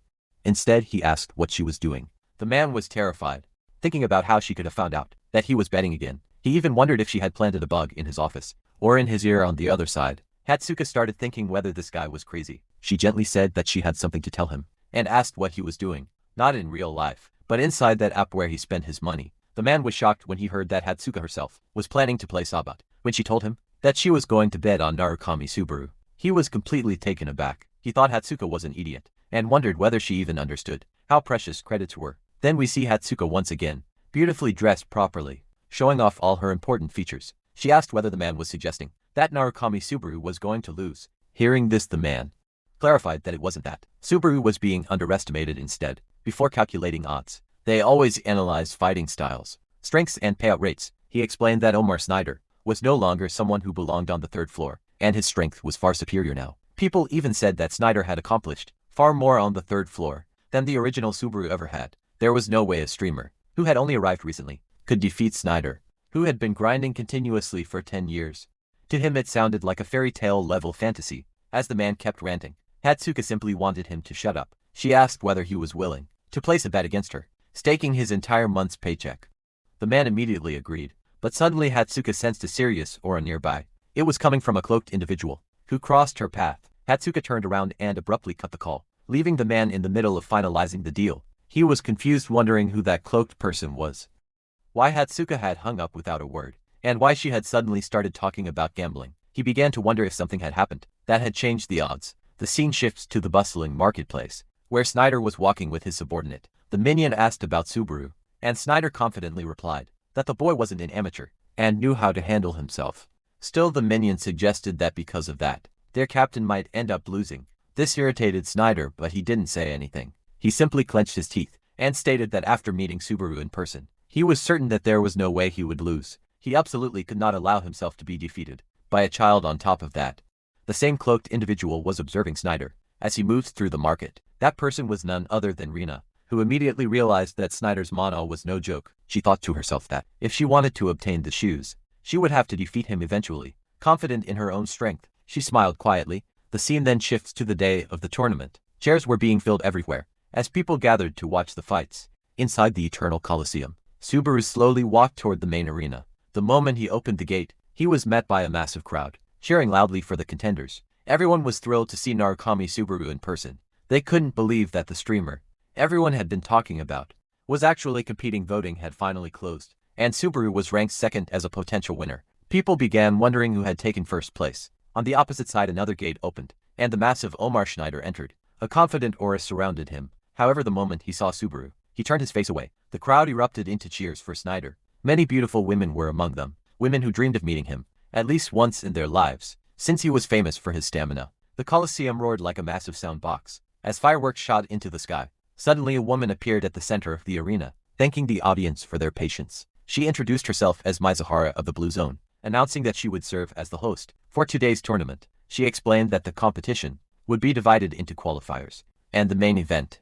Then came the moment everyone had been waiting for, the reveal of the prize for the sole champion of the main event. They were the shoes once worn by Soa himself, a symbol of the Blue Zone's pride, and a legendary relic known as Terra Lila. As the beautiful shoes floated in the air, the crowd erupted into cheers. Mizuhara confirmed that the shoes were real. As Subaru stared at the prize, he whispered to his deceased friend. He told him to wait, because he had sworn that he would reclaim those shoes. In the audience, we see both Hatsuka and the cloaked woman Rina. Hatsuka began to blush deeply, thinking that Narukami Subaru was about to restart his dream. However, when she noticed the cloaked woman again, she realized that they had met before. This time Rina was wearing a Narukami mask, only now it was red, and with every passing second, she was growing angrier and angrier. The moment Narukami Subaru steps onto the field, he finally turns on his live stream, and the response is explosive. Cheers erupt from every direction. As the screen floods with messages, the viewer count skyrockets past 3,000 in an instant, climbing so fast Subaru can barely process it. Smiling awkwardly, he apologizes for disappearing without any prior notice. Instead of complaints, the chat explodes with laughter, telling him they were already watching him live in the stadium and on the stream at the same time. Double the screens, double the hype. Only then does Subaru truly realize just how excited everyone is. The chat scrolls faster than his eyes can track, messages overlapping in pure chaos. Just as he struggles to respond, a sudden roar rises from the audience. A massive notification flashes. 30,000 credits dropped at once. Subaru freezes for a second, before his blood starts pumping. Grinning widely, he draws his demonic sword. Its ominous aura rippling through the air, and bows slightly toward the camera, sincerely thanking the viewers for their overwhelming support. At that exact moment, Mizuha lets out a light, confident laugh, and announces the official start of the tournament. Firecrackers burst across the sky, exploding into dazzling patterns of light. As the echoes fade, she slowly opens a green-colored portal, its surface rippling like liquid emerald. The world itself begins to shift. The ground trembles, the air vibrates, and the entire area starts to reforming. A vast green aura spreads outward, engulfing the stadium completely. The crowd is struck silent, then erupts again, this time in shock and fear. This isn't ordinary magic. This is a next-level phenomenon, something people expect only from the Blue Zone elites. Even Subaru feels a chill run down his spine. He knows abilities on this scale don't come overnight. They demand relentless training, terrifying talent, and years of mastery. By the time the transformation ends, the arena is unrecognizable. The sky now glows green, studded with countless shimmering stars. A notification materializes before Subaru's eyes, confirming what he already feels in his bones. He has officially entered the preliminaries. The perspective shifts to a wide aerial view. The stadium is now fully sealed within a massive, green spherical barrier, isolating it from the outside world. Inside, the terrain has transformed into a vast, forest-like zone dense with life and danger. Moments later, the rules echo throughout the arena. If you die, you are eliminated. Everyone except yourself is an enemy. This round ends only when exactly 1,000 survivors remain. Subaru's expression tightens when he sees the participant count. Over 10,000 people. Reducing that number by 10 times is no small task. It dawns on him that this is a solo match, with no alliances guaranteed and no mercy promised, reasoning that no one would target him specifically. During the early stages, Subaru decides to conserve his strength and observe, but then the chat drops a bombshell. The audience informs him that killing one opponent earns 1 credit. Subaru blinks, stunned before he can even process that. Another viewer matches the offer. Now it's 200 credits per kill. The numbers keep climbing, the chat roaring louder with every second. And then comes the final shock. Defeating Omar Schneider will grant an additional 10,000 credits. Subaru stares at the screen, completely speechless. His heart pounds as a single thought echoes through his mind. Just how many credits do these people actually have? Suddenly Subaru feels a sharp chill crawl up his spine. His instincts scream danger. Someone is behind him 1 inch away. an assassin-type adventurer, had slipped through the chaos, timing his approach perfectly, betting everything on a single opening. But the moment never comes. Subaru moves as if he had already seen the future. His body twists effortlessly, the blade missing him by a hair's breadth. The assassin's eyes widen in disbelief. He knew targeting Narukami Subaru at the very start was suicidal, brutal beyond reason. Yet greed had clouded his judgment. After all, 200 credits per kill were practically floating around Subaru like bait. What the man didn't realize was that Subaru had already drawn his demonic sword. The moment the killing intent brushed against him, the sword hummed quietly, eager.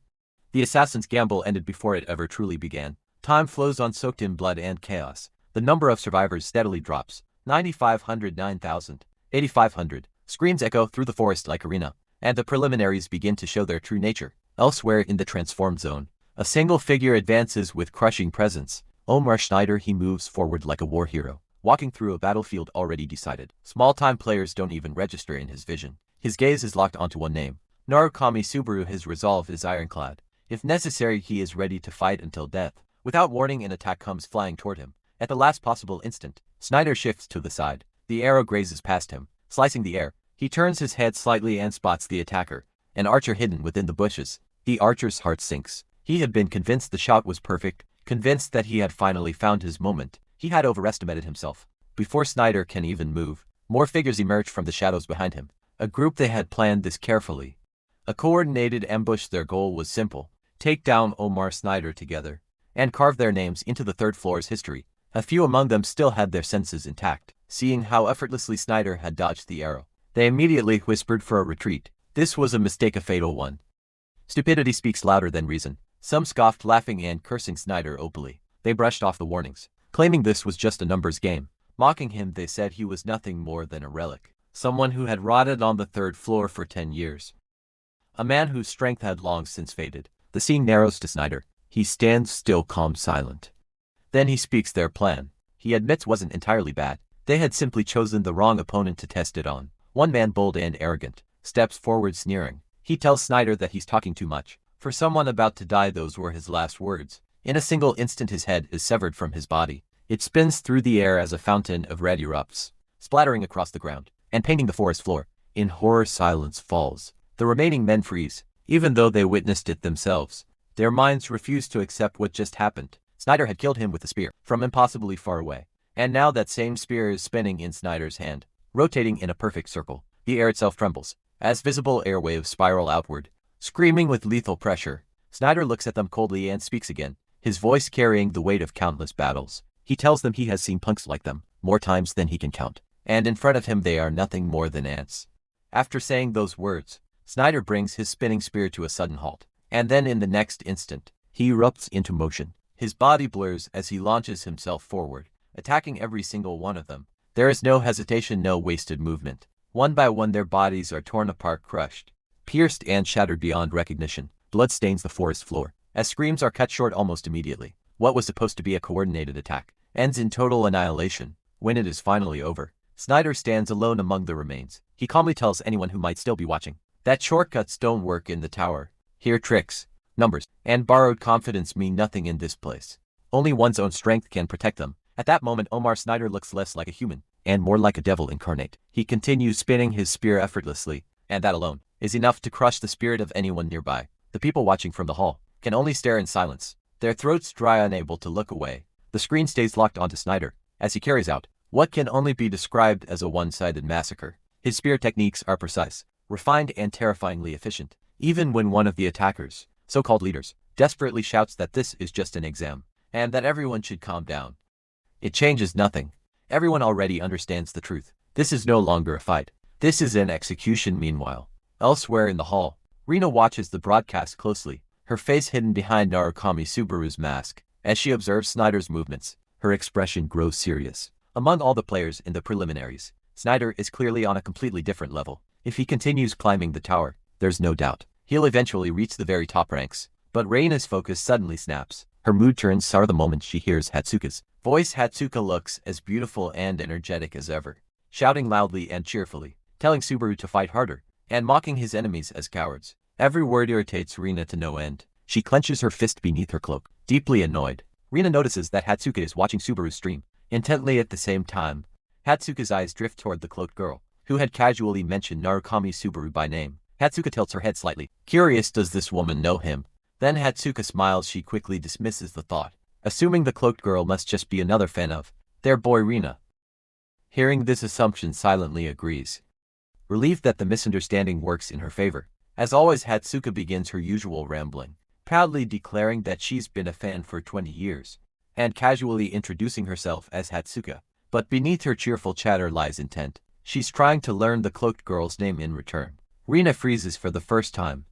She finds herself trapped in an awkward situation. She didn't anticipate. The scene shifts once more. A system update flashes across the screen. 13,342 survivors remaining. The match is nearing its end, and only a few minutes are left before the preliminaries conclude. Back inside the forest, Subaru moves quietly between the trees. He tilts his head slightly, wondering about his current kill count. The chat answers almost instantly: 98 kills. Subaru raises an eyebrow as he surveys his surroundings. The forest feels emptier now. The number of players has clearly dropped, and he can sense that the preliminaries are almost over. And yet his greed kicks in. Just like always, 200 credits per head suddenly feels underwhelming. Even after killing 98 people, he wouldn't even break 20,000 credits. Subaru clicks his tongue in mild dissatisfaction. Then a spark of inspiration flashes through his eyes. A dangerous smile forms on his face. If people won't come to him, he'll just make them come instead. With that thought, Subaru prepares to announce his location, planning to lure in more players and push his kill count even higher. The chat explodes in disbelief. Everyone else in the arena is desperately hiding, suppressing their presence, praying to survive the final moments of the preliminaries. And yet, here is Narukami Subaru doing the exact opposite, openly pulling aggro onto himself. Without a shred of hesitation, viewers call him insane, reckless, suicidal, and at the same time, they can't look away. Subaru raises his demonic sword. Thunder responds. Black and yellow lightning coil around the blade as his thunder skill activates. Roaring like a living beast, with a single swing the demonic sword cleaves forward. Trees are sliced apart cleanly, falling in a perfectly straight line, as if reality itself had been cut. The shockwave rips through the forest, the ground trembling beneath the sheer force. The entire arena shakes from that one attack. There is no hiding it. On the far side of the battlefield, Omar Snyder feels it immediately. The surge of energy crashed into his senses like a beacon. He doesn't need to think twice. There is only one person capable of releasing power like that. Narukami Subaru. At Snyder's feet lie the body of those who thought they could outsmart him. People who believe numbers and cheap tricks could bridge the gap between them and true strength. The last fool who tried to ambush him collapses as Snyder drives his spear straight through his chest. As the body falls, Snyder's eyes ignite with a blue glow. Dense killing intent pouring out uncontrollably. Rage surges through him as realization hits. He has finally found Subaru. But then Snyder freezes, standing right in front of him. As if he had always been there, is Narukami Subaru himself.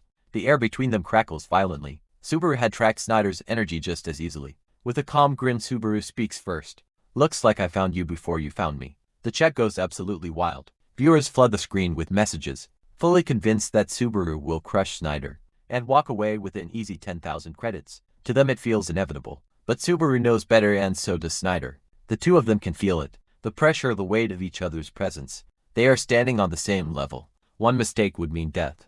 Neither can afford to underestimate the other. Snyder laughs, genuinely pleased. There's no reason to drag this out any longer. And so in the heart of the green-lit forest, Narukami Subaru and Omar Snyder stand face to face, their killing intent colliding like storms, ready to begin their duel. But even as the tension peaks, time keeps ticking. Only 12 survivors remained.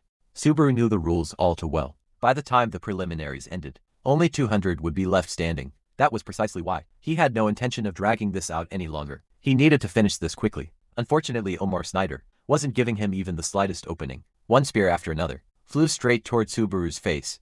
With merciless precision, there was no warning, no hesitation, only relentless attacks meant to kill. Subaru barely managed to dodge at the very last instant. Each time, even so, cold sweat began to bead across his body as he witnessed the aftermath of those strikes. Every spear that missed him obliterated the trees behind him, reducing thick trunks. Subaru understood instantly. If even a single one of those attacks landed, it would be fatal. Snyder, on the other hand, still had room to breathe. After all, 200 participants were still alive. Time was on his side as the seconds passed. Subaru continued to analyze him carefully. That was when he realized something crucial. These spear attacks weren't skills at all. They were pure technique, refined to a frightening degree. There was no flashy energy, no activation tell. The moment he took his eyes off the spear's tip, even for an instant, he would die. Once again Snyder began spinning his spear. It rotated so fast, it resembled the blades of a helicopter, slicing through the air with a deafening roar. Subaru felt something was wrong immediately. The spear was reaching distances it had no right to reach. The air pressure alone surged outward violently, slamming into Subaru's body, and nearly blowing him off his feet. He braced himself, tightening his stance and guarding his core, barely managing to stabilize his body. And then another slash came flying toward him. Without hesitation, Subaru activated the demon blade. Pouring stamina into it, his strength surged instantly, increasing in direct proportion to the stamina consumed. At the same time, he activated Greed Scale Level 4 to suppress the demon blade's secondary effects that threatened to tear his body apart from within. Even then, he only barely managed to counter the attack, deflecting the slash just enough to send it tearing off in another direction, seizing the opening. Subaru jumped into attack, but the moment he moved, he realized Snyder was already 2 steps ahead of him. The spear was already in motion, charging straight towards Subaru's chest. With lethal intent, Subaru refused to give up, twisting his body sideways at the last possible moment. He delivered a spinning kick, aimed directly at Snyder's face. Snyder deflected it effortlessly. In the same breath, he retaliated with a vicious slash, attempting to overwhelm Subaru completely still. Subaru held his ground. He forced his posture steady, and clashed Snyder's spear head-on with his demonic sword. Steel screamed against steel as he charged forward, countering attack after attack. Each clash sent shock waves through his arms, and his stamina drained at a frightening pace. Finally, after a particularly brutal exchange, Subaru unleashed a decisive strike that forced Snyder backward. For the first time, Subaru gained a brief moment to breathe. Snyder stood there calmly. There wasn't even the slightest hint of fatigue on his face. He tilted his head slightly, confusion flickering through his eyes. He wondered why Subaru still hadn't used his thunder skill. After observing him for so long, Snyder was certain Subaru possessed it. Unable to contain his curiosity any longer, he asked him directly. Subaru took a deep breath, steadying himself, and replied coolly, "Using thunder in the preliminaries would be a waste. After all, this match was going to end soon anyway." Those words struck Snyder like an insult, carved straight into his pride. He glanced around the battlefield, and saw that the number of survivor, 1 of 7, remained only. Hearing Subaru casually declare that using thunder on him would be a waste, made Snyder grind his teeth in uncontrollable rage.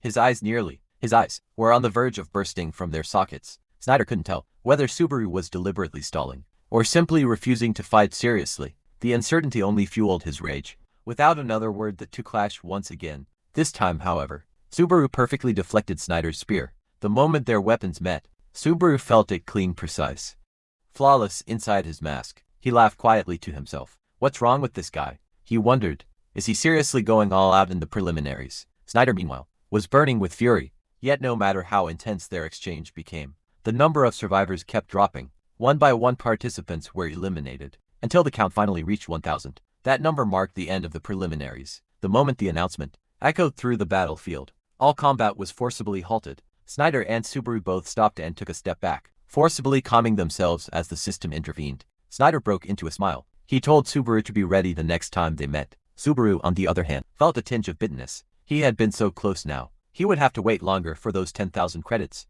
As if on cue, a system notification appeared, informing all remaining players that they were being transferred to the waiting room. The scene shifted. The waiting room turned out to be a vast virtual space, filled with floating windows and glowing notifications. As Subaru looked around, several messages appeared in front of him, informing him that every player had been granted a 30-minute break before the next round.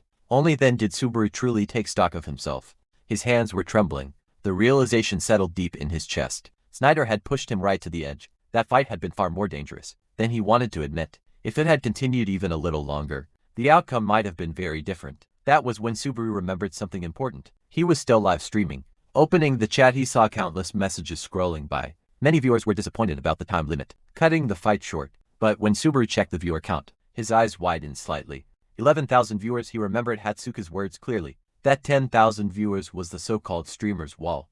Once a streamer broke past that number, they could truly survive in the industry. Now, more than 11,000 people were constantly watching him. Subaru smiled for the first time. He felt like he had truly captured real attention. As a streamer, even his clash with Snyder had turned into a net positive. Still, now that he properly understood Snyder's strength, one question refused to leave his mind. How could someone at that level have failed to clear the Cave of Thunder? The scene shifted once more. This time we arrived at the Blue Eye's secret hideout. Inside, one of Rena's friends was clearly getting fed up. He leaned back, irritation etched across his face. Boredom eating away at him. He wondered what he was even doing with his life. Every day felt the same, training, eating and then watching Narukami Subaru's live stream. And yet he couldn't stop. From what he could tell, Omar Schneider currently had the upper hand. That much was undeniable still. It made no sense to him. Why was someone like Schneider stuck on the 3rd floor? More than anyone else, Schneider should know that the lower the floor, the harder it became to close the level gap. At the same time, he knew something else.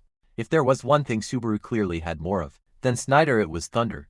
And if Subaru truly possessed talent equal to Schneider's, then the moment he fully mastered that thunder skill, the balance would completely collapse. That thunder skill could have resulted in a complete comeback. However, from what that man could tell, this clearly wasn't the case. He had watched the fight closely. Subaru hadn't been holding back. He had been struggling. Omar Schneider had pushed him to his limit. In a direct confrontation, the scene shifted. A flood of mission complete notifications appeared before Subaru's eyes, one after another, accompanied by the sound of credits being transferred. In total, he was gifted approximately 20,000 credits. Like a greedy man afraid the fortune might disappear, Subaru immediately began pressing accept on every single one. He had no shame about it. If rich people were giving out credits, he would gladly take them, while still remaining genuinely thankful. Once everything settled and his balance stabilized, Subaru made his decision. He spent 80,000 credits to upgrade the greed skill to level 5, leaving himself with only 16,000 credits remaining. The skill ranked up. Its effect was now clearly defined. It could suppress the self-inflicted drawbacks of skills or items used by the individual, with its effectiveness scaling based on the skill's rank and level. A further enhancement would require 160,000 credits. Subaru exhaled slowly. Maybe now this skill is finally worth using, he thought. Meanwhile, the audience grew restless. On screen, Subaru had gone completely silent. No commentary, no movement. Viewers began wondering what kind of strategy he was planning, their curiosity mounting with every passing second. The scene shifted once more. The green arena still glowed faintly under the artificial lights, but night had now fallen. Mizua stood quietly, her gaze fixed on Soi's shoes. She frowned, wondering whether it was really true that a thief was planning to steal them. She even had a vague idea of who that thief might be. Sadly, her thoughts were interrupted. Someone called out to her. As Mizua turned around, she was greeted by an escort, who informed her that reinforcements from the guild headquarters had arrived to support her. Mizua froze for a moment, shock flashing across her face. Again she wondered, why was this happening again? And who was leading them this time? Before she could ask, a familiar presence made itself known. That man stepped forward. Mizu stiffened the instant she saw him. Her eyes widened as she wondered what someone like him was doing on the 3rd floor. The man was none other than Kurokawa. He walked in with effortless confidence, his movements sharp and stylish, and casually informed her that the guild master was in a very bad mood. Mizuo swallowed. She wondered if this was about Narukami Subaru. Kurokawa corrected her calmly. It wasn't just Subaru. It was about both Subaru and Schneider. But that wasn't even the most serious issue. Before she could press further, the scene shifted yet again. This time we arrived at Hatsuke and Reina. Reina was visibly shocked. Why was such an immensely powerful woman sitting in a place like this? The contradiction gnawed her senses. Hatsuka, sensing the tension, knew she had to act. She reached up and began removing her mask. In an instant, Reina's expression changed completely. She straightened slightly and introduced herself as Tommy, explaining that being called Miss was a little embarrassing. Hatsuka blushed faintly in response, but her gaze never wavered. She pointed out something far more important and entirely abnormal. Aura was leaking from Tommy's body. Just from that alone, Hatsuka could tell this woman had trained for a very long time. Her eyes sharpened. She immediately noticed that Tammy's face had been created using a disguise technique. Rena was stunned. How did she see through it so easily? Annoyance crept into her expression as she questioned who Hatsuka really was. As she suddenly tested how much Hatsuka could perceive, a chilling realization struck her. She had been completely exposed. Rena wondered whether Hatsuka had been sent by Kei Otsuki for an assassination. However, Hatsuka was far too open for that. She simply smiled and told Rena that she must have her own reasons for hiding herself. After all, the stronger someone was, the more they had to conceal. Still, Hatsuka made one thing very clear. She wanted to know whether Rena had come here to interfere in the tournament. Rena's expression changed entirely. Maintaining her disguise, she wondered what Hatsuka would do if that were truly the case. But the moment Rena gave her answer, Hatsuka snapped. Her demeanor twisted into something unhinged. Her smile widened unnaturally as she declared that if Rena had come here to cause trouble, she would stop her no matter what it took. At that very moment, red energy erupted violently, overflowing from every part of Hatsuka's body, flooding the space with killing intent. The air itself trembled. Then the scene shifts to Narukami Subaru. At that exact moment, a system window suddenly pops up before everyone's eyes. The break has ended. As soon as those words appear, the entire surrounding area begins to change once again. The space twists and reshapes itself, and another system window opens immediately after, commencing finals right then. Voices erupt from all around. What the hell?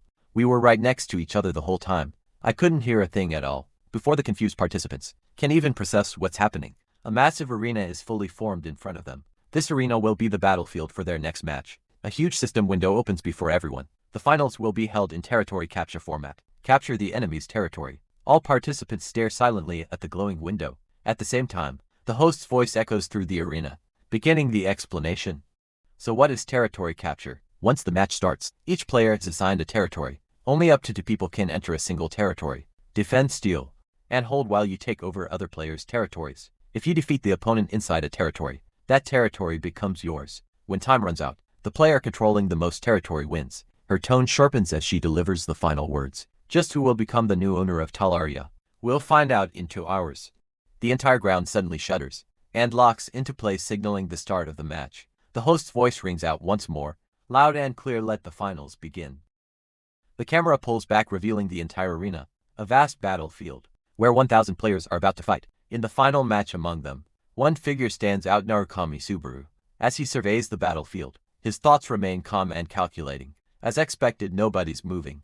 If you fight now, you'll only get 1 tile at most, but the later it gets, the more territory you can gain, just by beating one person. Waiting before making a move is the standard strategy, and then in a single explosive moment, several players are defeated almost instantly. One after another, a lone figure charges forward, overwhelming anyone in his path. That person is none other than Narukami Subaru. By the time the dust settles, he has already captured numerous territories. Standing proudly amid the conquered ground, Subaru speaks with a sharp grin. Or so I'd like to say, but I'm getting paid 300 credits per person. At the same time, on the other side of the arena, the scene shifts to Schneider. Wielding his long spear, Schneider advances relentlessly, capturing territory after territory, with overwhelming force for him. Defeating the players present here is far too easy. Anyone who crosses his path is eliminated. Almost instantly, just seeing him move forward is enough to terrify many participants. Fear spreads even before he reaches them. One man looks at Schneider, his body trembling, and desperately shouts, "But wait, I haven't done anything yet." Before he can finish his sentence, Schneider strikes without hesitation, ending him on the spot. The view shifts behind Schneider. The ground is littered with countless dead bodies, and blood is splattered everywhere. Standing amidst the carnage, Schneider remains completely still, as he releases a terrifying aura that crushes anyone nearby. Suddenly, from another direction, Schneider notices a body collapsing to the ground. At the same time, the paths of Schneider and Narukami Subaru come into view. The two stand at a distance, staring straight at each other, their gazes colliding like blades between them. Players occupying the remaining territories are still fighting desperately, unaware of the tension building above them. Narukami Subaru keeps his eyes on Schneider for a moment, but then, without warning, he changes his route and moves forward along a different path, heading into another fight. Instead of confronting him directly, the instant Schneider notices this, his expression twists with rage. His killing intent surges as he shouts at the top of his lungs, "Hey, why are you going that way? Are you running away?" Meanwhile, Narukami Subaru continues moving forward calmly. Suddenly, a flood of comments appears, flashing before his eyes. "What's wrong? Little bro, wanna talk it out? Just fight him already, man." Without stopping, Subaru replies casually, "Not now, I gotta farm credits." More comments immediately follow. "You're unbelievable. He's Zora farming." The scene shifts again. Blood drips from Narukami Subaru's sword. He has already killed many opponents, and yet, another territory has now fallen under his control. As he stands there, his expression calm but thoughtful, Subaru speaks silently to himself. "Floor 3's level is way lower than I expected. I didn't realize the gap between me and Schneider would be this huge." Suddenly, a system window opens in front of Narukami Subaru. "Player Don Chow has entered your territory. There are currently 2 players in the territory. You are prohibited from moving territories." Before Subaru can react, a man steps directly into his territory, holding his weapon tightly. The man keeps everyone else at a distance. As he advances forward with cautious steps, fixing his eyes on Subaru, he speaks, "You're Narukami Subaru, right?" Almost instantly, comments begin flooding into Subaru's stream. "Don Chow from the blue zone. I think he was Schneider's subordinate." Don Chow exhales slowly, then speaks again, his voice carrying a hint of tension. "I'll probably get yelled at for beating you here." Narukami Subaru looks straight at him and calmly replies, "Blue zone." At the same time, Subaru raises his sword and points it forward, his stance signaling that he is fully prepared to fight. But Don Chow doesn't wait. Gripping his weapon tightly, he suddenly charges forward to attack, and shouts, "Sorry in advance, Captain." In the next instant, Don Chow thrusts his long spear straight towards Subaru. However, at the very last moment, Subaru dodges the attack, slipping backward and narrowly avoiding the spear's tip. Don Chow laughs loudly and immediately launches another attack, at frightening speed yet again. Subaru dodges this time, however. He moves differently as Don Chao's spear passes by. Subaru swings his sword and strikes directly at the weapon. A sharp sound echoes through the air. With a single clean slash from his demonic blade, Don Chao's weapon is cut clean in half. Don Chao's eyes widen in shock. What? My weapon just got split clean in half. The broken weapon falls to the ground, and Don Chao collapses along with it. Before he can even move, Narukami Subaru steps forward. He places the edge of his demonic sword against Don Chao's throat, the cold steel pressing firmly against his skin, then positioning the upper part of the blade against Don Chao's neck. Subaru drives the sword downward with force, piercing straight through his body as blood spills everywhere. Subaru speaks calmly, I take that back, Captain. The final image is clear blood. Don Chao's blood after everything settles. Narukami Subaru frowns slightly and mutters, what's with this guy? Almost immediately, his stream explodes with comments, reacting to the fight they just witnessed. One slash swordsman Don Chao. Not even swordsman tier, just straight up trash. Before Subaru can move on, another system notification suddenly appears in front of him. Player Schneider has entered your territory. The moment those words appear, everyone watching the stream becomes excited. They know exactly what this means. A real fight is finally about to begin. Suddenly a furious voice echoes from behind, filled with rage and killing intent. Narukami Subaru instantly turns around. Standing there is none other than Schneider, already in position to attack. The moment Schneider lunges forward, he speaks coldly, finally caught you. The attack comes without warning. Subaru is clearly caught off guard, but despite the surprise, he manages to raise his demonic blade just in time, and blocks the strike. The collision of their weapons sends a violent shockwave through the territory. The ground trembles. An overwhelming amount of energy erupts from both fighters, surging wildly from their bodies and weapons. The pressure alone is enough to suffocate anyone nearby. Schneider presses the assault mercilessly, his attacks far heavier and more powerful than anything Subaru has faced so far. As he continues striking, Schneider roars angrily, use thunder already. If you don't, you're dead. On the next attack, the battle between them becomes incredibly intense. Blades clash again and again, sparks and energy exploding with every collision. But slowly the tide begins to shift. Narukami Subaru starts to lose ground, his body forced backward under Schneider's overwhelming strength. Step by step he is pushed farther away. Then in the middle of the fight, Subaru suddenly crosses the boundary. He retreats straight into another territory, escaping the clash at the last moment. Narukami Subaru slowly draws his sword back in, suppressing his killing intent. Seeing this, Schneider scoffs, his expression twisted with irritation. What? Gonna run again? Narukami Subaru doesn't reply immediately. He simply looks straight at Schneider and speaks calmly. I'll give you exactly what you asked for. In the very next moment, black thunder erupts from Subaru's body. Dark lightning crackles violently around him, tearing through the air as an overwhelming pressure floods the territory. At the same time, multiple system panels open one after another, filling the space with glowing text. Casting thunder. Heart of thunder is resisting thunder. Increasing thunder skill effects by 20%, granting resistance to status effect electrocution. The thunder begins to converge towards Subaru's hand, gathering and compressing into a single point. Another system window opens. Touch Us of Greed 50. Top 5 is resisting the secondary effects of thunder. As the energy stabilizes, the scene reveals what has formed in Subaru's grasp. A spear made entirely of black thunder. Violent lightning surges along its surface, releasing an immense and chilling power that distorts the air around it. Holding the weapon firmly, Narukami Subaru speaks in a cold, unwavering voice. Running is what the weak do.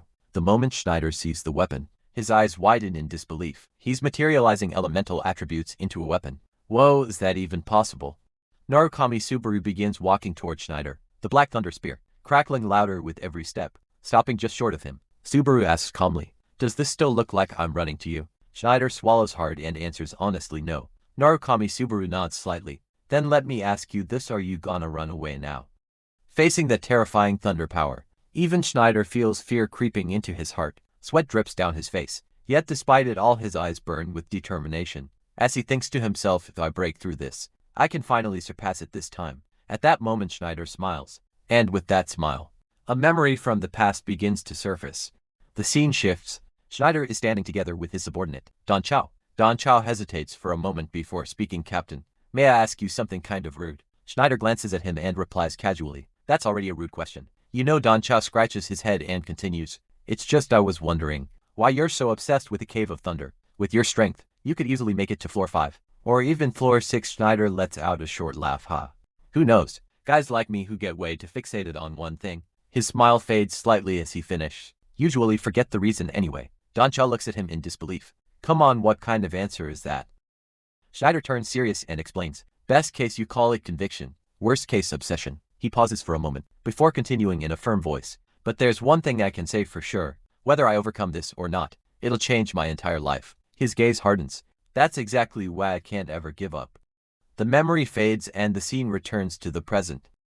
Schneider looks straight at Narukami Subaru, and speaks with a chilling calmness. And you, I've got a feeling. You're about to become my second obsession. As he says this, Schneider begins spinning his spear at terrifying speed. The air screams as energy gathers violently around him. In the very next instant, he prepares for a powerful strike. And then Schneider vanishes from his spot, covered completely in his raging aura and energy. He reappears in a blur of motion, charging straight toward Narukami Subaru. At unbelievable speed, Narukami Subaru steps forward and speaks firmly. To acknowledge your 10 years of grinding, I won't hold back. In the very next instant, his speed skyrockets. Subaru vanishes from his position, launching himself straight toward Schneider. The Black Thunder Spear in his hand releases an overwhelming and terrifying energy, lightning screaming violently through the air. At the same time, Schneider charges forward at full speed, his own power surging without restraint. Then their weapons collide. The clash unleashes a terrifying surge of energy, exploding outward like a shockwave. This time neither Schneider nor Narukami Subaru holds anything back. Both pour every ounce of their strength into the strike, determined to defeat the other. The sheer force of their power causes the ground around them to shatter. Cracks tear through the battlefield as the terrain warps and rises under the pressure of their colliding energies. The arena itself seems unable to endure the intensity, bending and breaking, as it is flooded by their overwhelming power. And then a massive explosion erupts. Thunder roars endlessly, as blinding energy surges in every direction. Dust, lightning and raw power fill the air, completely obscuring the battlefield. For a moment nothing can be seen, only raging thunder, violent energy and swirling debris, consuming everything around them. Then the scene shifts, and we are shown Rina and Hatsuka, standing face to face, quietly staring at each other. Rina is looking straight at Hatsuka, when all of a sudden, Hatsuka speaks up with a calm but firm expression. Because I'm Narukami Subaru's manager. Hearing this, Rina is completely stunned. Her eyes widen in shock. Hatsuka smiles lightly and continues speaking, as if explaining something obvious. I mean, if the tournament gets wrecked, it'll seriously hurt his stream too. I can't just let that slide. Rina looks at her with a childish, exaggerated reaction. Unable to believe what she just heard, she blurts out in disbelief, are you really his manager? No way, I can't believe it. Hatsuka immediately replies, sounding a little frustrated but also proud. It's true. It was a nightmare getting this position. You know, I had to push past all those blind idiots who opposed me and everything. After hearing this, Rina becomes even more amazed. Her shock turns into admiration, and she looks at Hatsuka with sparkling eyes. That's amazing, I always watch your streams like crazy. You know, ever since the Wolf Warrior fight. Hatsuka freezes for a moment after hearing that, then leans forward in surprise. Huh? You're an OG, wait. Does that mean you were originally a Blue Eyes Narukami Subaru fan as well? The two of them are still in the middle of this excited conversation, when suddenly on the screen in front of them, a massive explosion appears. The entire view is shaken by the impact. It is the same tremendous blast we had already witnessed before, the one caused by the final attacks of Narukami, Subaru and Schneider. Because of that overwhelming collision, the screen is filled with light and smoke, and nothing is clearly visible anymore. After seeing this, both of them are completely stunned. For a moment neither Rina nor Hatsuka can even speak. The shock is written clearly on their faces. At the same time, Hatsuka becomes deeply worried. Her heart starts racing, as countless thoughts rush through her mind. What will happen now, she wonders.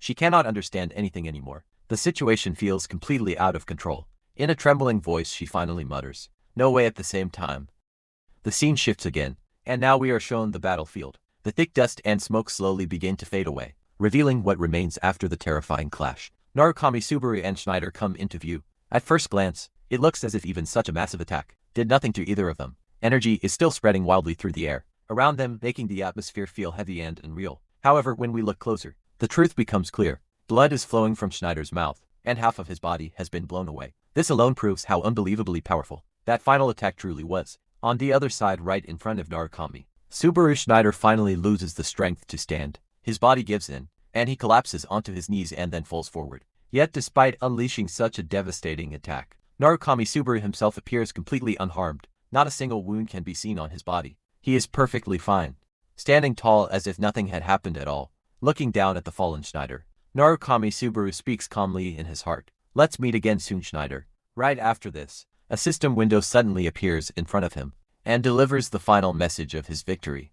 You have captured a total of 283 territories. Then another system window appears in front of him, announcing for the entire world to see. The winner is Narukami Subaru with 283 territories. With this single message, the result becomes clear to everyone. The scene shifts to inside the arena, where countless people are watching the match live. The moment the winner is declared, brilliant fireworks burst across the sky. The entire stadium erupts in excitement. Narukami Subaru fans and even non-fans alike are overwhelmed with joy. Cheers shake the air as people shout his name at the top of their lungs, celebrating the incredible victory. Hatsuka also looks extremely happy. A bright smile spreads across her face, and she turns to look at Rina, wanting to share this moment with her. But when she looks at Rina, she notices something strange. Rina does not seem as happy as everyone else. Instead of celebrating, Rina's expression is complicated and distant. While the entire arena is filled with joy, her heart feels heavy inside her mind. She thinks quietly, I can't believe it. In the end, the one who will take the grand prize is. At that moment, the scene cuts to the host once again,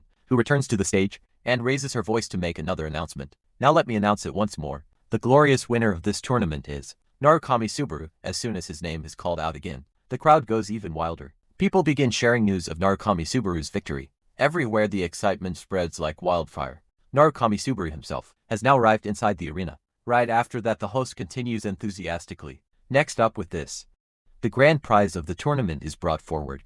The legendary choose everyone has been waiting for. The host announces proudly, the long-awaited prize will now be presented to the winner. After seeing all of this, Rina suddenly makes a decision. Without saying anything, she quickly leaves the arena, flying away from the scene and heading somewhere else, as if she can no longer bear to stay there. Hatsuka looks toward Rina with concern. Rina's sudden behavior clearly worries her a little. She cannot understand why Rina would leave at such a moment, and a faint uneasiness appears on her face. At the same time, the grand prize is finally placed into Narukami Subaru's hands. As he looks down at the shoes, a wave of memories suddenly rises in his mind. It's been 20 years, huh? His vision blurs and he is pulled into the past. In his memory, we see a boy shouting angrily inside a room. Oh, come on already. I told you guys not to touch my shoes. Who the hell wore them? Confess right now. He is clearly furious, yelling at someone off screen. Just then a guy comes from behind and speaks casually. What's up, Toshia? You losing it again, man? You're so damn cranky, ah. That hit the spot, I'm full. At that moment we notice something shocking. On that guy's feet are the very same grand prize shoes. Seeing this, the boy completely explodes in anger. My shoes! He charges forward furiously and shouts while attacking him. I warned you a million times not to wear them, because they'll lose their shape. His kicking style is incredibly unique, and with those powerful strikes, he completely wrecks the condition of the guy standing in front of him. All of this is being watched by the old Blue Zoom team, sitting nearby and witnessing the chaos unfold. Then the scene returns to the present. Narukami Subaru is back in the arena, holding the shoes around him. People are commenting excitedly. The broke Narukami Subaru is starting to go item carry. That must have a crazy resale price. Just then, the host starts to say something to Narukami Subaru, but before she can continue, he speaks first. I'm not selling it. The host blinks in surprise and replies, ah. The viewers were saying it would sell for a very high price. If you put it up, she then adds with excitement, yeah. Something like a few 100,000, maybe even 1,000,000 credits or so. Narukami Subaru answers calmly but firmly, no matter how much it's worth, I have no intention of selling it. At that moment a loud voice echoes through the arena. Sell it to me, name your price. I'll pay any amount if you want items. I've got even better stuff in my warehouse. Another voice immediately follows. How about 2,000,000 credits? 2.1 million credits. That I'll do to 5 million and more items 3 million. No, for million. Offers begin flying in from every direction, the crowd growing more and more desperate. Narukami Subaru listens to all of it quietly, then speaks a single word, buzz off. Suddenly, black thunder energy begins to gather in the sky. Once again it is not as overwhelming as last time, but it is still terrifyingly powerful. Cold lightning crashes down from above, sending a chilling pressure through the entire arena. Narukami Subaru's voice echoes with absolute authority. Let me make myself perfectly clear. I will never sell it, not even for 10 million credits. Cold energy pours out from his body, spreading through the air like freezing mist. The pressure is so intense that even the host struggles to remain steady, nearly losing her balance from the sheer force of his aura. Recovering herself, she finally speaks to the audience with a tense smile. There you have it, ladies and gentlemen. Then without waiting any longer, Narukami Subaru suddenly turns around. Alright, I'm out. Saying this, he immediately starts leaving the place. The host tries to stop him, calling out to him, but she cannot hold him back. Narukami Subaru walks away, taking the Vances with him, and disappears from the stage. The scene then shifts outside, between tall buildings inside a narrow alley. Two people from Blue Zone are standing. One is a serious-looking boy and the other is a girl. They have been watching everything closely. The boy speaks first, still sounding shocked. He really went ahead and won. This is totally outside my expectations. The girl beside him smiles brightly and replies, "Isn't he amazing, I mean? Against Schneider of all people." She then looks at him with curiosity and continues, "What do you reckon he'll eventually become? Like the real Narukami Subaru?" This girl is named Hanamaki Hiyori. The boy answers calmly, "Who knows?" Hearing this, Hanamaki Hiyori speaks thoughtfully.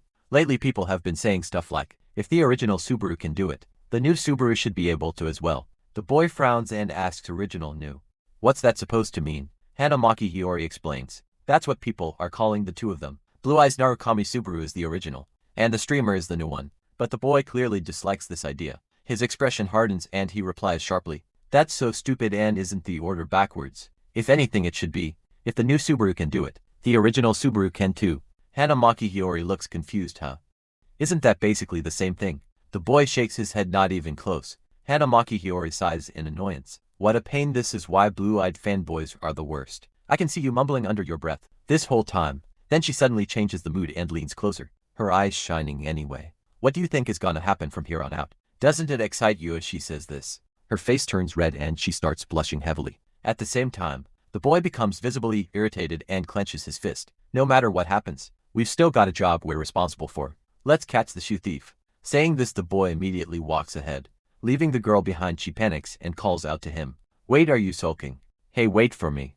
At that moment, we see that it is not only those two in the alley. Many other Blue Zone members are present there as well. All of them begin moving forward together, clearly heading toward the same objective. The scene then shifts back to Narukami Subaru. He is walking forward holding the shoes. While more than 11,000 viewers are watching his stream, comments keep flooding in from all sides. "Doesn't it feel kinda old school? That's a forbidden topic, bro. Not really my taste." While walking, Narukami Subaru quietly thinks of the name connected to these shoes. Toshia. Then he speaks softly, "Even if it's like this, I'm glad I got to come into contact with you again." After that, he looks toward his viewers and says sincerely, "Thanks for the missions, because of you guys, it didn't hurt my heart quite as much." The chat is still full of endless messages. Narukami Subaru then opens the item window and checks the status of the shoes. I tell Arya, rank unique. Required level 30, movement speed plus 25% jump power. Plus 15% shoes of Hermes the Free Thief. Grants Cloud Stride twice a day. Remaining uses 2 resets daily. Looking at the screen, Narukami Subaru mutters, "Alright, let's take a look." Just then, he receives a call and answers it. A worried voice speaks from the other side. "Narukami-san, are you still streaming? I saw someone suspicious. I have a bad feeling about her." Narukami Subaru immediately becomes serious. What's going on? At the same time, the scene shows a crowded area filled with people. Among them is Rina. Inside her mind, she is struggling with herself. "What am I even doing? Standing right in front of Toshia's shoes. If it's come to this, I've got no choice." She moves forward with the crowd, then suddenly stops. Then she thinks coldly, so that no one notices, "I'll have to slice his ankles clean off." With that dangerous resolve, Rina blends back into the crowd and continues moving forward. Then the scene shifts to a magnificent villa. The camera slowly moves inside, where we see Narukami Subaru entering. Hatsuka is already there waiting for him. The moment she sees him, she calls out his name. The two of them exchange a few words, and with a gentle smile she says, "Congratulations on winning." Then she adds, "I already ordered one for you too. I figured you'd be tired, so I went with non-alcoholic." Hearing that, Narukami Subaru's expression turns serious. What was that message about? He asked, showing her the message she had sent, about a suspicious person. That person, as it turns out, was none other than Reina Hatsuka. Slightly flustered replies in a nervous tone, "Right. So actually." She takes a breath and continues, "I met someone strange in the stands." Subaru echoes her words, "Someone strange." She nods and explains, "A woman player hiding her face with a Narukami mask." Hatsuka goes on, "At first I thought she seemed shady, but as we talked we slowly opened up to each other. She was a fan of yours too, so we never ran out of things to talk about. But then the moment you won, her face turned like this, like she'd just been dumped by her boyfriend or something." She looks puzzled as she adds, "If she were really your fan, there's no way she'd make that face when you win, right?" And right after that she disappeared. As she says this, a faint blush appears on her face, but she continues, explaining, "I tried following her just in case, but she was ridiculously good at hiding her presence. One thing's for sure, she's no ordinary person." Subaru thinks to himself, "Someone skilled enough to hide from you, and who calls herself my fan." Then he says aloud, "And when I asked if she was a fan of Narukami Subaru," Hatsuka quickly interrupts, "I know you mentioned that part." He corrects her calmly, "Not you." She understands and continues, "But the blue-eyed one, right?" And her reaction was hard to describe. It wasn't exactly yes, but it wasn't no either. She definitely didn't deny it. How should I put it? She pauses for a moment searching for the right words, then finally says softly it felt like she was nostalgic.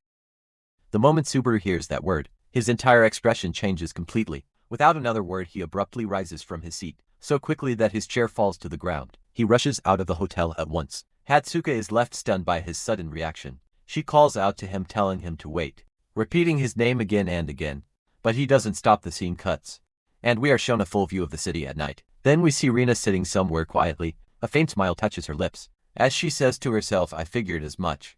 Rina continues, her voice cold and sharp, you've gotten dull, Kagu. The scene then shifts to a side alley, where the spare person and the magician are standing. Looking at them, Rina says with clear irritation, if you were going to come, you should have done it yourself. You really think some rookie could take me down? And he went and won the whole thing too. The scene cuts to Narukami Subaru, who is running down the street at full speed. Someone watching him mutters, where is he running off to in such a hurry? Riding high on that victory. Is he dopamine flooding his brain or something? Subaru, however, doesn't slow down even for a second. The scene returns to Rina combo calculating. She murmurs -10 seconds. No. 5 seconds is enough to snatch it. As she says this, past memories surface in her mind. She remembers speaking to the white-haired person and reassuring them, don't worry. That's the thing Saja treasured most. I won't let anyone else have it. The present returns. Rina clenches her fist in frustration. After making such a big speech and coming all this way, and yet I just can't bring myself to go that far. She looks deeply troubled, her voice trembling slightly. Honestly, he does everything exactly like the dead Subaru. The dead Subaru. She grabs her head and sits down, shouting, Arc, enough. I don't care anymore. Her expression hardens again as she declares, if you join Blue Zone, I won't let you off easy. She turns and begins to walk away, adding coldly, next time I'll cut off your neck. Not your feet. She suddenly stops, then slowly turns back and says in a quieter tone, someday I want to talk to him. If I could see his face and talk to him directly, maybe it'd feel like meeting the real Subaru. She stands there for a brief moment, but in the next instant, she disappears from her spot as if she had teleported. It all happens incredibly fast. The scene cuts back to Narukami Subaru, who is now completely exhausted from running. He thinks to himself, that's Laria was bait to lure out Blue Eyes. And if Rina is good at sneaking in, what if she came to take Asia's shoes back and hid her presence on purpose? Subaru continues thinking as he runs, his thoughts racing faster than his feet. I sense Shigeru's magic from the ice flowers. Could it be that all 4 of them are still alive? The possibility shakes him, but he immediately forces himself to calm down. No, calm down. It's too soon to jump to conclusions. With Rina's personality, if Asia's keepsake were right in front of her, there's no way she just sits still. Just then a voice calls out from behind him, shouting his name. He turns slightly at Tatsuka. She hurries toward him slightly out of breath, and asks with concern, are you okay? You suddenly bolted out of the restaurant. There's a faint blush on her face as she looks at him. Subaru answers quietly, I just thought she might be someone I know. Hatsuka's eyes widen. That suspicious person. Yeah, but it's probably someone else. He replies, though his tone carries uncertainty. Hatsuka lowers her gaze for a moment, looking a little downcast. Narukami. This is hard to say, but they are now standing face to face. For a brief moment, it feels as if time itself has stopped. The atmosphere between them is intense and strangely beautiful, like a scene frozen in place. Then she looks straight at him and says bluntly, you don't have any friends, do you? Subaru is caught off guard. He says nothing. He simply goes silent. Hatsuka continues teasingly, let alone female friends. After a short pause, Subaru turns slightly away and says calmly, let's go back. He begins to walk away from that spot. Hatsuka tilts her head and calls after him with a playful tone, did I offend you? The scene shifts to another part of the city. In a quiet area lit by street lights, someone is waiting.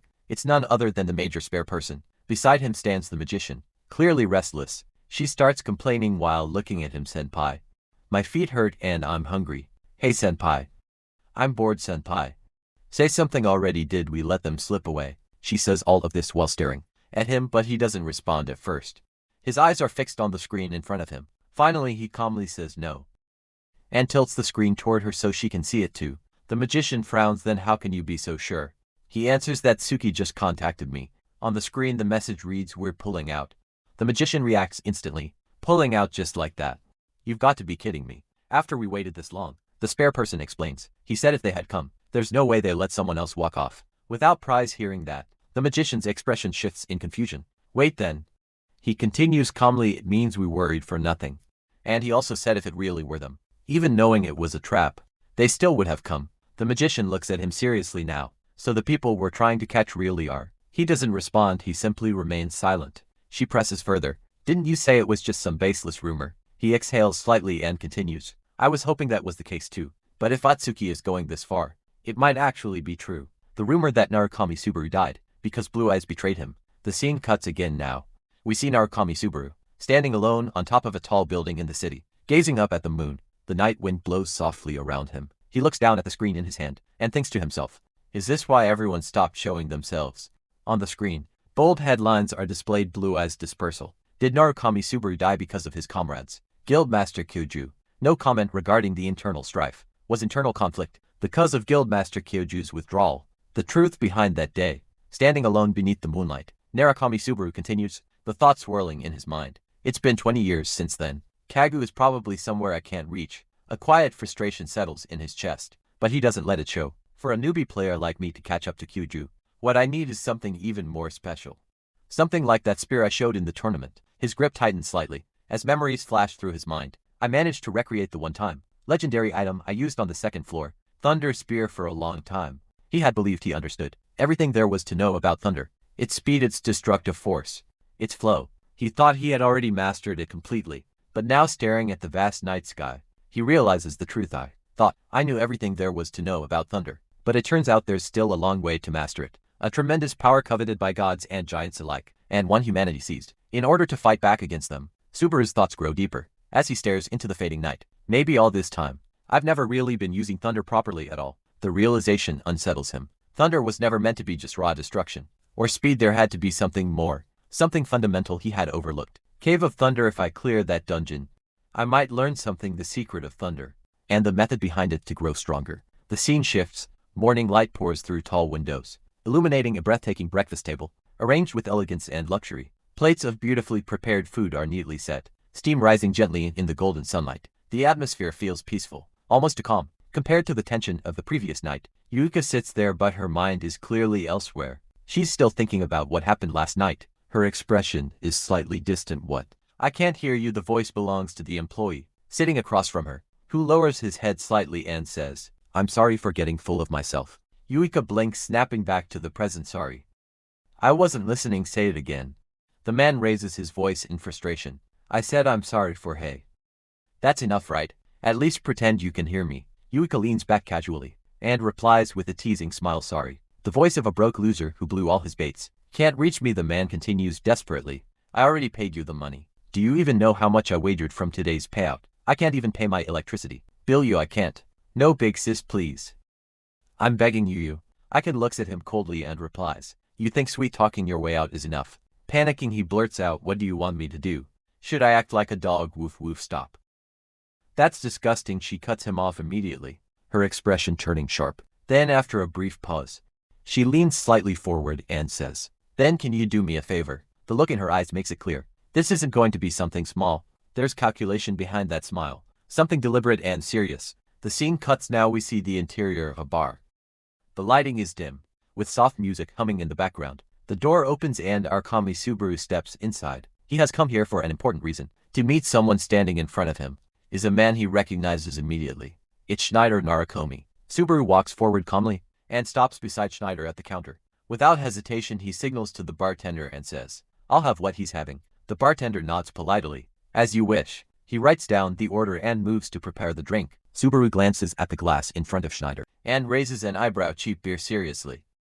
So even a famous guild can be this stingy? Schneider lets out a quiet breath and replies, without looking at him, it's always been like this. Back when we had too many members, my wallet dried up instantly whenever I treated everyone. Now I'm so used to this taste that other booze doesn't do anything for me. Subaru turns slightly toward him. You always paid for everyone. Schneider gives a faint, almost nostalgic smile. Yeah. Otherwise I wouldn't be able to face them, would I? They all went along with my selfish push to challenge the Cave of Thunder. He pauses for a moment, memories clearly surfacing in his mind, then continues, I was poor too, but back then everyone was. We couldn't even imagine getting support from a guild, like people do now. And it's not like hunting was easy with our skill level.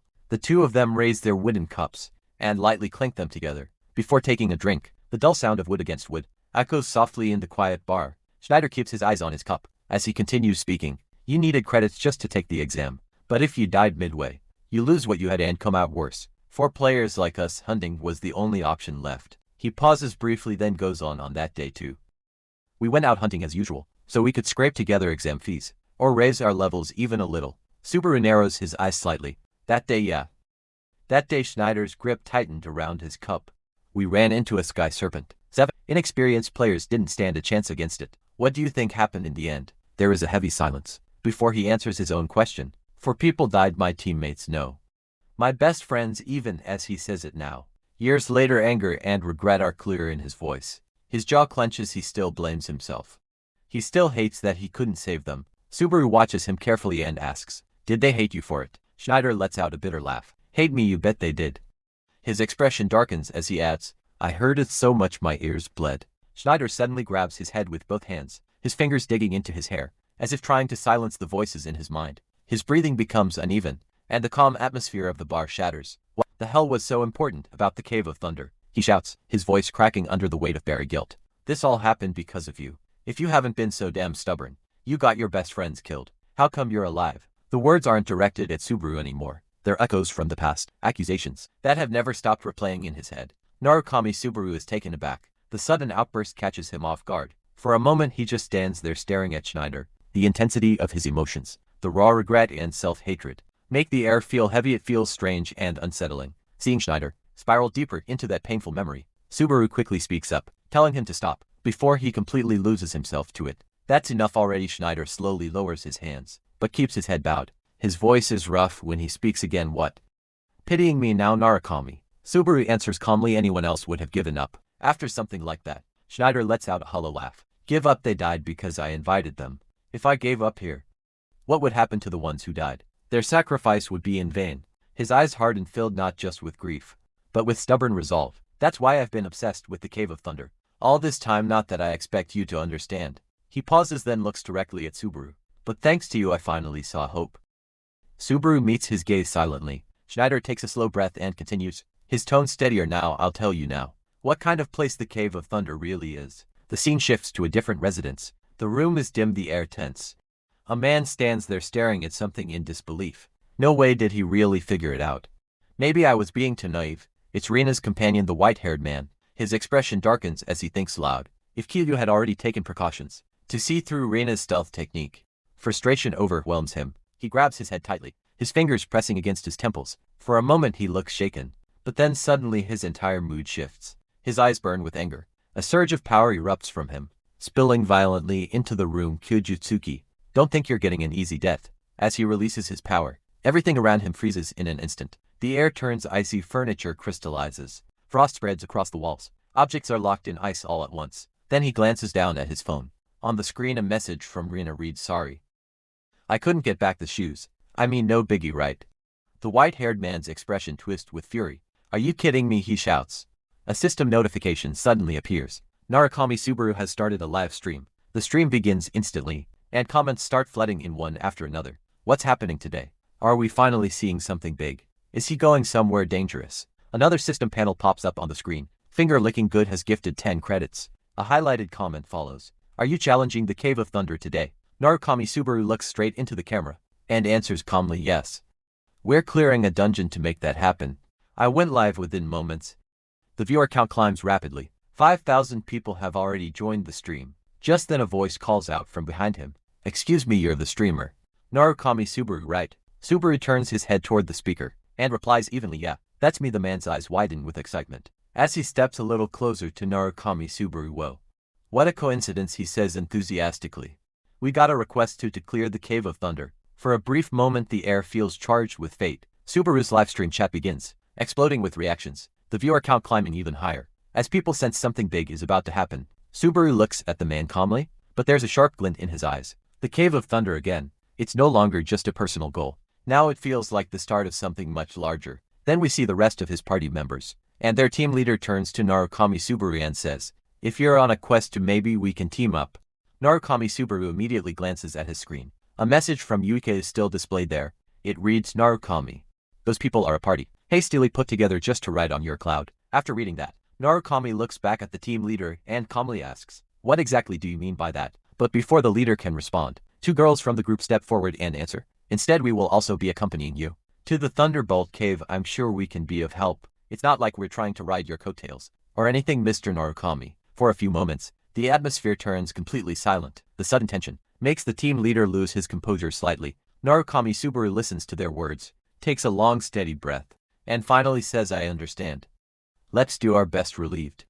The team leader smiles and says, that's the best decision you could have made. As he reaches out for a handshake, Narukami accepts it but then adds in a firm voice, if you say you're here on a request, there's not much I can do about it. It can't be helped, that's just how the system works. Hearing this, the team leader looks confused. Huh? What did you just say? Narukami meets his gaze and clarifies, however. Let me make one thing very clear. You are merely traveling companions, not allies. Right after that, the scene shifts, and we are shown a flag fluttering in view. Then we are shown a magnificent city, bustling and grand, as the narration introduces the place, meeting point outskirts of the Conrad Kingdom. Over this scene, a voice suddenly speaks up. Hey, isn't this a bit too many people? A giant, heavily tattooed man looks around with disbelief, and begins to say there's no way this many mercenaries would gather for the Thunderbolt Cavern. What a rank that guy Raymond.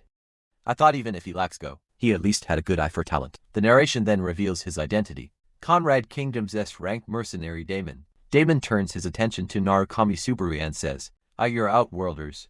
Aren't you? No wonder. People like you tend to treat your lives like they're disposable. Hearing that, Narukami responds coldly, should we turn these guys into vultures too? The same time, countless comments are flooding the live stream chat. Amidst the tension, Narukami quietly mutters, the scent of blood is intense. Damon suddenly shouts at everyone around him, what are you fools standing around for? Move it. But Narukami, thinking to himself, realizes something unsettling. That's the scent of human blood, not a monster's. The smell isn't coming from any creature nearby. It's coming from Damon's own companions. And just as the tension thickens, the scene shifts once again, this time showing another location, meeting point outskirts of the Osman Kingdom. Here we see the teams facing each other. One belongs to Schneider, while the other stands opposite him, led by a man confronting him directly. Schneider's expression darkens as he says, what did you say? The other team leader replied sharply, has your hearing gone bad? I told you to pull half your men out. We are taking part in this raid. That man's name is Palaman, and he is from the Blue Zone. Schneider narrows his eyes and asks, is this Kyujo's instruction? Palaman immediately corrects him in a firm tone. That's guild leader Kyujo's to you. It's because you messed up, isn't it, since you let precious guild assets be taken? It's only natural. The guild leader is keeping a close eye on you. Hearing this, Schneider's anger begins to rise. His voice turns cold as he responds, are you trying to say that wouldn't have happened if it were you? Palaman shrugs dismissively and says, don't go out of your way to state the obvious. It's pathetic to spend 10 years on the 3rd floor, only to lose to a rookie who just arrived. Besides, if it were me, I wouldn't waste 10 years of my time in a place like this. Those words ignite Don Chao's fury. Gripping his spear tightly, he steps forward and shouts, what was that? Just because the captain is staying quiet, you think you can? But Palaman simply turns his back and walks away, waving dismissively as he says, you should be grateful that I came here. This time we might actually succeed in conquering the Thunderbolt Cave. Donzi, still burning with anger, looks at Schneider and asks, boss, should I go stop him? Schneider calmly replies, leave him. This raid party is full of rookies anyway, so it's no problem to replace them. Besides, he said one thing that was actually correct. Confused, Don Chao asks, huh? What about that nonsense could possibly be right? Schneider's gaze sharpens with determination as he says, this time, we will succeed in conquering the Thunderbolt Cave. And with that declaration, the scene shifts once again. Here we see Narukami Subaru moving forward together with Damon and his team. As they advance, the live stream chat keeps flooding with comments. People pointing out that he isn't solo this time, that he's with a team, and some viewers clearly annoyed by the situation. Damon walks ahead, scanning the Saronians carefully. Still, this is a strange place. The fact that the door opens at fixed intervals smells suspiciously artificial. Look there, the scene shifts, revealing the entrance that is the Thunderbolt Cave. Damon continues explaining, usually, powerful lightning strikes the entrance constantly. It's designed so that no one can enter, except at specific times throughout the entire path. Narukami Subaru has remained mostly silent, simply observing everything closely. The leader of the team, accompanying Narukami, steps forward and asks Damon, how many times have you been to the Thunderbolt Cave? Damon replies calmly, this will be my 3rd time. Also, fewer than 10 mercenaries have ever challenged the Thunderbolt Cave and returned alive, and I am one of them. The man looks at him in disbelief. And yet you continue to challenge it. Damon snorts, don't be a fool.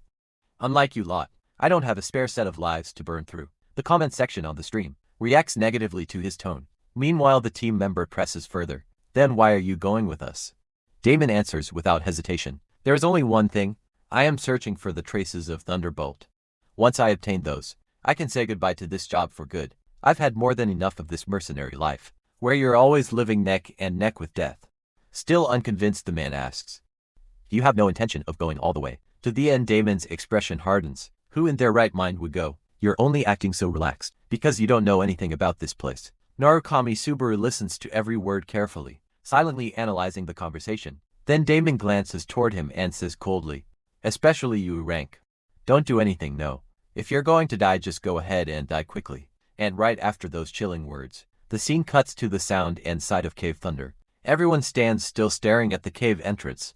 As thunder cracks in the distance, Damon casually holds a squirrel in his hand and addresses the group. The lightning should stop, and the entrance will open in about an hour. Narukami Subaru looks at him quietly. Without warning, Damon tosses the squirrel toward the cold edge of the cave's entrance. In an instant, a violent bolt of lightning strikes it down. Damon turns back to the group and says, did you see that? If you don't want to end up like them, stay put and rest until then. The live stream chat immediately explodes with comments. Many viewers insisting that what's about to happen is impossible. But just then Narukami Subaru steps forward. Damon mocks him loudly. Hey, Rank. Were you even listening? Ignoring him completely, Narukami continues walking toward the entrance. In his mind he calmly thinks, this is similar to the trial at Mount Millennium. On the second floor, the others, watching him, begin to panic. What does that guy think he's doing? Does he have a death wish? Wait, Mr. Narukami. The moment Narukami places his hand on the door, a system window suddenly pops up before him. Heart of Thunder is resisting the Gate of Thunderbolt. Another panel appears resisting status ailment, electrocution. Gate of Thunderbolt is judging your qualifications. At that instant, an overwhelming surge of powerful lightning energy erupts from the entrance. The pressure alone makes everyone else collapse to their knees. Struggling to breathe, they stare at Narukami in disbelief, wondering how he is still standing there. Another system window appears. Lightning is reacting to the Gate of Thunderbolt. Heart of Thunder is reacting to the Gate of Thunderbolt. Even now Narukami remains rooted in place. Blinding bolts of lightning surge violently around his body, illuminating the entire area. Then the final system message appears. Gate of Thunderbolt vanishes, and the hidden traces of Thunderbolt reveal themselves. With that, the lightning abruptly stops. The intense energy fades, and the Heart of Thunder drops to the ground. With a heavy sound, everyone's eyes lock onto it in shock. Damon included. Just moments ago, he had spoken of searching for the traces of Thunderbolt, and now the very thing he sought lies before Narukami. How does he have that? Damon mutters in disbelief. Without hesitation, Damon draws his weapon, preparing for a fight. Meanwhile, Narukami Subaru, holding the Heart of Thunder in his hand, thinks to himself, was it waiting all this time for someone with the right qualifications to appear? But suddenly from behind him, a massive X-shaped slash cuts through the air and attacks him. At the very last moment, with almost no room to escape, he manages to twist his body, just enough to deflect most of the blow. Even so, the attack grazes him, and blood begins to drip from his shoulder. At that very moment, a system notification appears before him. You have been attacked by a member of your own raid party. A counter-attack penalty will not be applied. Damon smirks and says, you got lucky just now. Hand that over. Narukami Subaru looks at him calmly and replies, and why should I do your bidding? Damon's expression turns cold as he answers, you guys are outsiders. Stuff here should go to us locals. That's just how it works. I mean, even if you're not from this world, you're still scared of dying. Aren't you hearing that? Narukami reflects silently. Even if dying in the trial doesn't mean you actually die, the pain still feels 100% real. Even if death here isn't permanent, the fear, the shock, the mental scars, they're real. Meanwhile, an overwhelming surge of energy begins, radiating from Damon's body. His presence grows heavier as he declares, when death's right in front of you, anyone would feel pathetic. We're used to killing outsiders, you know. The ordinary members of the raid begin to panic. Why? You're joking, right? Shit, so the rumors about Conrad's mercenaries killing players were real. I shouldn't have come here. One of Narukami's teammates desperately calls out, Narukami, let's be rational about this and talk it out with them. But in the next instant, the scene reveals blood splattered across the ground. Narukami Subaru has already moved. One of Damon's men lies defeated behind him. As Narukami steps forward, his expression steady and unshaken, he looks at them all and says calmly, well, now I've got an excuse. Without wasting a second, Narukami Subaru dashes forward and reaches another mercenary. Before the man can even react, Narukami strikes him down. Just as swiftly as the body falls, he says coldly, let's turn these guys into vultures too. Damon's eyes widen in disbelief. No way in his mind. Panic sets in. He's supposed to be a rank. What the hell is going on? But while he is still trying to process what's happening, Narukami has already closed the distance between them. In an instant, Narukami launches a direct attack at Damon. Damon barely manages to endure the strike, forced back by the sheer force of it. Narukami looks at him and says calmly, "Is not letting me kill you in one hit supposed to be your S-rank pride?" Damon grinds his teeth and shouts, "You tricked me, you bastard. Who the hell are you?" He raises his massive blade, preparing to retaliate with a full-powered strike, but before he can swing it, his arm is severed cleanly. Screaming in agony, Damon stares in horror. A demon blade user even in pain. He snarls bitterly, "You coward. You got stronger by relying on weapons." Narukami's eyes remain cold. "Don't lump me together with trash like you. If you're mad, save up some money and buy one yourself. Actually, I guess you don't need to anymore." Damon tries to spit out another insult, but before he can finish his words, his head is cleanly cut off. A system window appears in front of Narukami. "You have defeated Damon." The entire raid party stands frozen in shock, unable to believe what they just witnessed. Silence falls over the battlefield. Narukami slowly turns his gaze toward the remaining members and asks in a steady voice, "You want this?" To trembling in fear, one of the remaining men quickly raises his hands and says, "No way. That belongs to you, Lord Narukami." The live stream chat immediately erupts. Viewers begin calling Narukami incredibly strong, some even referring to him as a lord. The tone of the comments shifts completely. What began as doubt is now turned into awe. Soon after, the scene shows the Thunderbolt Cave once more. Everyone stands there, staring at its entrance in silence. The Narukami Subaru speaks calmly to the group. "All right, let's move with that."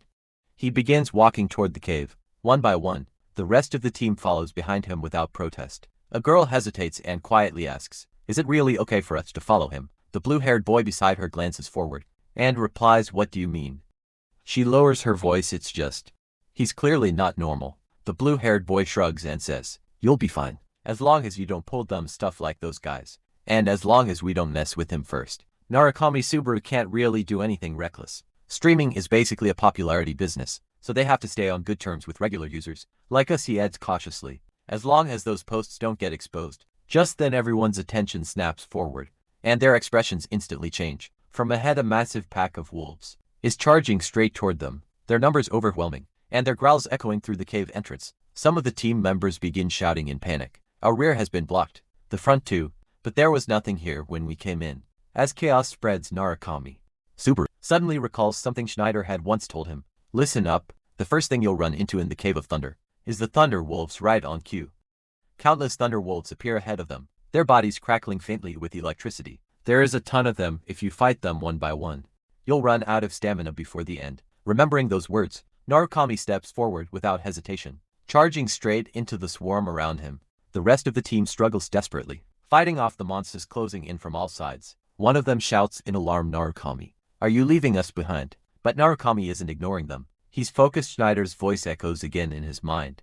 "But there's one way to shorten the time. Normally when you think of the boss, it's the biggest one in the pack. But these guys are different. The smallest one, that's the boss." The scene shifts to reveal it. The Thunder Wolf boss, unlike the others, it is smaller, standing quietly behind the massive wolves, watching rather than charging blindly. Meanwhile, Narukami cuts through the Thunder Wolves in his path, with swift, precise strikes.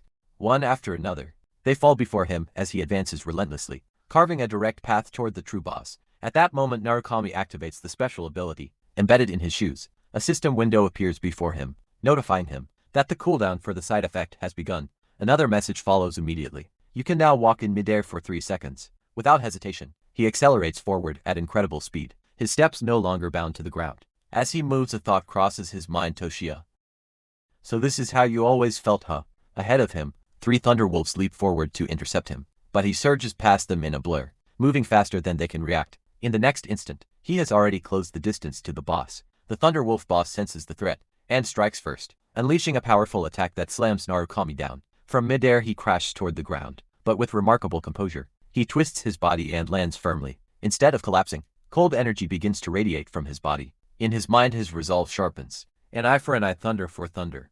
My thunder is." Before the thought even fully settles, he launches his counterattack. The strike is overwhelmingly powerful, far beyond an ordinary blow. In a single decisive slash, the Thunder Wolf boss is split cleanly into tabs. A system window appears. "You have defeated the Thunder Wolf boss." The Thunder Wolf's frenzy has decreased. The remaining wolves falter, their ferocity visibly weakening, as silence slowly returns to the battlefield. Another system window appears before Narukami Subaru. "You have leveled up. Your strength has increased by 1. Your agility has increased by 1. Your stamina has increased by 1. Meanwhile, the rest of the team is still struggling against the remaining wolves. One of them shouts in desperation, "Shit. there's no end to them. But Narukami remembers Schneider's words clearly. Once the boss is down, you win. From that moment on, you are their boss. Just then something unbelievable happens. All of the Thunder Wolves stop attacking. One by one they turn and gather in front of Narukami, lowering themselves in submission. 2 more system windows appear. You have subdued the Thunder Wolves. You can now command the Thunder Wolves within the Cave of Thunder. With that, the wolves completely cease their assault on the remaining team members. A blue-haired boy stares in shock and stammers. What just happened, Narukami? Narukami does not answer him. Instead, he looks ahead and says firmly to everyone, let's go deeper, move out. As he begins walking forward, the entire pack of Thunder Wolves moves with him, following his lead. The others can only stare in disbelief, whispering among themselves, wondering what in the world is happening and why. Every single one of those wolves is now obeying him.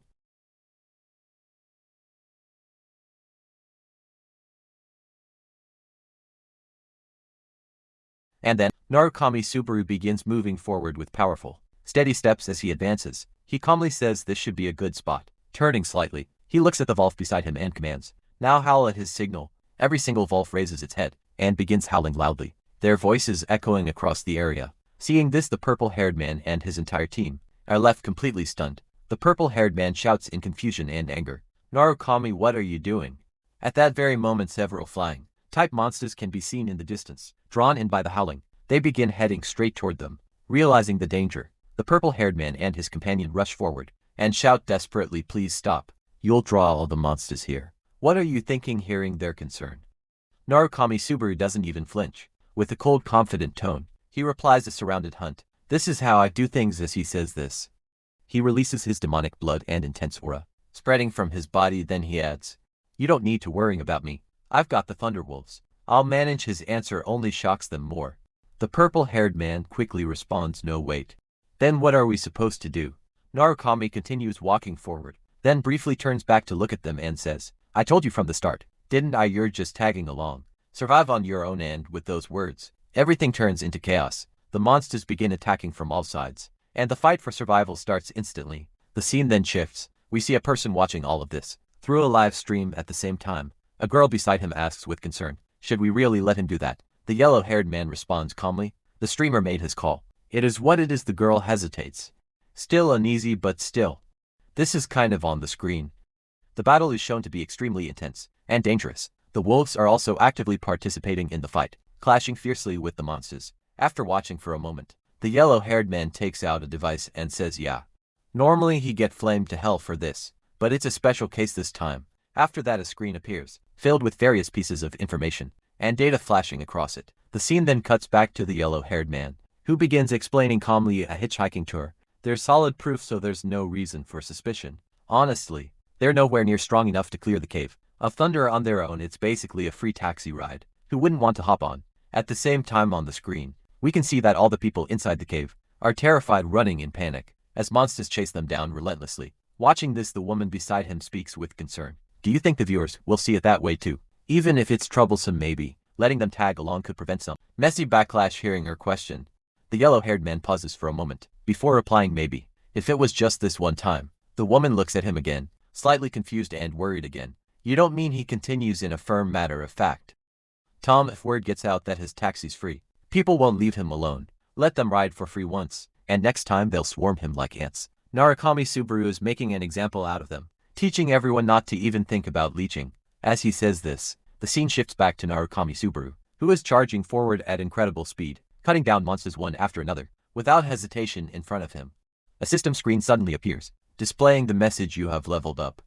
Another screen follows, showing that 1 point has been added to 3 of his stats. As the battle continues, we see monster blood splattered across Narukami's mask, while the ground around him is littered with the remains of defeated creatures. Standing in the middle of the chaos, completely unfazed, he speaks coldly. No complaints about this being a solo run now, right? Meanwhile, the live stream is flooded with reactions. Countless viewers are commenting at once. Some are shocked by what they're seeing, while others are praising his strength and ruthless efficiency. Despite all the noise and reactions, Narukami Subaru stands there, calmly surrounded by the aftermath of battle. Then, with a chilling warning in his voice, he says, if anyone tries to leech off me again, be ready for this. After that, the scene cuts back once again to the same screen, where we see the yellow-haired man sitting with the girl beside him. This time he's laughing loudly, almost uncontrollably, but beneath that laughter, his thoughts are sharp and observant. In his mind he says.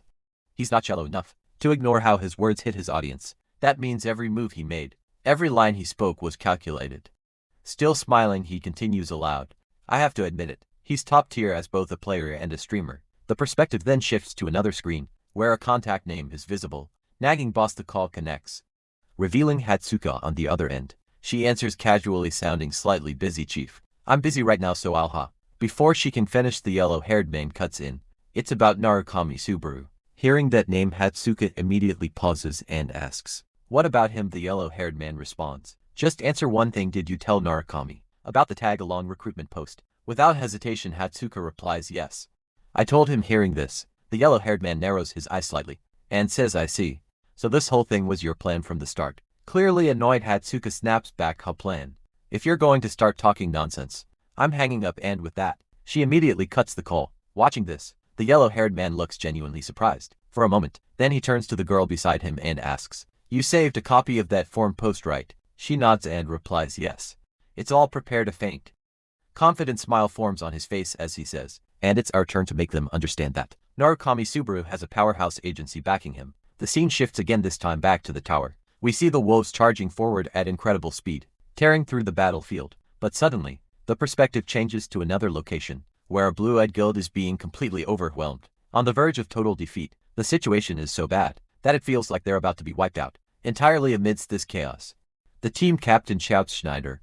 At that moment, Schneider and his entire team are standing nearby, watching the fight unfold, while chaos erupts around them. One of the opposing captains, clearly frustrated and angry, steps forward and shouts, you did that on purpose, didn't you? You're mad I joined the raid squad or something? But Schneider shows no reaction at all. His expression remains calm, almost indifferent. Then, without warning, he says quietly, I found you. In the next instant, he pulls out a small knife and throws it forward with incredible speed. The blade cuts through the air, so fast that it's almost impossible to track. Seeing this, the other captain shouts in disbelief, that bastard, you've got to be kidding me. But before he can finish, the knife strikes directly into the head of the wolf boss. A surge of energy bursts out from the creature's body. As it collapses, the opposing captain stares in disbelief, and then scoffs, come on.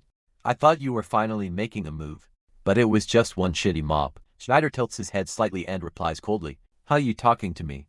The captain, now visibly furious, steps forward and says, you've been picking fights this whole time. Fine, let's settle which one of us is actually. Before he can finish, Schneider interrupts him calmly, his gaze steady and sharp. The wolves. At that moment, all of the wolves suddenly stop attacking. The battlefield, which was filled with chaos just seconds ago, falls into an eerie pause. Seeing this, everyone is left stunned, looking at each other in confusion as they try to understand what just happened. The opposing captain, unable to make sense of it, calls out sharply, hey, what did you just do? Schneider, clearly uninterested in arguing or explaining himself in detail, responds in a calm, almost dismissive tone. You don't understand a thing about the Cave of Thunder, and it's not just you. The higher UPS in Blue Zone are clueless too. With that, he begins walking forward, completely ignoring their reactions, and adds, you should turn back now, if you don't want to embarrass yourself in front of your subordinates. That is the other captain. His pride clearly hurt, stammers in anger, why? You bastard. But Schneider doesn't even react. His expression remains unchanged as he continues moving forward, leaving them behind without a second thought. The scene then shifts once again, this time to Narukami Subaru. In front of him, the massive Thunder Mob boss charges forward, preparing to strike with overwhelming force. But Narukami stands his ground, completely ready for the fight. In the next instant, he bursts forward at incredible speed, closing the distance in a flash. Without hesitation, he delivers a direct lightning attack straight into the monster's open mouth. The impact is devastating. The Thunder Mob boss is instantly overwhelmed and destroyed as the dust settles. Narukami recalls Schneider's earlier words, I made it that far pretty smoothly. Took me only about 3 years. But then I realized something. The real Cave of Thunder only starts there now.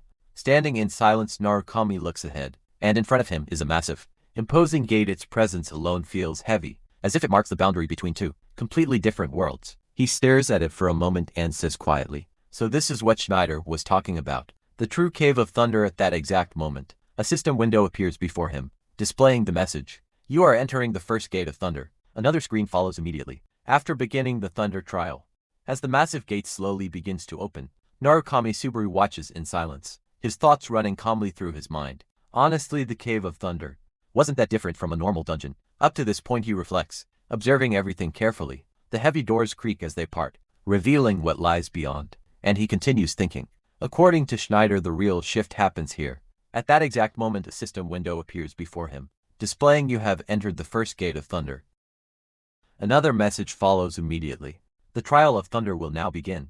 As Narukami steps forward, the atmosphere changes completely. The sky above twists into something unnatural, and suddenly a massive and strange, dragon-like figure becomes visible in the distance. Its sheer size and overwhelming presence make it look almost unreal, like a living image painted across the sky itself. Seeing this, Narukami narrows his eyes and thinks. From here on out on the live stream, viewers are left completely stunned by the sight. The scale of the creature alone is enough to shake anyone watching. At that moment, Schneider's earlier words echo in Narukami's mind. Once again, the first gate of thunder. It took me over 5 years to get through that place. So how long do you think it'll take you? The scene snaps back to the present, as another system message appears. Assessing your thunderclap qualifications. High above the dragon's enormous eyes seem to lock directly onto Narukami, as if judging his very existence. A deep voice resonates through the space, echoing like distant thunder. Thunderclap is the earth-shaking roar when lightning strikes, but that roar is still part of thunder. Either way, it is all the same power. So, if you're asking whether the Cave of Thunder's reward has anything to do with my thunder, honestly, I've got no clue yet. Even if it's the same element, that doesn't mean the skill works the same. As the voice fades, the energy around Narukami begins to intensify. A chilling, overwhelming force spreads across the area, condensing into a massive form before his eyes. That energy takes the shape of a colossal thunder dragon, radiating power far beyond anything he has faced before. A system screen appears once more, identifying the being judge of Thunderclap. Ragnall Narukami slowly looks up at the towering entity, his gaze steady. Despite the immense pressure bearing down on him, he knows something decisive is about to happen. And just then, Schneider's warning resurfaces in his mind. You're the one who defeated Greg the Wolf Warrior, right? But you better not even think about trying to take down Ragnarok. Back in the present, the pressure becomes almost suffocating. Narukami grips his head for a moment, feeling the weight of the situation. But instead of fear, there's a hint of defiance in his expression. What do you take me for, Schneider? He mutters to himself, staring straight at the thunder dragon above, ready to face whatever comes next. One look is enough to know he's not someone you can beat. That thought crosses Narukami Subaru's mind as he stares up at the overwhelming presence before him. At the same time, Schneider's words echo again in his memory. Clear.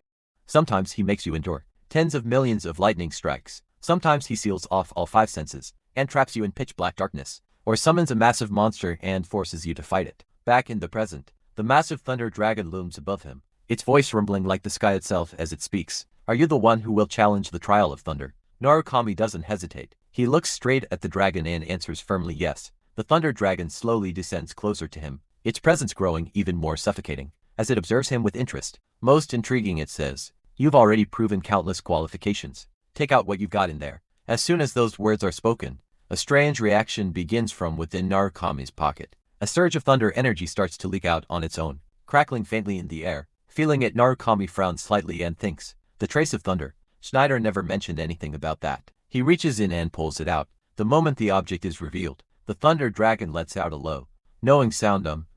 So you opened the thunderclap gate and walked in.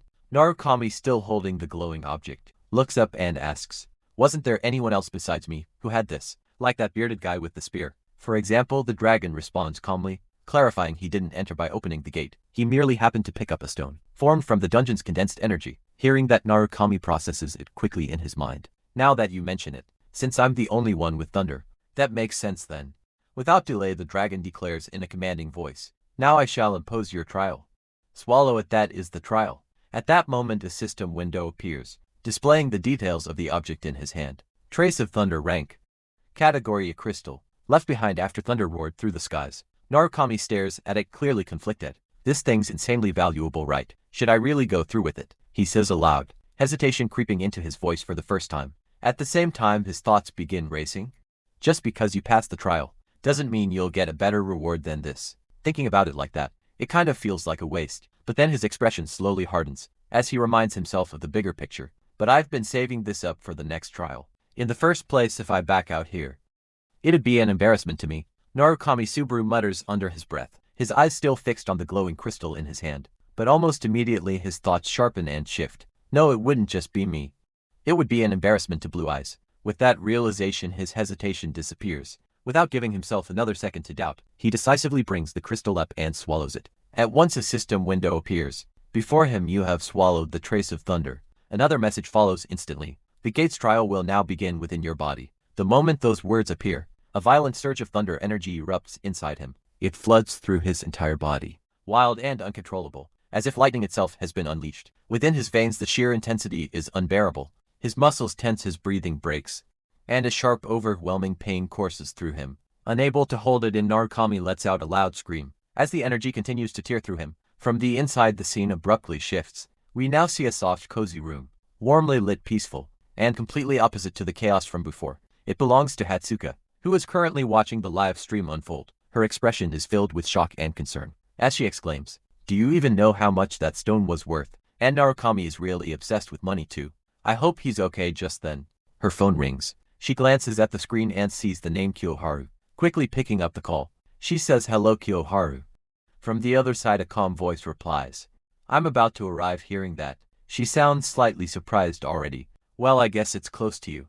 She hesitates for a moment, as if she wants to say something more, but can't bring herself to do it. Noticing this, Kiyoharu asks, "What is it?" After a brief pause, Hatsuka finally speaks, her voice softer now.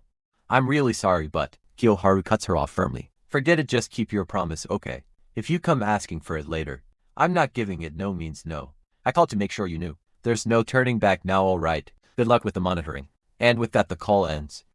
Hatsuka lowers her phone slowly, staring at Kiyoharu's name, still displayed on the screen, her expression growing more serious. The scene then shifts again. Now we see Kiyoharu himself.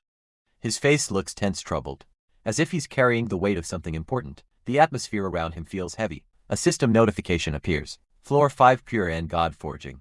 In front of him stands a massive, majestic palace, ancient, imposing and filled with an overwhelming presence. Kiyoharu gazes at it quietly, his eyes reflecting a mix of memories and resolve. Then under his breath, he says, "Never thought the day would come when I'd return here." After that, the scene shifts back once again to Narukami Subaru, who is still in the middle of enduring the trial. A system window appears before him, repeating the condition. The trial of thunder will now begin within your body. In the very next moment, a powerful bolt of lightning crashed directly into him, surging through his entire body like a violent storm. His body jolts from the impact, and for a brief second, everything feels like it's tearing apart from within. Then slowly his eyes snap open. Again another system message appears. The trace of thunder has settled into your body. Your mana has increased by 1, but there's no time to recover. A new warning flashes, accumulating fatigue. Your fatigue has reached 67.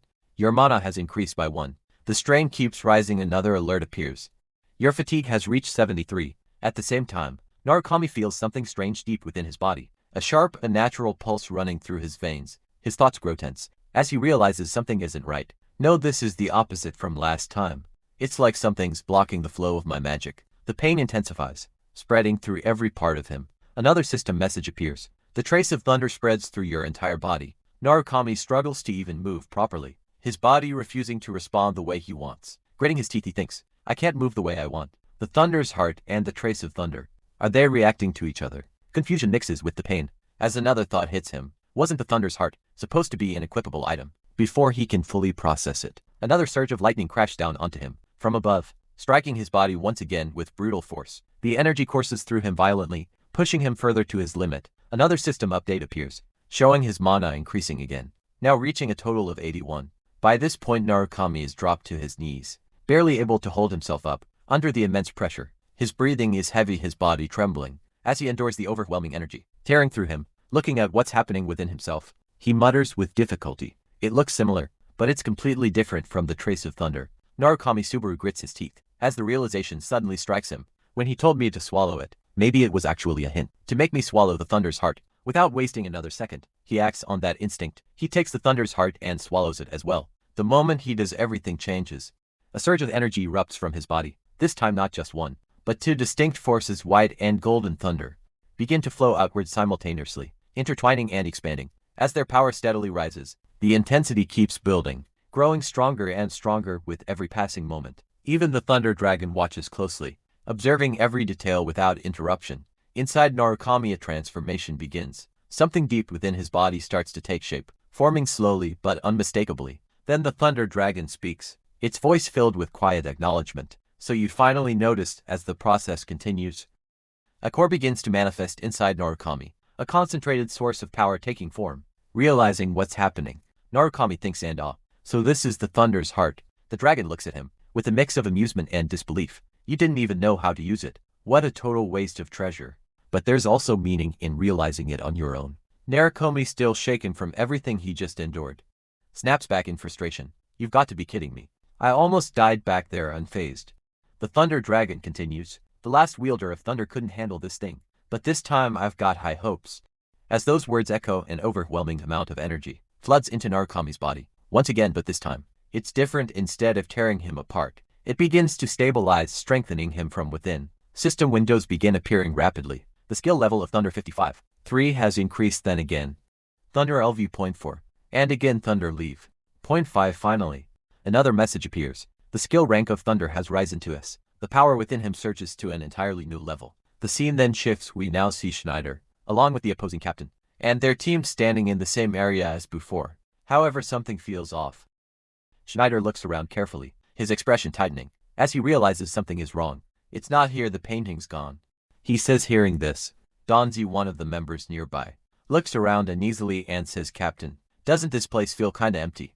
Or is it just me? Schneider's gaze sharpens, as he finally understands what's missing. Then in a low, serious voice he says, the dragon's gone. Don Chao looks around again, then suddenly realizes something and exclaims, so now that you mention it, you're right, did you erase it? Captain Schneider immediately shakes his head, and replies calmly, I didn't even take the test. Someone other than us must have come in and done it. Hearing that, Don Chao's eyes widened in shock. What? Someone besides us? Don't tell me it was Narukami Subaru.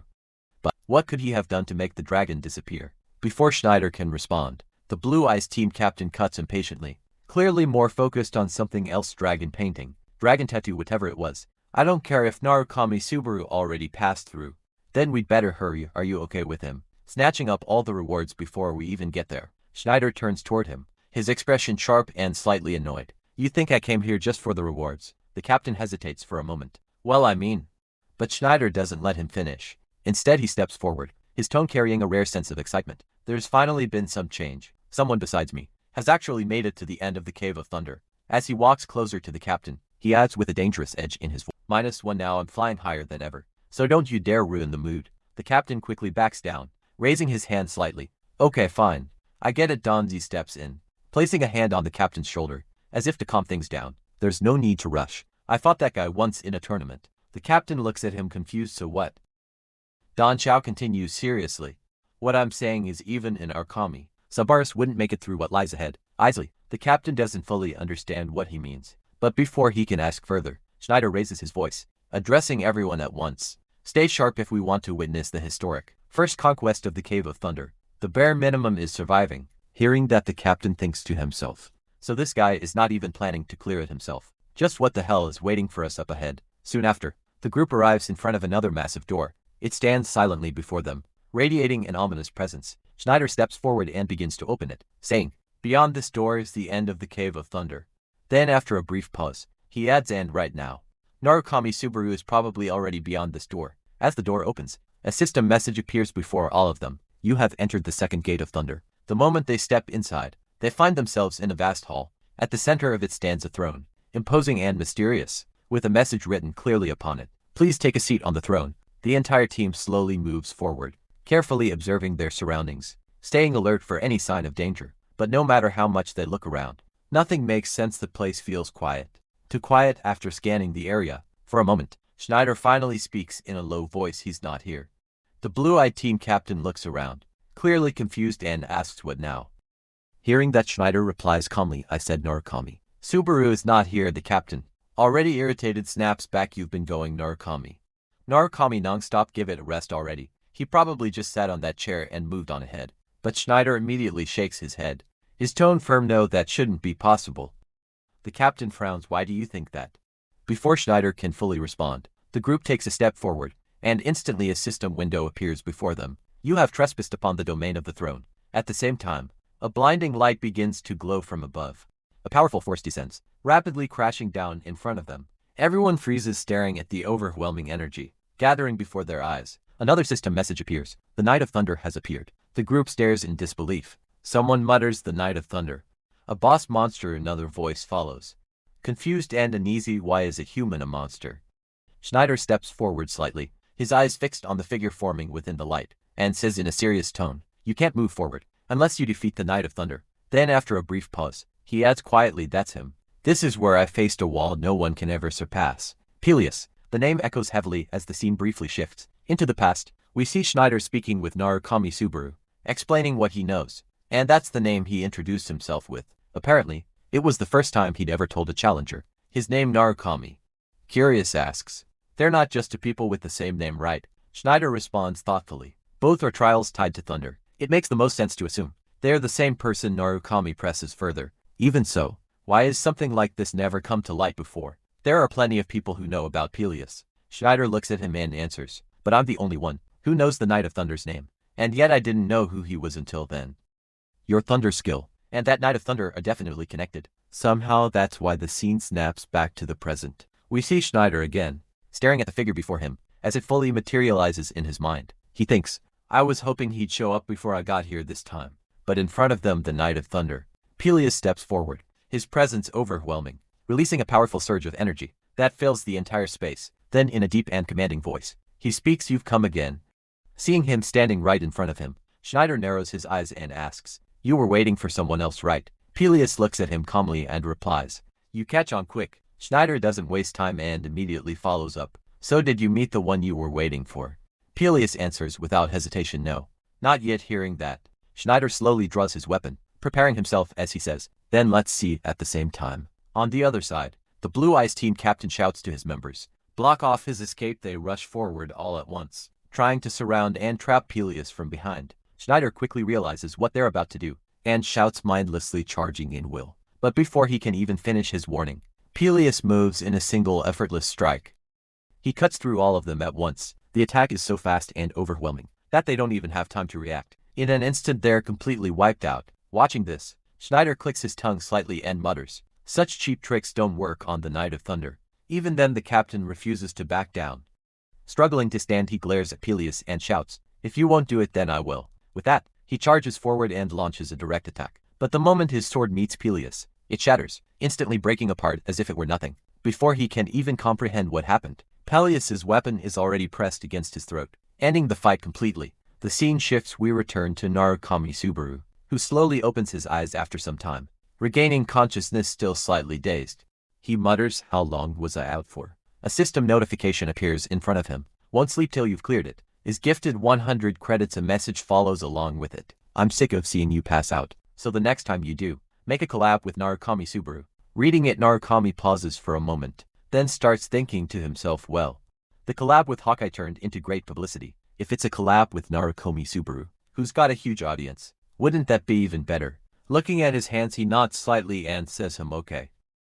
Count me in." Right after that, a status window appears in front of him, showing his current level 37.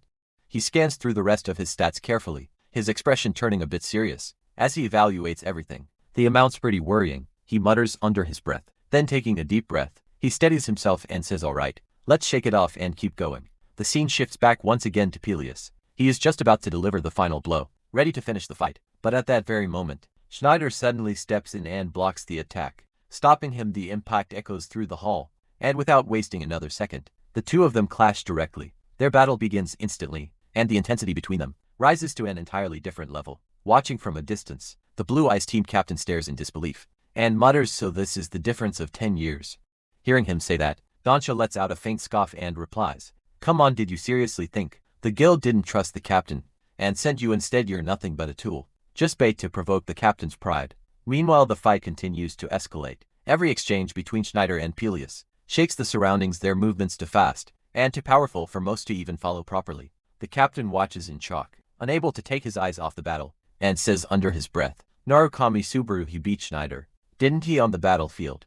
Peleus suddenly unleashes an incredibly powerful attack towards Schneider. Schneider manages to block it, but the force behind it is overwhelming. His body strains under the pressure, and it becomes clear that he's struggling to keep up. In the middle of the clash, disaster strikes. One of Schneider's arms is cut off. Even then he doesn't fall.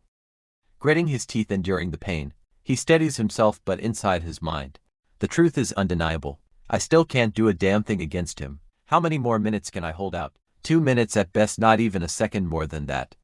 Just then a few other fighters rush in, attempting to support him. They leap toward Peleus, attacking from different directions, hoping to overwhelm him, but it makes no difference. With a single effortless strike, Peleus defeats all of them at once. brushing them aside as if they were nothing. Without even slowing down, he continues advancing straight toward Schneider, intent on finishing the fight. Seeing this, Schneider's thoughts sharpen. He knows there's no more time, no more room for hesitation. In that case, he thinks, tightening his grip, I'll put everything on this very strike. Schneider rushes forward and lands his attack, his blade striking Peleus directly, but to his shock, it doesn't even leave a scratch on his body. It's as if the attack meant nothing at all. Seeing this, Peleus calmly steps forward, raising his weapon to finish the fight, and says, you've grown quite a bit. He is just about to strike the final blow, but suddenly an overwhelming surge with energy erupts across the battlefield. A massive explosion burst outward, forcing both of them to be thrown back. The entire area shakes under the impact, and for a moment, everything is consumed by blinding light and chaos. Then from within the explosion, a figure slowly emerges. Narukami Subaru steps out. His presence alone feels completely different now. His power has risen to an entirely new level. Compared to before, the air around him crackles with intense energy, far stronger than anything seen earlier. Even Peleus reacts, his eyes narrowing slightly as he says, Narukami Subaru. Narukami steps forward and signals Schneider to stay back. Without hesitation, he summons his demonic blade, releasing a surge of powerful thunder energy that radiates outward violently. Both of them unleash their power fully. Terrifying waves of energy erupt from their bodies, clashing against each other and shaking the entire space. In an instant, Peleus disappears from his position and reappears right in front of Narukami, launching a powerful attack without warning. Narukami reacts just in time, blocking the strike, but the impact is immense, pushing him back slightly as their powers collide head-on. As their thunder energies clash violently, Peleus speaks again, his voice carrying a strange familiarity. It's been a while. Benefactor Narukami, maintaining his stance, replies, I've heard the story. Watching from the side, Don Xiao looks completely confused and asks what's going on at that moment. Peleus slowly removes his helmet, revealing his face for the first time. Looking directly at Narukami, he speaks with calm certainty, I'm not sure if you remember my face, so allow me to greet you properly. It is me, Peleus. I didn't know where you went after that, but I believe we would meet again someday. If I came here. Narukami stares at him, trying to process everything, then asks quietly, how much time has it been since then? Peleus looks at him calmly and says, you really are an otherworlder. I'm not exactly sure about the time, because I stopped counting after 100 years or so had passed. Hearing that, Narukami Subaru is left stunned for a moment. In his mind, he tries to make sense of it all. The Thunder Trial is supposed to be a virtual test, something that can be repeated as many times as you want. So how does he still remember me?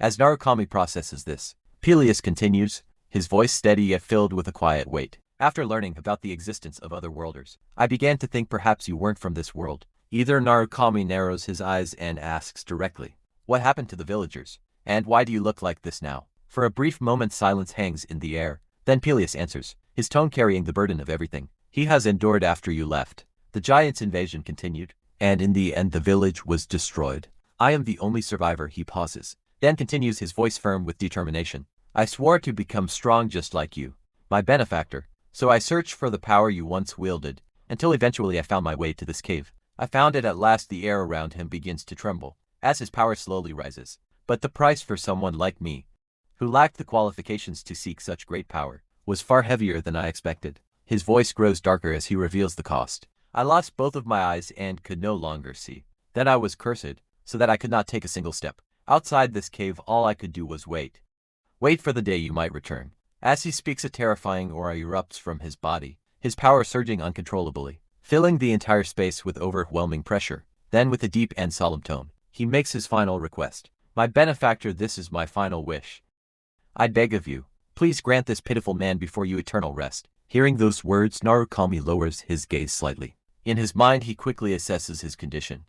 My fatigue is close to its limit. If I don't want to drag this out, I'll have to go all out at that very moment. An immense surge of energy begins to gather within his body. A system window appears, charging the Thunder's heart. Another warning follows, your fatigue has reached 78. Despite that, the power inside him continues to rise uncontrollably. Lightning burst outward, his aura growing more intense with every second. Then looking straight at Peleus, Narukami speaks with resolve. Very well, I will grant your wish. In the next instant, both of them release their full power. Their thunder energies collide violently, creating a terrifying and overwhelming clash that shakes the entire domain. The sheer force of it is beyond anything seen before. Destructive. The scene shifts, and we are shown Rina as she walks toward her base. Lost in thought, she thinks to herself, he's probably going to be mad. It's not even that I couldn't retrieve it, it's that I didn't. She looks slightly troubled and anxious. Just then she raises her gaze forward and freezes in complete shock. The entire base in front of her is completely frozen in ice. Seeing this, she mutters, "Oh, he's definitely mad." After that, she opens the entrance and looks upward, noticing numerous sharp ice shards hanging above. As she moves forward, those shards begin to fall rapidly from above toward the ground. Startled and overwhelmed, she shouts, "This is way too much. Are you trying to kill me?" Then as she looks ahead, she sees someone stepping out, clearly filled with anger. The sight alone terrifies Rina, and she immediately panics. In a flustered state, she blurts out, "You're right. I should pay with my life." "Now wait, I sincerely apologize." The white-haired person then speaks coldly, "You let him have it on purpose, didn't you?" Hearing this question, Rina quickly responds, "No." But the person presses again, "Just say it straight." Hesitating for a moment, she finally admits, "Oh yes." The white-haired person asked once more, "Why did you do that?" Rina, still nervous and stumbling over her words, explains, "I didn't see his face, but everything he did felt exactly like Subaru, so I figured it might be okay to let him have it. He didn't seem like he'd do anything bad." After hearing this, the white-haired person pauses. He seems slightly troubled and hesitant for a moment, but then he turns away and begins to leave. As he walks off, he says calmly, "I see. Well, it's true I put you through a lot. Let's just call it even, now that you made it back safely." Rina looks at him and asks hesitantly, "You'll forgive me?" The white-haired man responds calmly, "However, put the house back to normal." Hearing this, Rina immediately gets irritated and shouts back in frustration, "You are the one who wrecked it." The scene then shifts, and we are once again shown the cold, chilling energy of the area. The members of the Blue Zone team look around, in confusion and disbelief, saying, Is this really the third floor?" Hearing their words, Dronzer replies seriously, "There's no opening at all." At the same time, the focus moves ahead to an intense and terrifying battle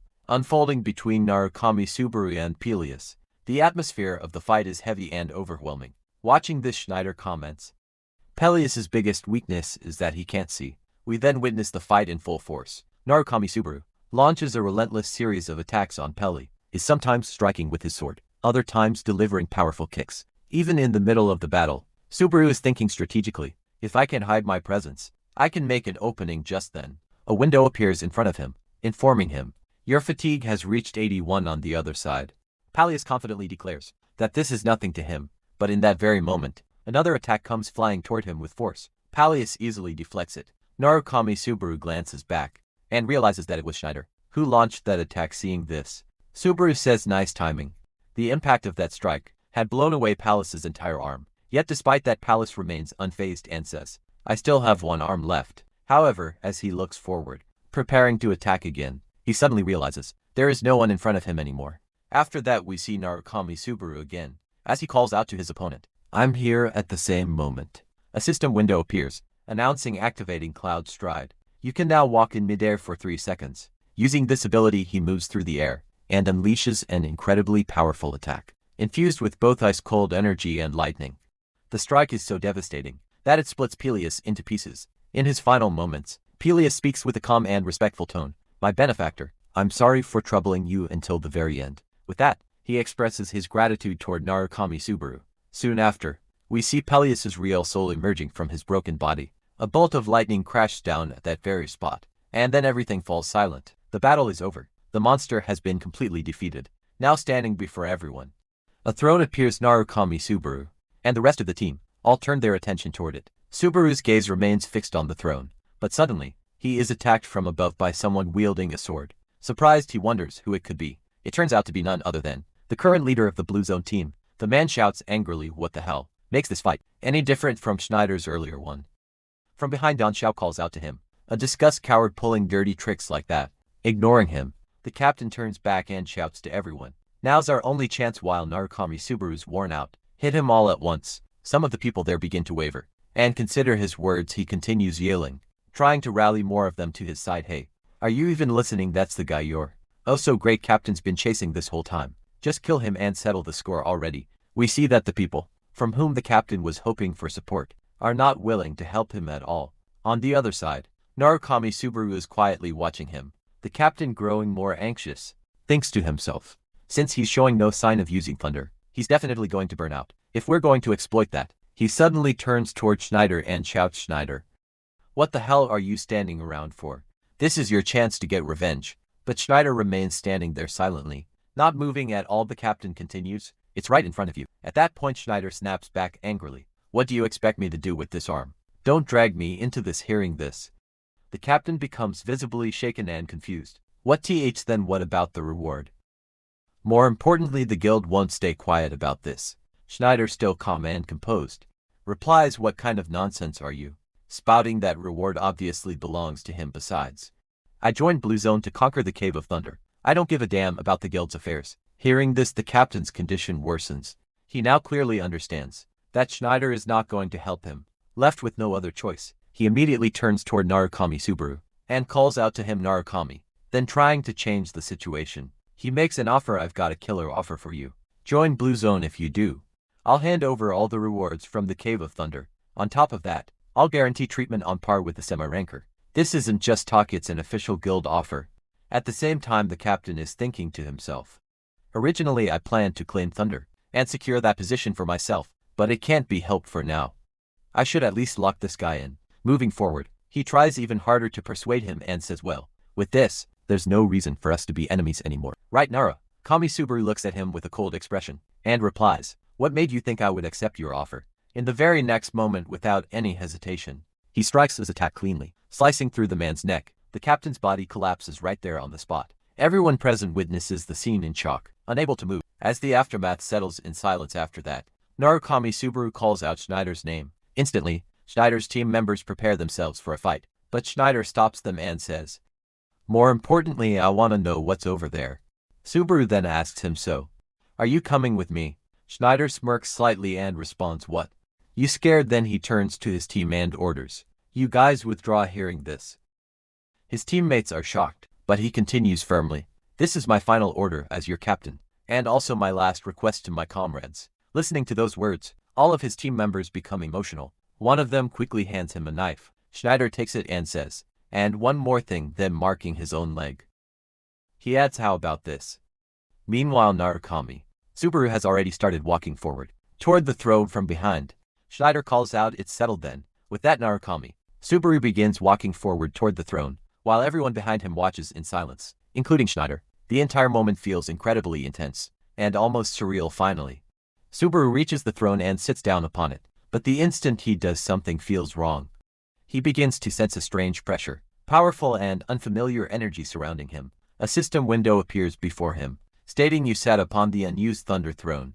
At once, a different kind of energy starts coiling all around him. Subaru's condition quickly worsens. He is visibly struggling both physically and mentally. It feels as if he wants to get up from the throne, but he simply cannot move. The overwhelming pressure keeps him pinned in place, growing heavier with every passing second. Just then, the door to the room ahead slowly opens, and a shadowy figure walks inside. Nothing about this person is explained yet, but despite the crushing pressure filling the entire area, he moves forward completely normally, as if unaffected. From his red hair and the armor he wears, it is clear that he is someone incredibly powerful. He looks straight toward the person sitting on the throne and calmly says, I can't withstand the power of thunder as I am now. That's why I cannot take that seat. Someday our return is a vessel worthy of it.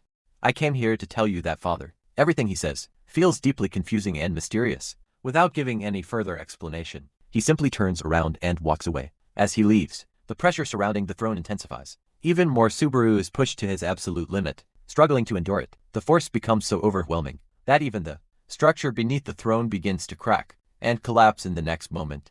Everything is destroyed in a massive explosion. The entire place is engulfed in chaos and debris. Yet somehow, after all of this, Narukami Subaru is seen standing in a different place, as if he has been moved or transported. Looking around in confusion, he mutters to himself, wait, the viewers couldn't see that cussing either. With that, another window appears in front of him, and at the same time the live stream is still ongoing, filled with countless viewers, constantly commenting and reacting. Without wasting a moment, he reaches forward and grabs the item in front of him. As he does, a system window appears, displaying, you have cleared the Cave of Thunder. You have obtained the Hollow Heart of Thunder. Right after that, more notifications follow. He has leveled up 3 times. His strength, stamina, and agility have each increased by 2 points, while his concentration has increased by 3 points. Another window appears, stating you can receive AP from the Central Guild. The strange item he just obtained, the Hollow Heart of Thunder, remains a complete mystery. Nothing about its rank or properties is revealed. Narukami Subaru keeps staring at it deep in thought, and mutters to himself, the rewards. Kind of trash for a test this hard. Wait, could it be the same type of item as the Thunder's Heart? At that moment, Schneider speaks up, clearly confused. What was that just now?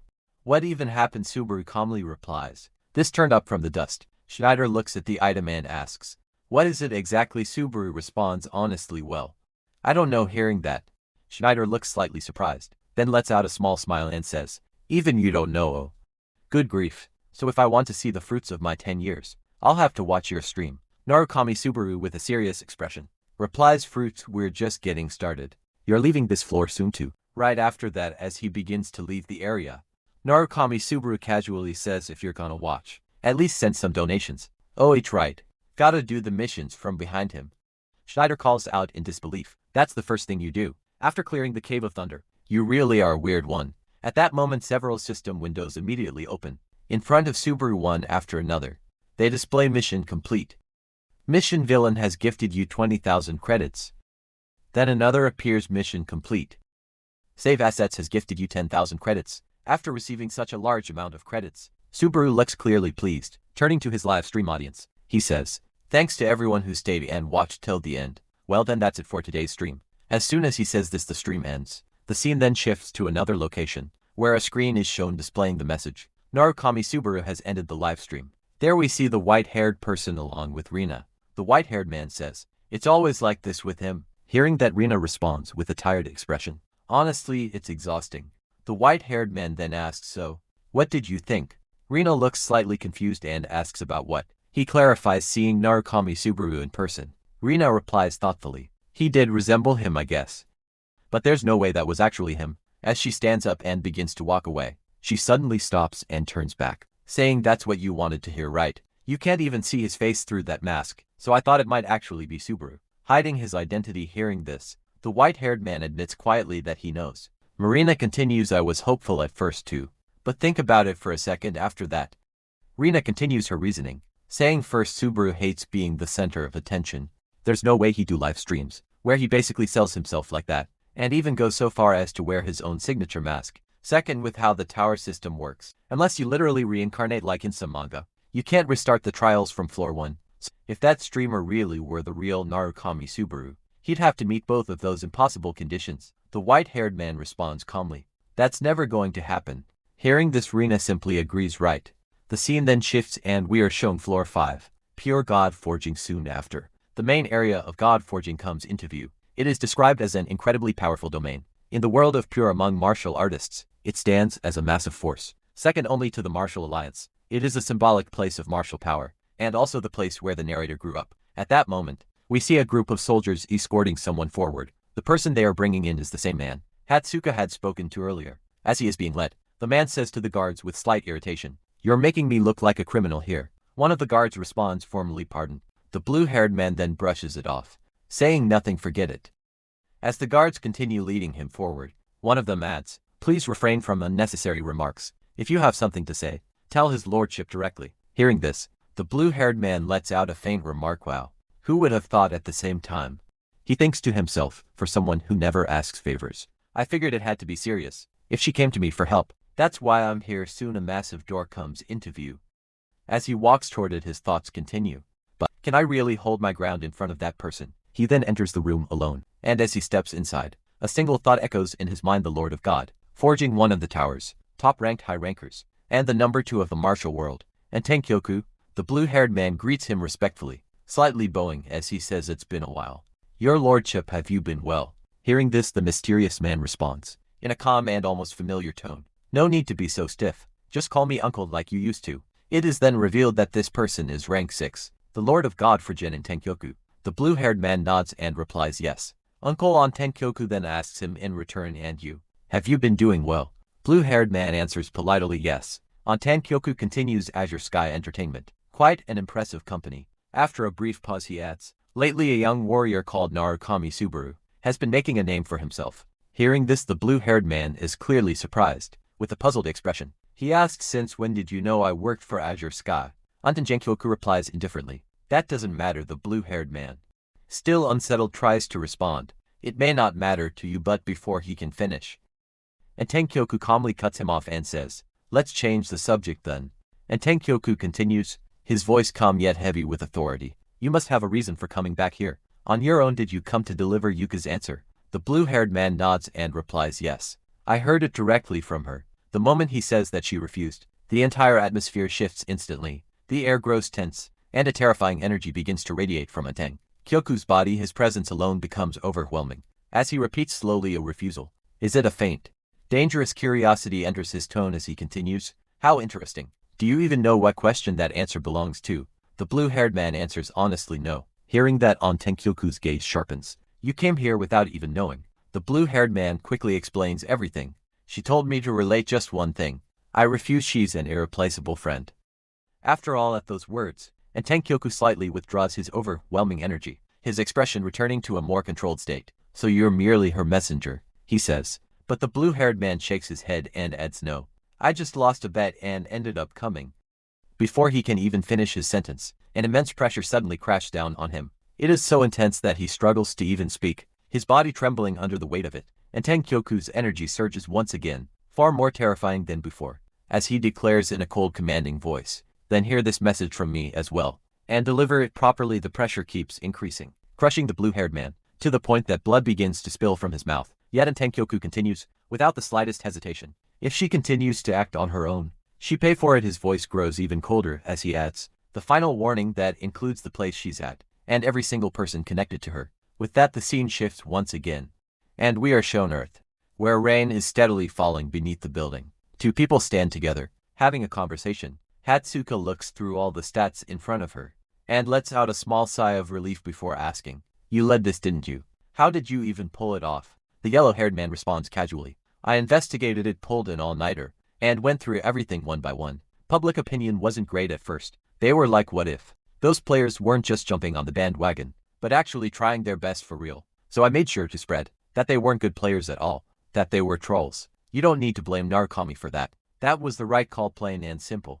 Hearing this, Hatsuka calmly replies, I'm not blaming him, I'm his fan before I'm his manager. At that moment, the yellow-haired man looks at her and says, then stay that way. A manager's gotta be their biggest fan. He continues, his tone softening slightly. You've been way more alive. Ever since you got assigned to Narukami. You always looked so gloomy back when you first joined. But now you've become proactive at work. And you smile more too. He adds further, streamers matter, sure. But my subordinates are just as important to me. Let's keep up this pace, and work together for a long time. Hearing all of this, Hatsuka feels a bit awkward. The way he is speaking to her makes her feel as if she's being treated like a child, leaving her slightly uncomfortable. Despite his good intentions, a yellow-haired man notices her expression and asks, what's with that face? Hatsuka, still feeling awkward, quickly responds, it's time, so I'll head out first. Outside it's raining heavily. Seeing that the man calls out to her, take an umbrella with you. But Hatsuka is already too embarrassed, and without even looking back, she says, I don't need it. Just leave me alone, I bring only one umbrella. That's the kind of thing that makes you disappointing.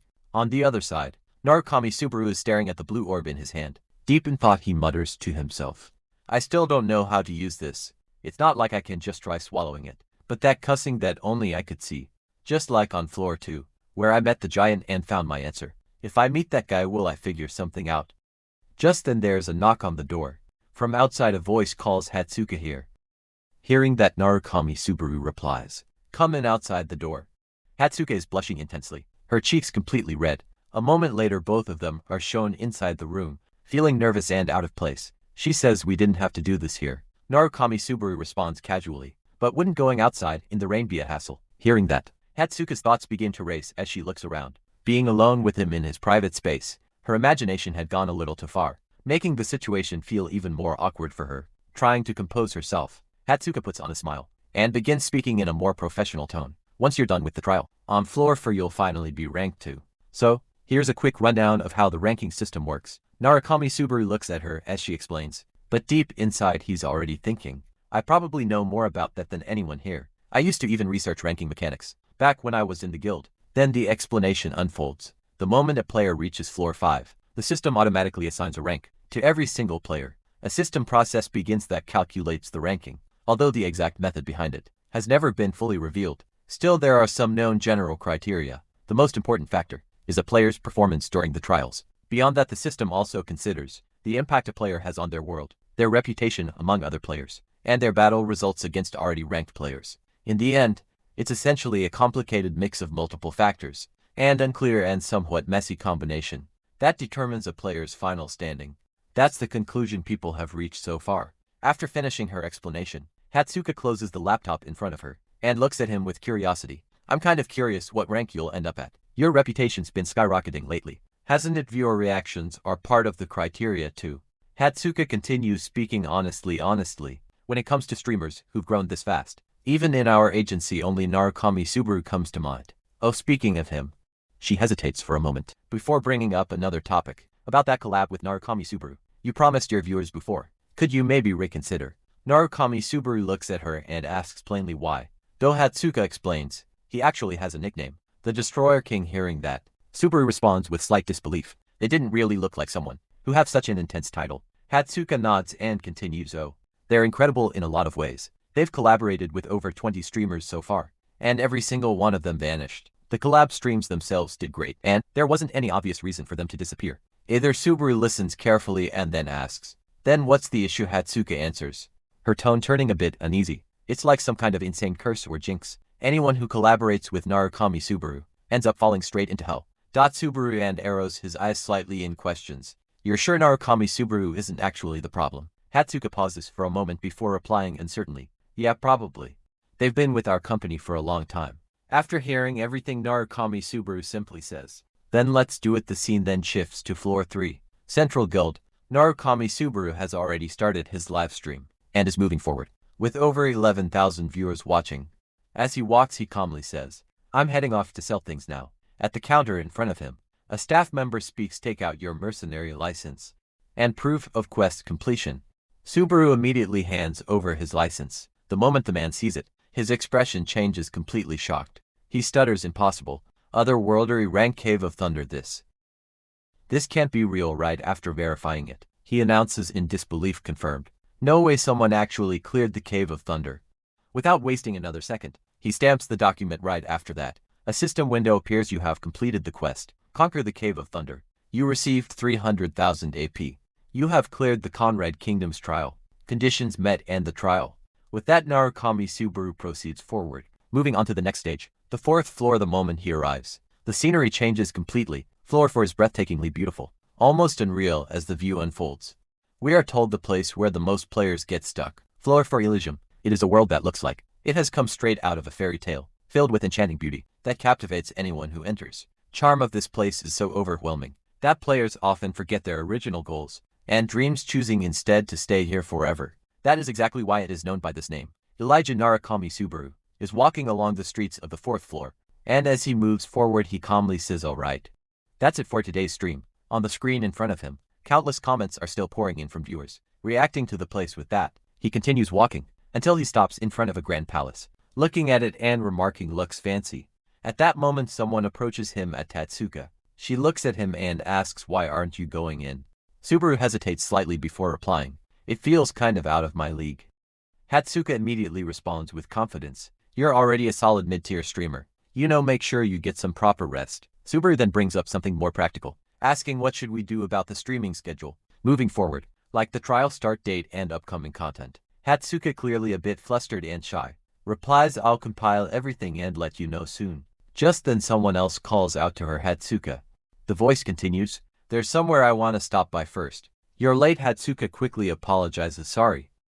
Work's been piling up. The scene shifts, showing the blue-haired man, as he responds to her in a slightly teasing but familiar tone, cut it out. That doesn't suit you. Apologizing like that isn't your style. Remember that stream in the forest behind God? Forging stuff like this really takes you back to when we were kids. We'd get so caught up playing that before we knew it, it was already dusk, and then your bodyguard would show up out of nowhere, rushing you to go home. Hatsuka listens quietly, unable to say anything while he continues, I thought we'd grown up a long time ago, but I guess nothing's really changed since back then. Uncle, no. Your dad knew everything. Hearing that, Hatsuka is completely shocked. He continues, where you were, what you were doing. After a brief silence, Hatsuka softly says, maybe we should quit this job.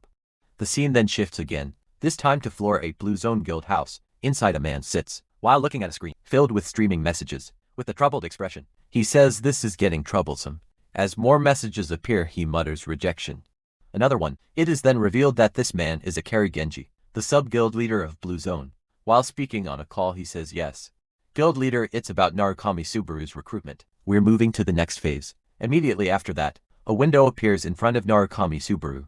informing him mission Villaini gifted 100 credits. What's the plan this time? At this moment too, his observation is extremely sharp. He stays quiet for a while, thinking calmly, and then says, "That's right, progress. Speed here depends entirely on your physical stats, so I'm planning to climb as fast as possible." Meanwhile, in the comment section, people begin reacting. One person comments that the path ahead is extremely long, while another says this is his first time here, so how does he know so much?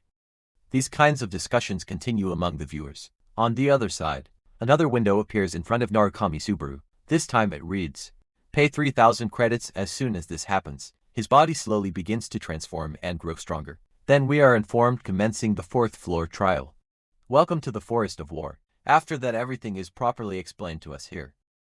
-1 players are divided into 2 teams of 4 and must engage in a small-scale war. Battlefield is structured like a strategic arena, consisting of 3 main lanes, top, mid and bot, along with a jungle area spread between them. Each player must defend their own lane from enemy attacks, while also increasing their stats by hunting enemies or defeating soldiers along the way. The objective is clear. The team that successfully destroys the enemy base emerges victorious. It has also explained that the 4th floor trial can only be cleared once a player reaches the challenger rank through repeated victories, making it a long and demanding journey. After this explanation, a system window appears in front of everyone, displaying an important update. You have been assigned the rank Bronze 3. All stats are adjusted to 50% to match your rank. Right after that, Narukami Subaru is shown again, carefully listening as more information is revealed. Players earn points by winning matches against the enemy team, gradually climbing up the ranks. Hearing all of this, Subaru calmly concludes it'll take at least 6 months. The system then explains the full ranking progression: Bronze, Silver, Gold, Platinum, Diamond, and finally Challenger. Upon hearing this, Subaru thinks to himself, for some, the 4th floor trial is a wall they never overcome in their entire lives. Soon after, another window appears, delivering the final announcement. The trial ends once you earn enough points to reach Challenger, defeat enemies and raise your rank, destroy the enemy base to achieve victory. And with that, the scene shifts, as Narukami Subaru's 3 teammates, for his very first match, finally appear before him, marking the true beginning of his battle. On the 4th floor, as soon as the 3 of them arrive, they take one look at Narukami Subaru's Bronze 3 rank and immediately react. In their minds, seriously, we have to play with this guy. The reason for their frustration is obvious. All 3 of them are ranked in Platinum, and just like in any competitive game, you already know how low rank players are judged, looked down on, underestimated, and often blamed before the match even begins. The exact same situation was unfolding here. However, the girl on the team suddenly pauses and says, "Wait, isn't Narukami Subaru that famous guy?" Before she can continue, a muscular bodybuilder type man cuts in dismissively. Narukami Subaru died a long time ago, but the girl quickly shakes her head and clarifies, "No, not that one, I mean the streamer." Bodybuilder scoffs at that and responds with clear irritation. A streamer? Does being a streamer give him a pass to ruin other people's games? Having a bronze on the team means we've already lost. Despite hearing all these harsh and disrespectful remarks directed at him, Narukami Subaru remains completely calm. Without raising his voice, he looks at the man and says, "If all you're going to do is complain, why don't you just quit now?" That response instantly sets the bodybuilder off. Angered, he snaps back, "What? Who do you think you're talking to?" Sensing the tension rising, the girl quickly steps in between them to stop the argument, trying to keep things under control. She says, Now, let's not fight with our teammates. We are on the same team for now. We may be at a slight disadvantage, but let's give it our best shot. We'll each take a lane, so Narukami-san, please handle the jungle and provide support. You know the drill, right?" Right after this, it is explained that one player must always take on the jungle role and influence every lane. It is usually considered the most strategic position on the battlefield. However, it becomes clear that they are only assigning him this role because they are too nervous to let him handle a lane on his own. The bodybuilder once again mocks him and says, "Does a bronze even know how to time a gank?" Before things can escalate further, a system announcement echoes. "Soldiers will spawn in 30 seconds. Good luck, everyone." Soon after, the bodybuilder heads off alone down his chosen path. As he walks, he continues muttering to himself with irritation. Cocky for a bronze. Does he think being a streamer makes him special? Wearing that outdated mask and all. As he looks ahead, he suddenly spots a player from the opposing team. Narrowing his eyes, he recognizes the opponent and thinks, an archer. I have the elemental advantage. I'll have to carry this myself. But on the other side, the archer simply looks at him and gives a faint, confident smile. In that moment, it becomes clear something is off. The bodybuilder had unknowingly stepped far forward, leaving himself exposed. Realizing the situation, his expression changes as it finally clicks. Damn it. They baited me. Right after that, the enemy suddenly charges forward at incredible speed, rushing straight toward the bodybuilder. with a clear intent to take him down. In a single strike, the attack is swift and decisive, but at that exact moment something unexpected happens. A powerful lightning spear crashed down from above, interrupting the attack entirely. And you already know who used it. The enemy, who had been charging in so confidently, is instantly wiped out on the other side. The archer is caught completely off guard. Shocked, he looks around in confusion and says, "What? Where are they?" But before he can even finish reacting, another attack lands on him. In the next instant, he too is eliminated without any chance to fight back. Watching this sudden turn of events, the bodybuilder thinks to himself, fortunately, there is at least one person on this team who knows what they're doing. But the moment he turns around to see who it is, he freezes. Standing right behind him is Narukami Subaru, holding a cold crackling lightning spear. Before, he wasn't able to use his powers properly, but now he is handling them with remarkable efficiency and precision. The scene then shifts to another part of the battlefield, where a player desperately shouts retreat to the turret.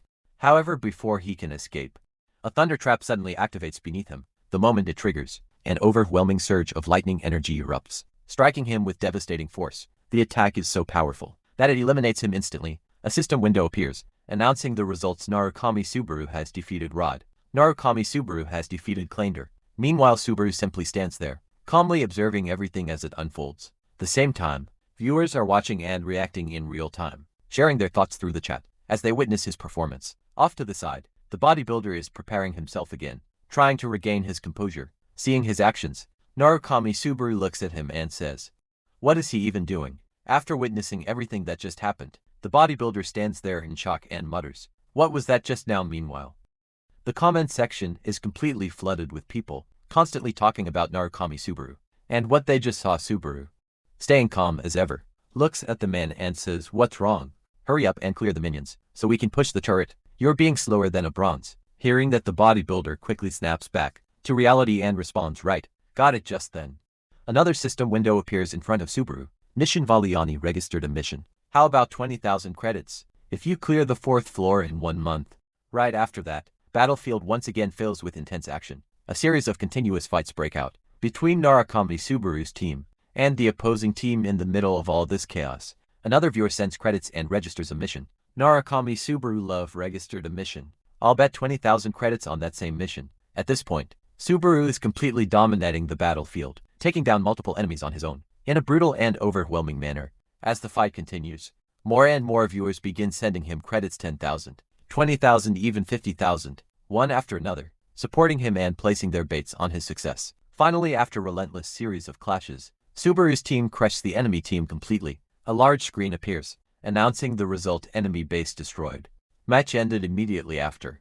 Subaru receives his rewards, earn 147 points, promoted from Bronze 3 to Bronze 2. Then another window pops up. Right after that, a viewer angrily comments, "Jay, don't screw with me." But despite the tone, he donates 100 credits and registers yet another mission. "If you lose even once, you refund every credit I've ever donated. But if you reach Challenger without a single loss, I'll give you 50,000 credits. Seeing this, Narukami Subaru takes a deep breath. The chat continues to explode with reactions, everyone discussing this risky and high-stakes mission. And after a brief moment, Subaru calmly responds, "Sure. Let's do it with that." The same person sends another donation, and the scene shifts to a completely different place. There, a girl begins introducing herself to her viewers. She says, "My name is Dell. My streamer handle is Mizumiga. I can't cry when I want to, and I can't even laugh when I want to." But right after saying that, she suddenly starts crying anyway and continues, "Because I am what you call a dead channel streamer." We can see that only around 50 people are watching her stream at the moment. Despite that, she tries to sound confident and says, "No, I'm serious. I feel like I can win today. Why won't you guys believe me? Fine, I'll stream until I hit diamond. It's a deal." However, deep down, her true thoughts are completely different. In her mind, she mutters, "What? If I wasn't streaming, I would have hit Challenger a long time ago. I only play with you guys because I have no other way to make money." Then almost immediately, she forces a smile and lets out a small laugh, saying, "Everyone is so mean. Alright, let's get our heads back in the game and go." At that moment, her full team for the match appears in front of her, and among them is Narukami Subaru. The instant she notices him, her eyes go straight to his mask, and she says, "Wait, that mask? You're the new Subaru, right?" But Narukami Subaru doesn't pay any attention to her at all. Seeing his rank, she thinks to herself with annoyance, "Give me a break, of all people. I get matched with a silver. If I had met him later, it would have been great promotion." Just then, the same person who had previously given Narukami Subaru a mission appears again and offers her one as well. The condition is simple: if she loses, you will give her 30,000 credits. Hearing this, her mood instantly changes. Smiling brightly, she says, "Safe asset Sam. Thanks for the mission, Ben." Still smiling but trying to act composed, she looks at her team and says, Now. Everyone stay calm." Just then, the system screen flashes before everyone. Mac has defeated Daddle. Narukami. Subaru quietly observes everything that's happening, carefully analyzing the situation. As he watches, he thinks to himself, "It's about time I ran into them." The scene then shifts again, showing Daddle fighting once more against a member of the opposing team. However, she loses yet again, and is forced to respawn back at her spawn location. But even after returning, the same opponent defeats her again. Almost immediately seeing this repeated pattern, Subaru narrows his eyes and says, "That's some blatant trolling. I don't think just anyone could sacrifice themselves like that. I wonder who she really is." Slowly tightening his grip on his sword, he comes to realization. His expression sharpens as he mutters, "I see. So that's how it is, safe asset sand. Don't you worrying with that." He draws his sword. The moment it leaves its sheath, an intense and powerful cold light begins to radiate from it, giving off a chilling, overwhelming presence. Then with complete confidence, he declares, "Those credits, you bet on the other side. I'll make sure to keep them safe." After that, we are shown Gormac, now standing right in front of Narukami Subaru, looking at him with a sharp gaze. Gormac speaks in a mocking tone, "You are the streamer, Narukami Subaru, aren't you? Were you given a mission to fight me one-on-one?" Hearing this, Narukami Subaru smirks slightly, and replies without hesitation, "Too bad. It would have been nice if there was a mission like that." Gormac lets out a scoff, clearly amused, and mocks him in return. "Even if there was, it would end in failure anyway." His voice grows heavier as he continues asserting his confidence. "This is the forest of war.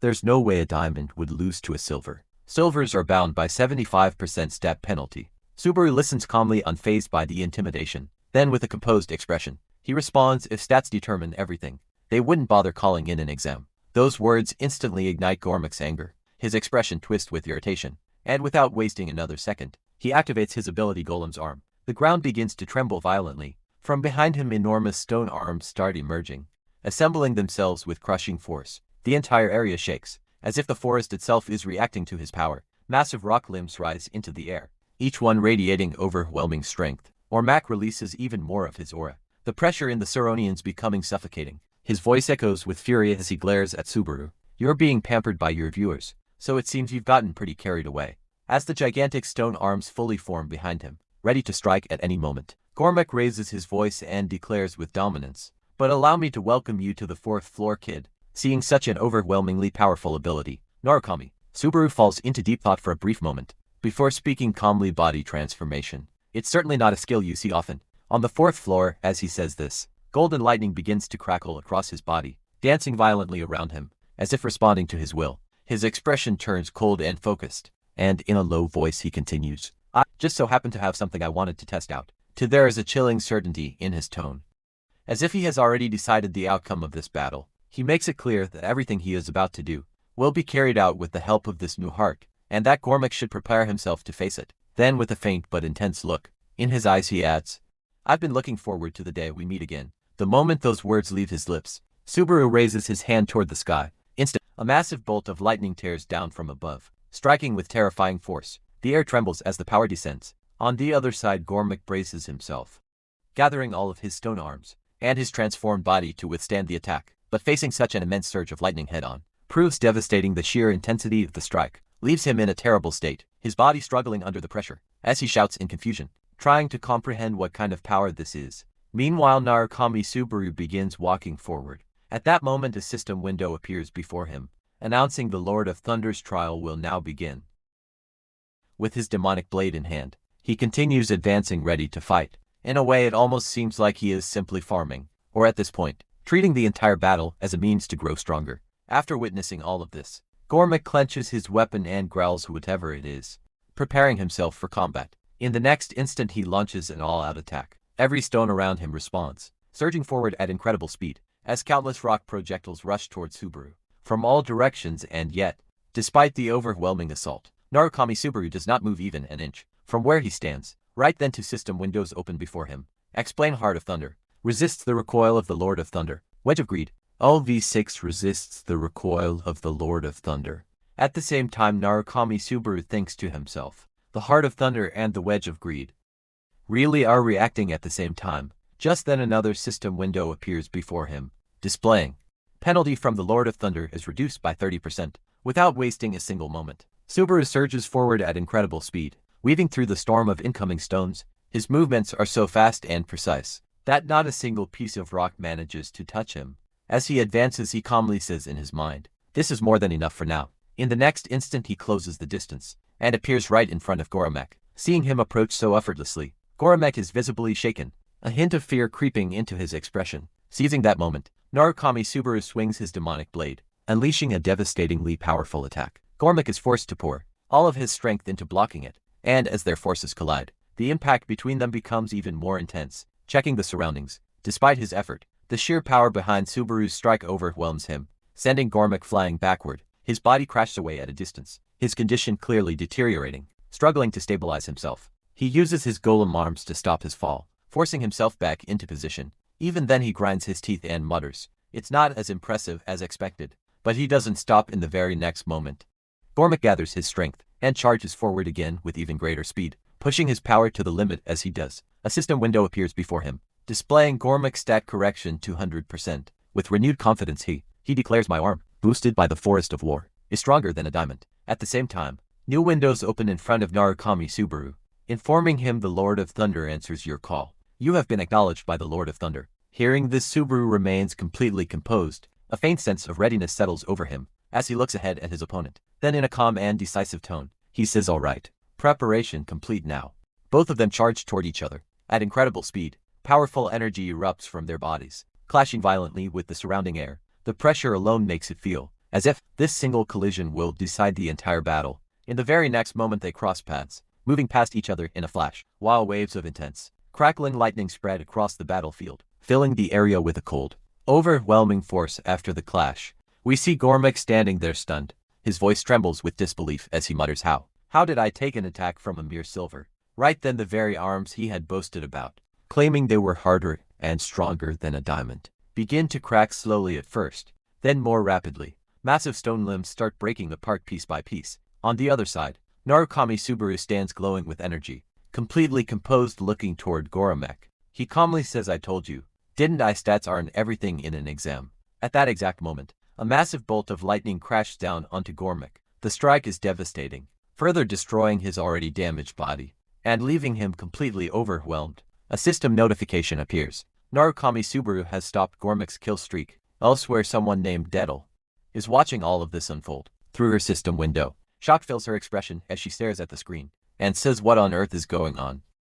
And here I threw away my pride to carry him. Her voice carries both disbelief and frustration. But before she can process it fully, another notification appears. Narugami Subaru has slayed Libri. Then another Narugami Subaru has slayed Sinal. And yet another Subaru has slayed Johan. Seeing this continuous stream of victories, the girl is left completely shaken. Her disbelief turns into anger as she clenches her teeth and snaps, "That's enough." Then she suddenly shouts at the top of her lungs, her frustration exploding outward, "Stop messing with me. You guys were the ones egging him on too. Anyone would do it if 30,000 credits were on the line. You piece of trash." Viewers. Her viewers begin mocking her, which only fuels her rage even more. She yells back furiously, "You keyboard warriors, always attacking only me." Just then she notices a comment on the screen. This one posted under the name Narukami. The message reads, "If he was going to struggle against the likes of you, he wouldn't have taken this mission in the first place." Seeing that, she is left momentarily stunned, still trying to process it, when suddenly another system message appears. The enemy has surrendered. The color drains from her face. Almost instantly, her expression stiffens as realization hits her, and in a quiet, shaken voice, she mutters, "It's over." Right after that, a final window pops up. The match has ended. Meanwhile, Narukami Subaru calmly addresses his viewers, his tone relaxed, as if everything that just happened was routine. "Well then, that's it for today's stream. I'll be streaming again tomorrow. I plan to stream every day for a while." As he finished speaking, another notification appears. Narugami Subaru has ended the live stream. The scene shifts, and we see Narugami Subaru walking alone down a quiet street. The intensity of the battle is gone, replaced by a calm, almost peaceful atmosphere. Just then a voice calls out from ahead, "Welcome back." Standing there is Hatsuka. Subaru looks at her slightly surprised and asks, "It's already late. Have you seriously been waiting this whole time?" Hatsuka smiles gently before replying, "We promised I'd give you a summary of the schedule, didn't we?" Subaru nods slightly. "That's true," but before he can finish, Hatsuka interrupts him, her tone a bit more earnest. "I really wanted to give it to you today. Plus there was something I wanted to talk to you about. Subaru tilts his head slightly curious. Something to talk about. Hatsuka's expression changes. She begins to look uneasy, as if she has been holding something in for a while. Then she says, "Your streams have been doing really well lately, haven't they?" She continues, her voice carrying a mix of admiration and concern. "You had 13,000 concurrent viewers. Just a little while ago. Everything is going so well." Then she hesitates, her emotions starting to surface more clearly. "But for some reason watching you makes me feel anxious." As she says this, her composure begins to crack, her feelings spilling out more openly than before. "Narumi?" Subaru looks at her with a hint of confusion and asks, "Are you drunk?" Hatsuka immediately replies, shaking her head slightly, "That doesn't matter right now." Her voice turns more serious as she continues, trying to put her feelings into words. "It's like you're being chased by something. No, rather, maybe you're the one chasing something." After saying that, she looks straight into Narukami Subaru's eyes, searching for an answer hidden deeper than words. "I've been wondering about this for a long time now. Are you dealing with some circumstances I don't know about?" Hearing her question, Subaru pauses for a moment before answering calmly, "I can't answer that, at least not right now." Hatsuka listens and unexpectedly smiles, as if she had already anticipated that response. "Just the answer I expected, for some reason deep inside here," she says, placing a hand lightly over her chest, her voice trailing off the same face as him. Suddenly, she reaches out and places her hand on his shoulder, but at that exact moment something slips from her grasp. A letter falls to the ground. Seeing it, Hatsuka's expression changes instantly, a flicker of unease crossing her face, as she hurriedly moves to pick it up. In her mind, a thought echoes in confusion. Did I just say face? Narukami Subaru steps forward, intending to help, and asks gently, "Are you okay?" But she quickly stops him, her voice tense and urgent. "Don't come near me. Just pick that up and go home, please." Unable to hold herself together any longer, she sinks down where she stands and starts vomiting, her condition clearly worsening. The scene shifts abruptly. We are taken to another place, where a voice can be heard speaking in a cold, matter-of-fact tone. "Yes, Vice Guild Master, if words don't work, drag her back by force. Is that what you mean?" There's a brief pause before the same voice continues, casually, almost dismissively, "I guess I'll just consider it taking a vacation." Then the identity of the speaker is revealed. Ranking 50,845th Blue Zone, Shiro Yuhi. Shiro Yuhi continues walking forward, clearly irritated, muttering under his breath, "I was so close to reaching the 8th floor too. Did I really have to go out of my way to come down to the 4th floor for this?" His tone is filled with frustration, as if this task is nothing more than an unnecessary inconvenience. After a while he arrives in front of a massive, luxurious hotel, staring at it with annoyance. He clicks his tongue and says seriously, "Everything about this pisses me off." But the moment he steps inside, his expression shifts, sitting there calmly as a girl, her presence quiet yet strangely captivating. For now her identity isn't revealed, but she appears completely at ease, as if she has been waiting. Seeing her, Shiro Yuhi pauses for a second, then casually corrects himself. "I take that back right there." The girl quickly places her device down, the one that had been playing Narukami Subaru's live stream. After the incident from last night, she seemed to be doing much better now, but there were still traces of uneasiness lingering on her face, as if something continued to trouble her deep inside. Just then the seat in front of her slowly slid back, and someone spoke alone. "Miss Hatsuka?" Startled, Hatsuka looks directly at the man and asks, "Have we met somewhere before?" The man, Shiro Yuhi, calmly takes a seat and replies, "What's your name?" Hearing that, Hatsuka studies him carefully. Almost instantly, she senses that something about him is off. Without wasting another second, she gets up from her seat and says firmly, "I don't see why I should tell you that I'm busy. So excuse me." She had just begun to walk away, when suddenly Shiro Yuhi appears right in front of her, blocking her path, releasing a subtle wave of energy. He stops her in place. Hatsuka's mind races in confusion. She wonders when he even got up from his seat, and how he managed to get in front of her so quickly. With a casual smile, Shiro says, "Hey, don't be like that then." Softening his tone and putting on a charming expression, he adds, "I just saw a beautiful flower and couldn't walk past it. I'm not some shady guy." He then hands her a card. Hatsuka glances at it, and in her mind, she can't help but think how unbelievably creepy this person is. Still, her eyes remain fixed on the card. Written on it were the words "Blue Zone, 7th floor, player Yujijo." After all that, Shiro Yuhi smirks slightly and says, "I saw your eyes light up just now. It's only natural for an ordinary girl to be drawn to a talented guy." His tone carries a quiet arrogance, as if he's already decided what kind of person she is. Hatsuka, clearly unimpressed, looks straight at him and asks, "Why is a Blue Zone sub-ranker in a place like this?" Shiro lets out a small chuckle, brushing off the question. "Come on, don't ask boring questions like that. Don't you have anything that'll help us get a little closer?" There's a playful edge in his voice, but it only makes Hatsuka more uncomfortable. Without hesitating, she steps forward, her expression turning cold. Then I guess there's no need to keep talking. Seeing her about to leave, Shiro is visibly taken aback. Wait a second, he blurts out quickly, reaching forward and grabbing her hand. Instantly Hatsuka's expression hardens. She jerks slightly, her voice sharp and filled with irritation. Don't touch me so casually. Know your limits. For a moment there's tension in the air. Then Shiro's eyes narrow slightly, as he changes the topic. What you were watching earlier, he says slowly, studying her reaction. Does it have something to do with that streamer? Hearing this, Hatsuka freezes for a split second, surprise flickering across her face. Is he talking about Narukami Subaru? She wonders silently, her thoughts racing. Shiro continues, his tone now laced with mockery. You were staring at the screen like you were obsessed. But he's just some fake stuck at floor for, isn't he? Cosplaying the outdated Narukami Subaru and all. His words grow sharper, more provocative, as if he's deliberately trying to get under her skin. Hatsuka's eyes narrow at that. Without holding back, she fires back at him. Can someone from Blue Zone really afford to talk like that? There's a clear challenge in her voice now. But Shiro doesn't back down. Instead, he looks straight at her and replies bluntly. You think everyone in Blue Zone worships Narukami Subaru? Or something? Hearing his words, Hatsuka immediately fires back, her voice firm and unyielding. I'm not saying you have to respect him, but talking trash like that is messed up. Blue Zone is the successor to Blue Eyes. You know, there's conviction in her tone. This isn't just an argument for her. It's something she genuinely believes in. Shiro Yui, however, looks completely unimpressed. He lets out a faint scoff before replying. How long are you going to stay stuck in something from 20 years ago these days?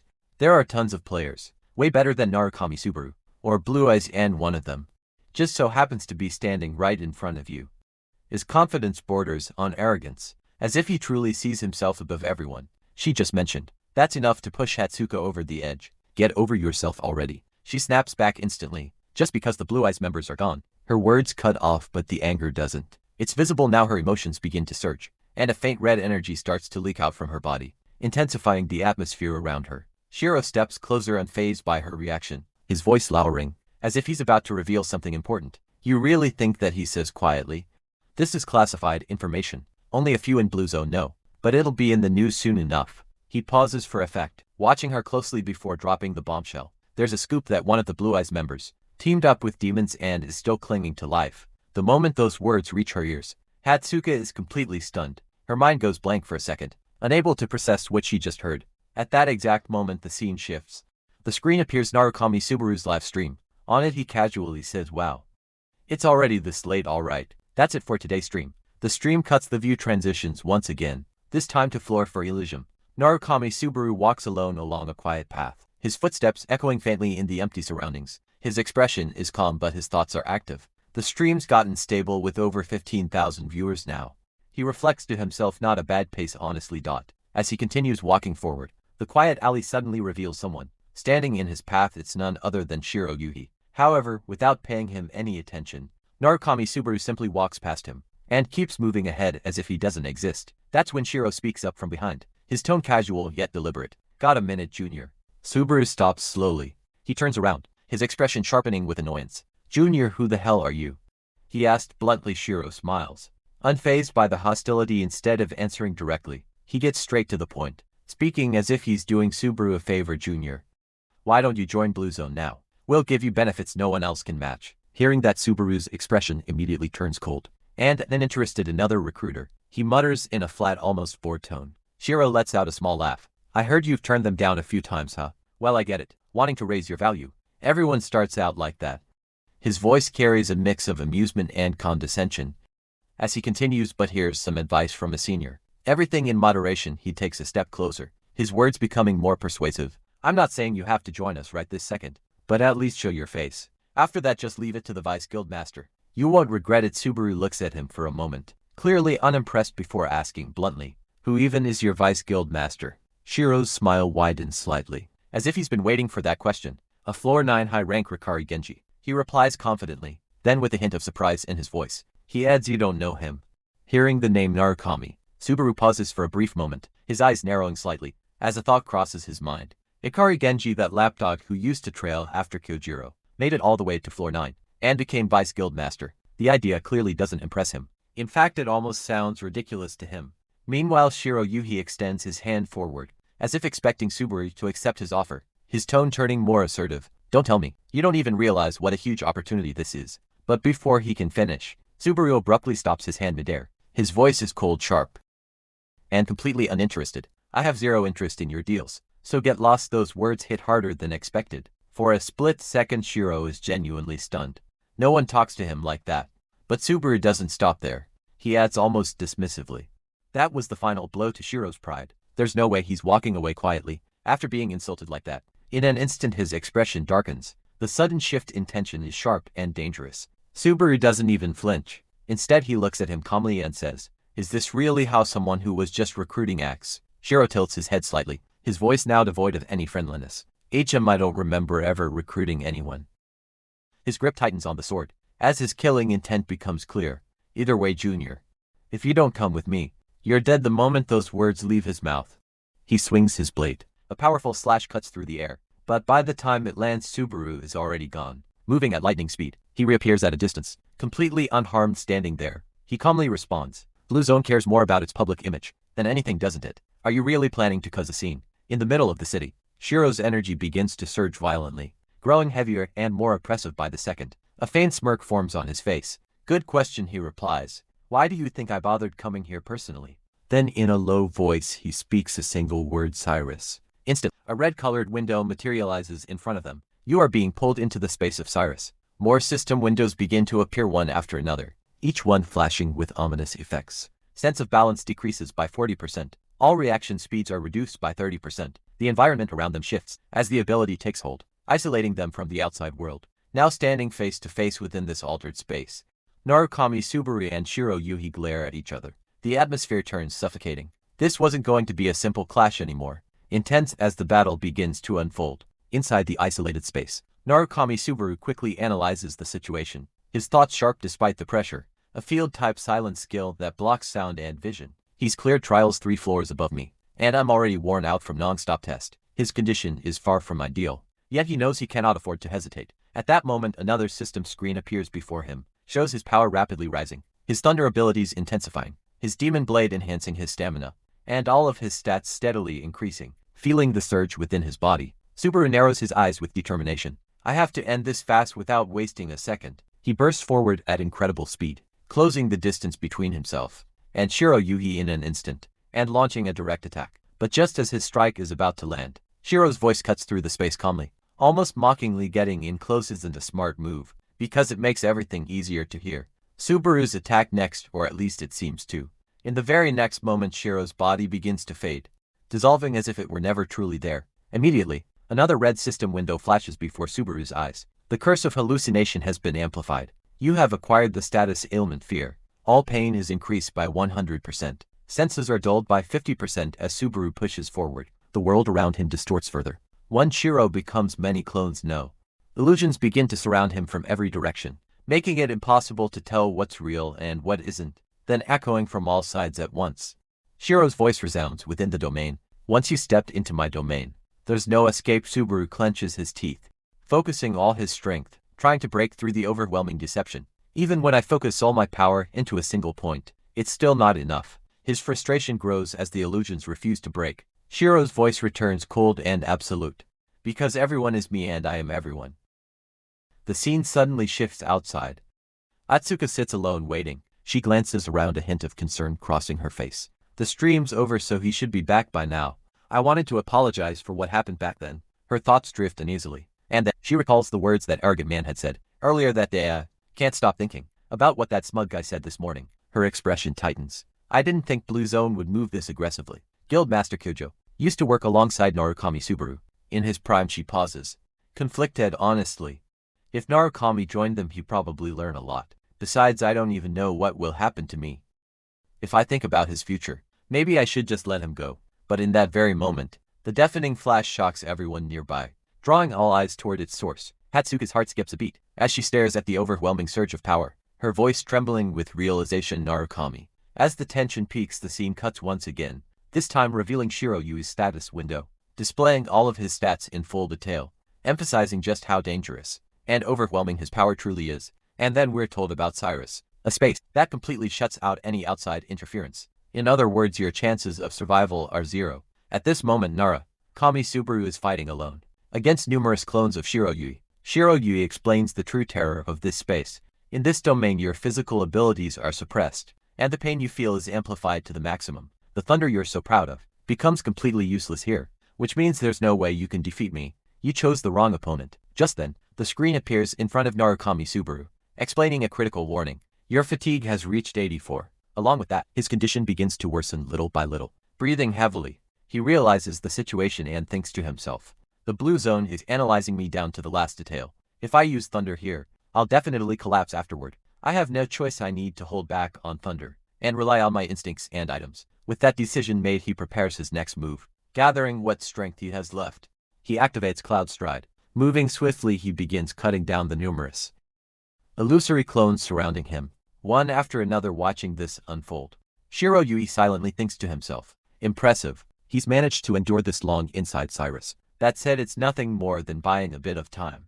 Even as those words linger, Narukami Subaru continues pushing forward, cutting down one clone after another. With each step his movements begin to change. His speed and agility now feel completely different from before, sharper, more precise, almost unnatural. Watching this, Shiroyui is caught off guard, because Subaru is doing all of this without even using thunder. On the other side, Subaru keeps advancing straight toward him. His eyes have turned completely red, as if he has entered an entirely different state of mind. Despite being surrounded by countless enemies, there is a strange certainty in his movements. It feels as if he has already identified the real one among them. Seeing this, Shiroyui's expression twists slightly, as he mutters to himself, I messed up. At that very moment, we see a thunder spear forming in Narukami Subaru's hand. With unwavering focus he declares, I've already found you, now try to escape.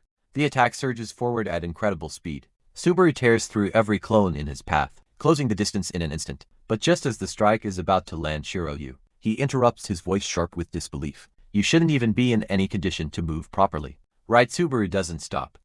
Instead he answers calmly, almost coldly, thanks to the handicap thunder gives me. I'm used to fighting under pressure. And then it's revealed. He has activated the Mark of Thunder. Narukami Subaru steadies himself, preparing for another attack, and this time, the force behind it is far more dangerous than before. Without hesitation he launches forward, and the strike lands directly on Shiroyui. The impact shocks him for a brief moment.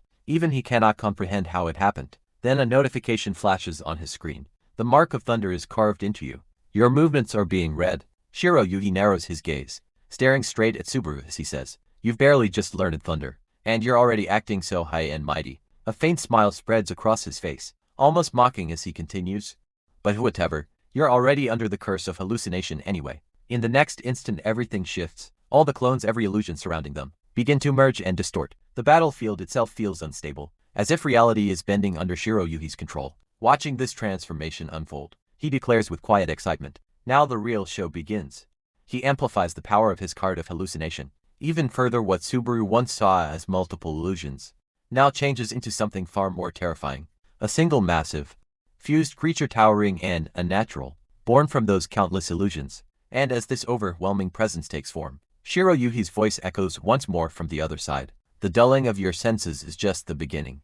The real horror of the curse of hallucination. As those words echo, we see the dark creature in its full form, now far larger than before, towering and overwhelming in size. Its presence alone feels suffocating. The explanation follows, cold and precise.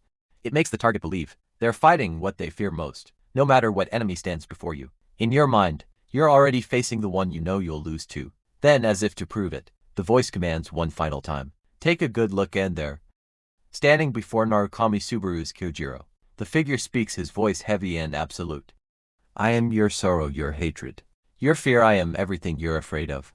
The moment Subaru sees him, a surge of emotions crash through him, rage, shock and fear. His thoughts tremble as he mutters to himself, Kyujo. From the side, Shiroyui watches, clearly entertained, and remarks casually, For a little game, that was more entertaining than I expected. Meanwhile, the fused illusion of Kyojiro slowly extends its hand forward. Its movement is deliberate, almost inevitable, as it reaches towards Subaru and says, If you submit now, I won't hold you responsible. In the next instant it grabs him. Its grip tightens, crushing, as if trying to erase him entirely. Subaru struggles within its hold, his body being squeezed under immense pressure. Yet even in that moment he looks up and speaks, his voice strained but unwavering, Thanks. You reminded me. There's a shift in his expression. Determination cuts through the fear as he continues, No matter what happens, I'm never joining Blue Zone. I'd be betraying those guys. Then, with everything he has left, Narukami Subaru shouts at the top of his lungs, I have a reason why I absolutely have to survive. Right after that, another red system window appears before him. Your fatigue has reached 90. Even as his condition worsens, his thoughts sharpen, pushing toward a desperate resolve. If I push my fatigue levels to the absolute limit, he continues thinking to himself, forcing his body to endure far beyond its limits. I can endure the Lord of Thunder for about 10 seconds. At that very moment, an immense surge of cold lightning begins crashing down onto his body. The power is overwhelming, violent enough to feel like it could tear him apart from the inside, and he stands his ground. Pushing through the pain, he steels his resolve and admits to himself, "It's a gamble, but I've got no other choice." The system window flashes before his eyes. Lord of Thunder dwells within your body. Time starts ticking. 7 seconds remain. Narukami Subaru tightens his focus, enduring the unbearable strain, as he declares, for the remaining time, all right, it out with the Lord of Thunder. Lightning begins to burst from him uncontrollably, crackling across his body, even streaming out from his eyes, as if he himself has become the embodiment of thunder. His entire presence changes, turning fierce, unstable, and overwhelmingly powerful, as he pushes through every second of that limit, and then the time runs out. A new system window appears. Lord of Thunder has cut off its own output. In an instant the lightning disappears, now standing there breathing heavily. Narukami Subaru lifts his head and looks straight ahead, toward the massive illusion of Kyojiro. From within that towering illusion, Shiroyuki's voice echoes out, filled with mockery and confidence. "What? No last struggle at all? Guess that's all you're capable of. Then I'll go ahead and finish this." But suddenly something interrupts him. A figure begins moving forward. Shiroyuki's expression shifts immediately as he stares, confused and alarmed, and asks, "How did you get into my space?" The figure is a girl, Hatsuka. Her voice is calm but sharp with anger as she commands, "Let go of his hand." At that moment, she looks genuinely furious, her presence alone disrupting the flow of the battle. Seeing her, Shiroyuki recalls her from earlier, and thinks to himself in surprise, "You're that girl from this morning." Confusion deepens within him, as the realization hits harder. Cyrus isn't something a normal player can even perceive. Just then another system window opens. The target of Curse of Hallucination has changed. Almost instantly yet another notification appears, right in front of Shiroyuki. Insufficient mana skill effect cannot be applied. The moment he reads it, frustration takes over him completely. What was once a perfectly controlled situation begins slipping out of his grasp, and for the first time, the balance of the fight starts to shift away from. In frustration clearly taking over, Shiroyuki snaps, "This had to happen now of all." But before he can even finish his sentence properly, another system window suddenly appears. The effective Curse of Hallucination has ended. In that instant the entire illusion collapses.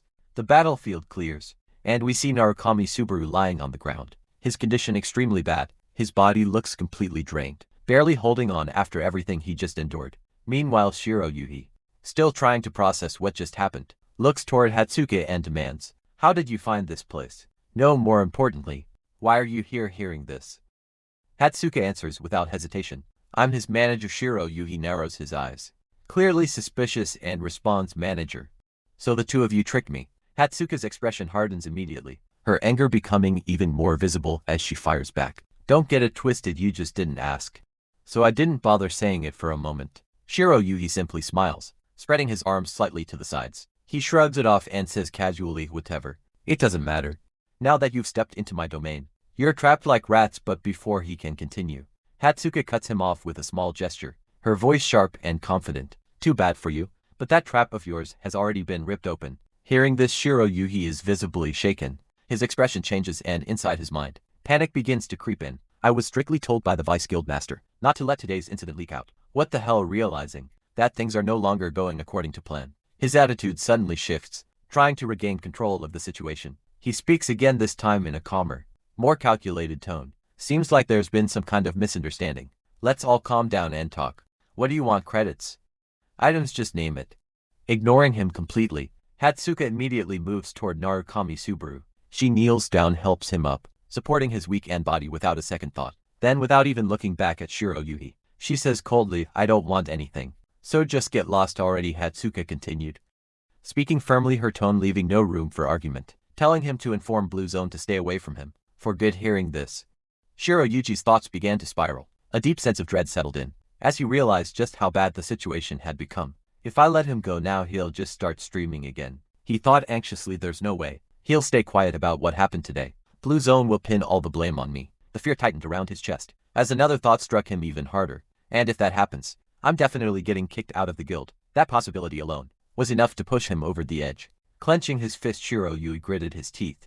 his desperation rising to the surface. I clawed my way up here with everything I had, he told himself, his pride and struggle feeling his next move. As his resolve hardened, he slowly drew out his weapon, his intent becoming clear. He was ready to kill them both, if that's what it took to protect his position. And now some fourth floor. Nobody is going to ruin it all. No way I'm letting you escape like this. With that final thought, Shiro Yuhi leapt forward, launching himself at them in a sudden, aggressive attack. But before he could even get close, everything changed in an instant. Hatsuka moved. Her response was so fast, so precise that it was almost impossible to follow.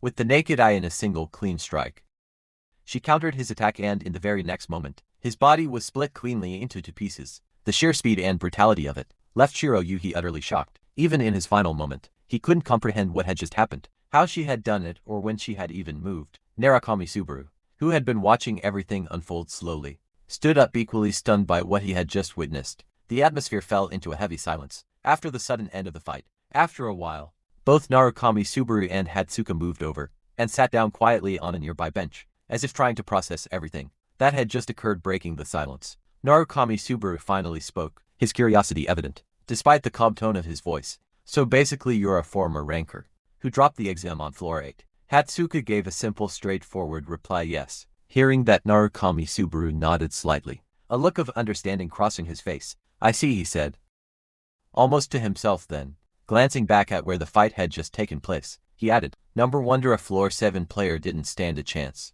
Hatsuka looked visibly troubled, her usual composure shaken. A faint sheen of sweat had formed on her face, and there was a clear sense of unease in her expression. Trying to explain herself, she spoke quickly, almost defensively. "I thought you were in trouble, so I had no choice but to step in. Please don't look at me like I'm some kind of monster." Her voice carried a hint of worrying, as if she genuinely feared how Narukami Subaru might see her. After witnessing that overwhelming display of strength, Narukami Subaru, however, responded without hesitation, his tone calm yet filled with awe. "A monster? Not at all," he said. "I'm just overwhelmed by how far your strength exceeded anything I imagined. Where did you even learn a draw technique like that? I thought you were using thunder or something."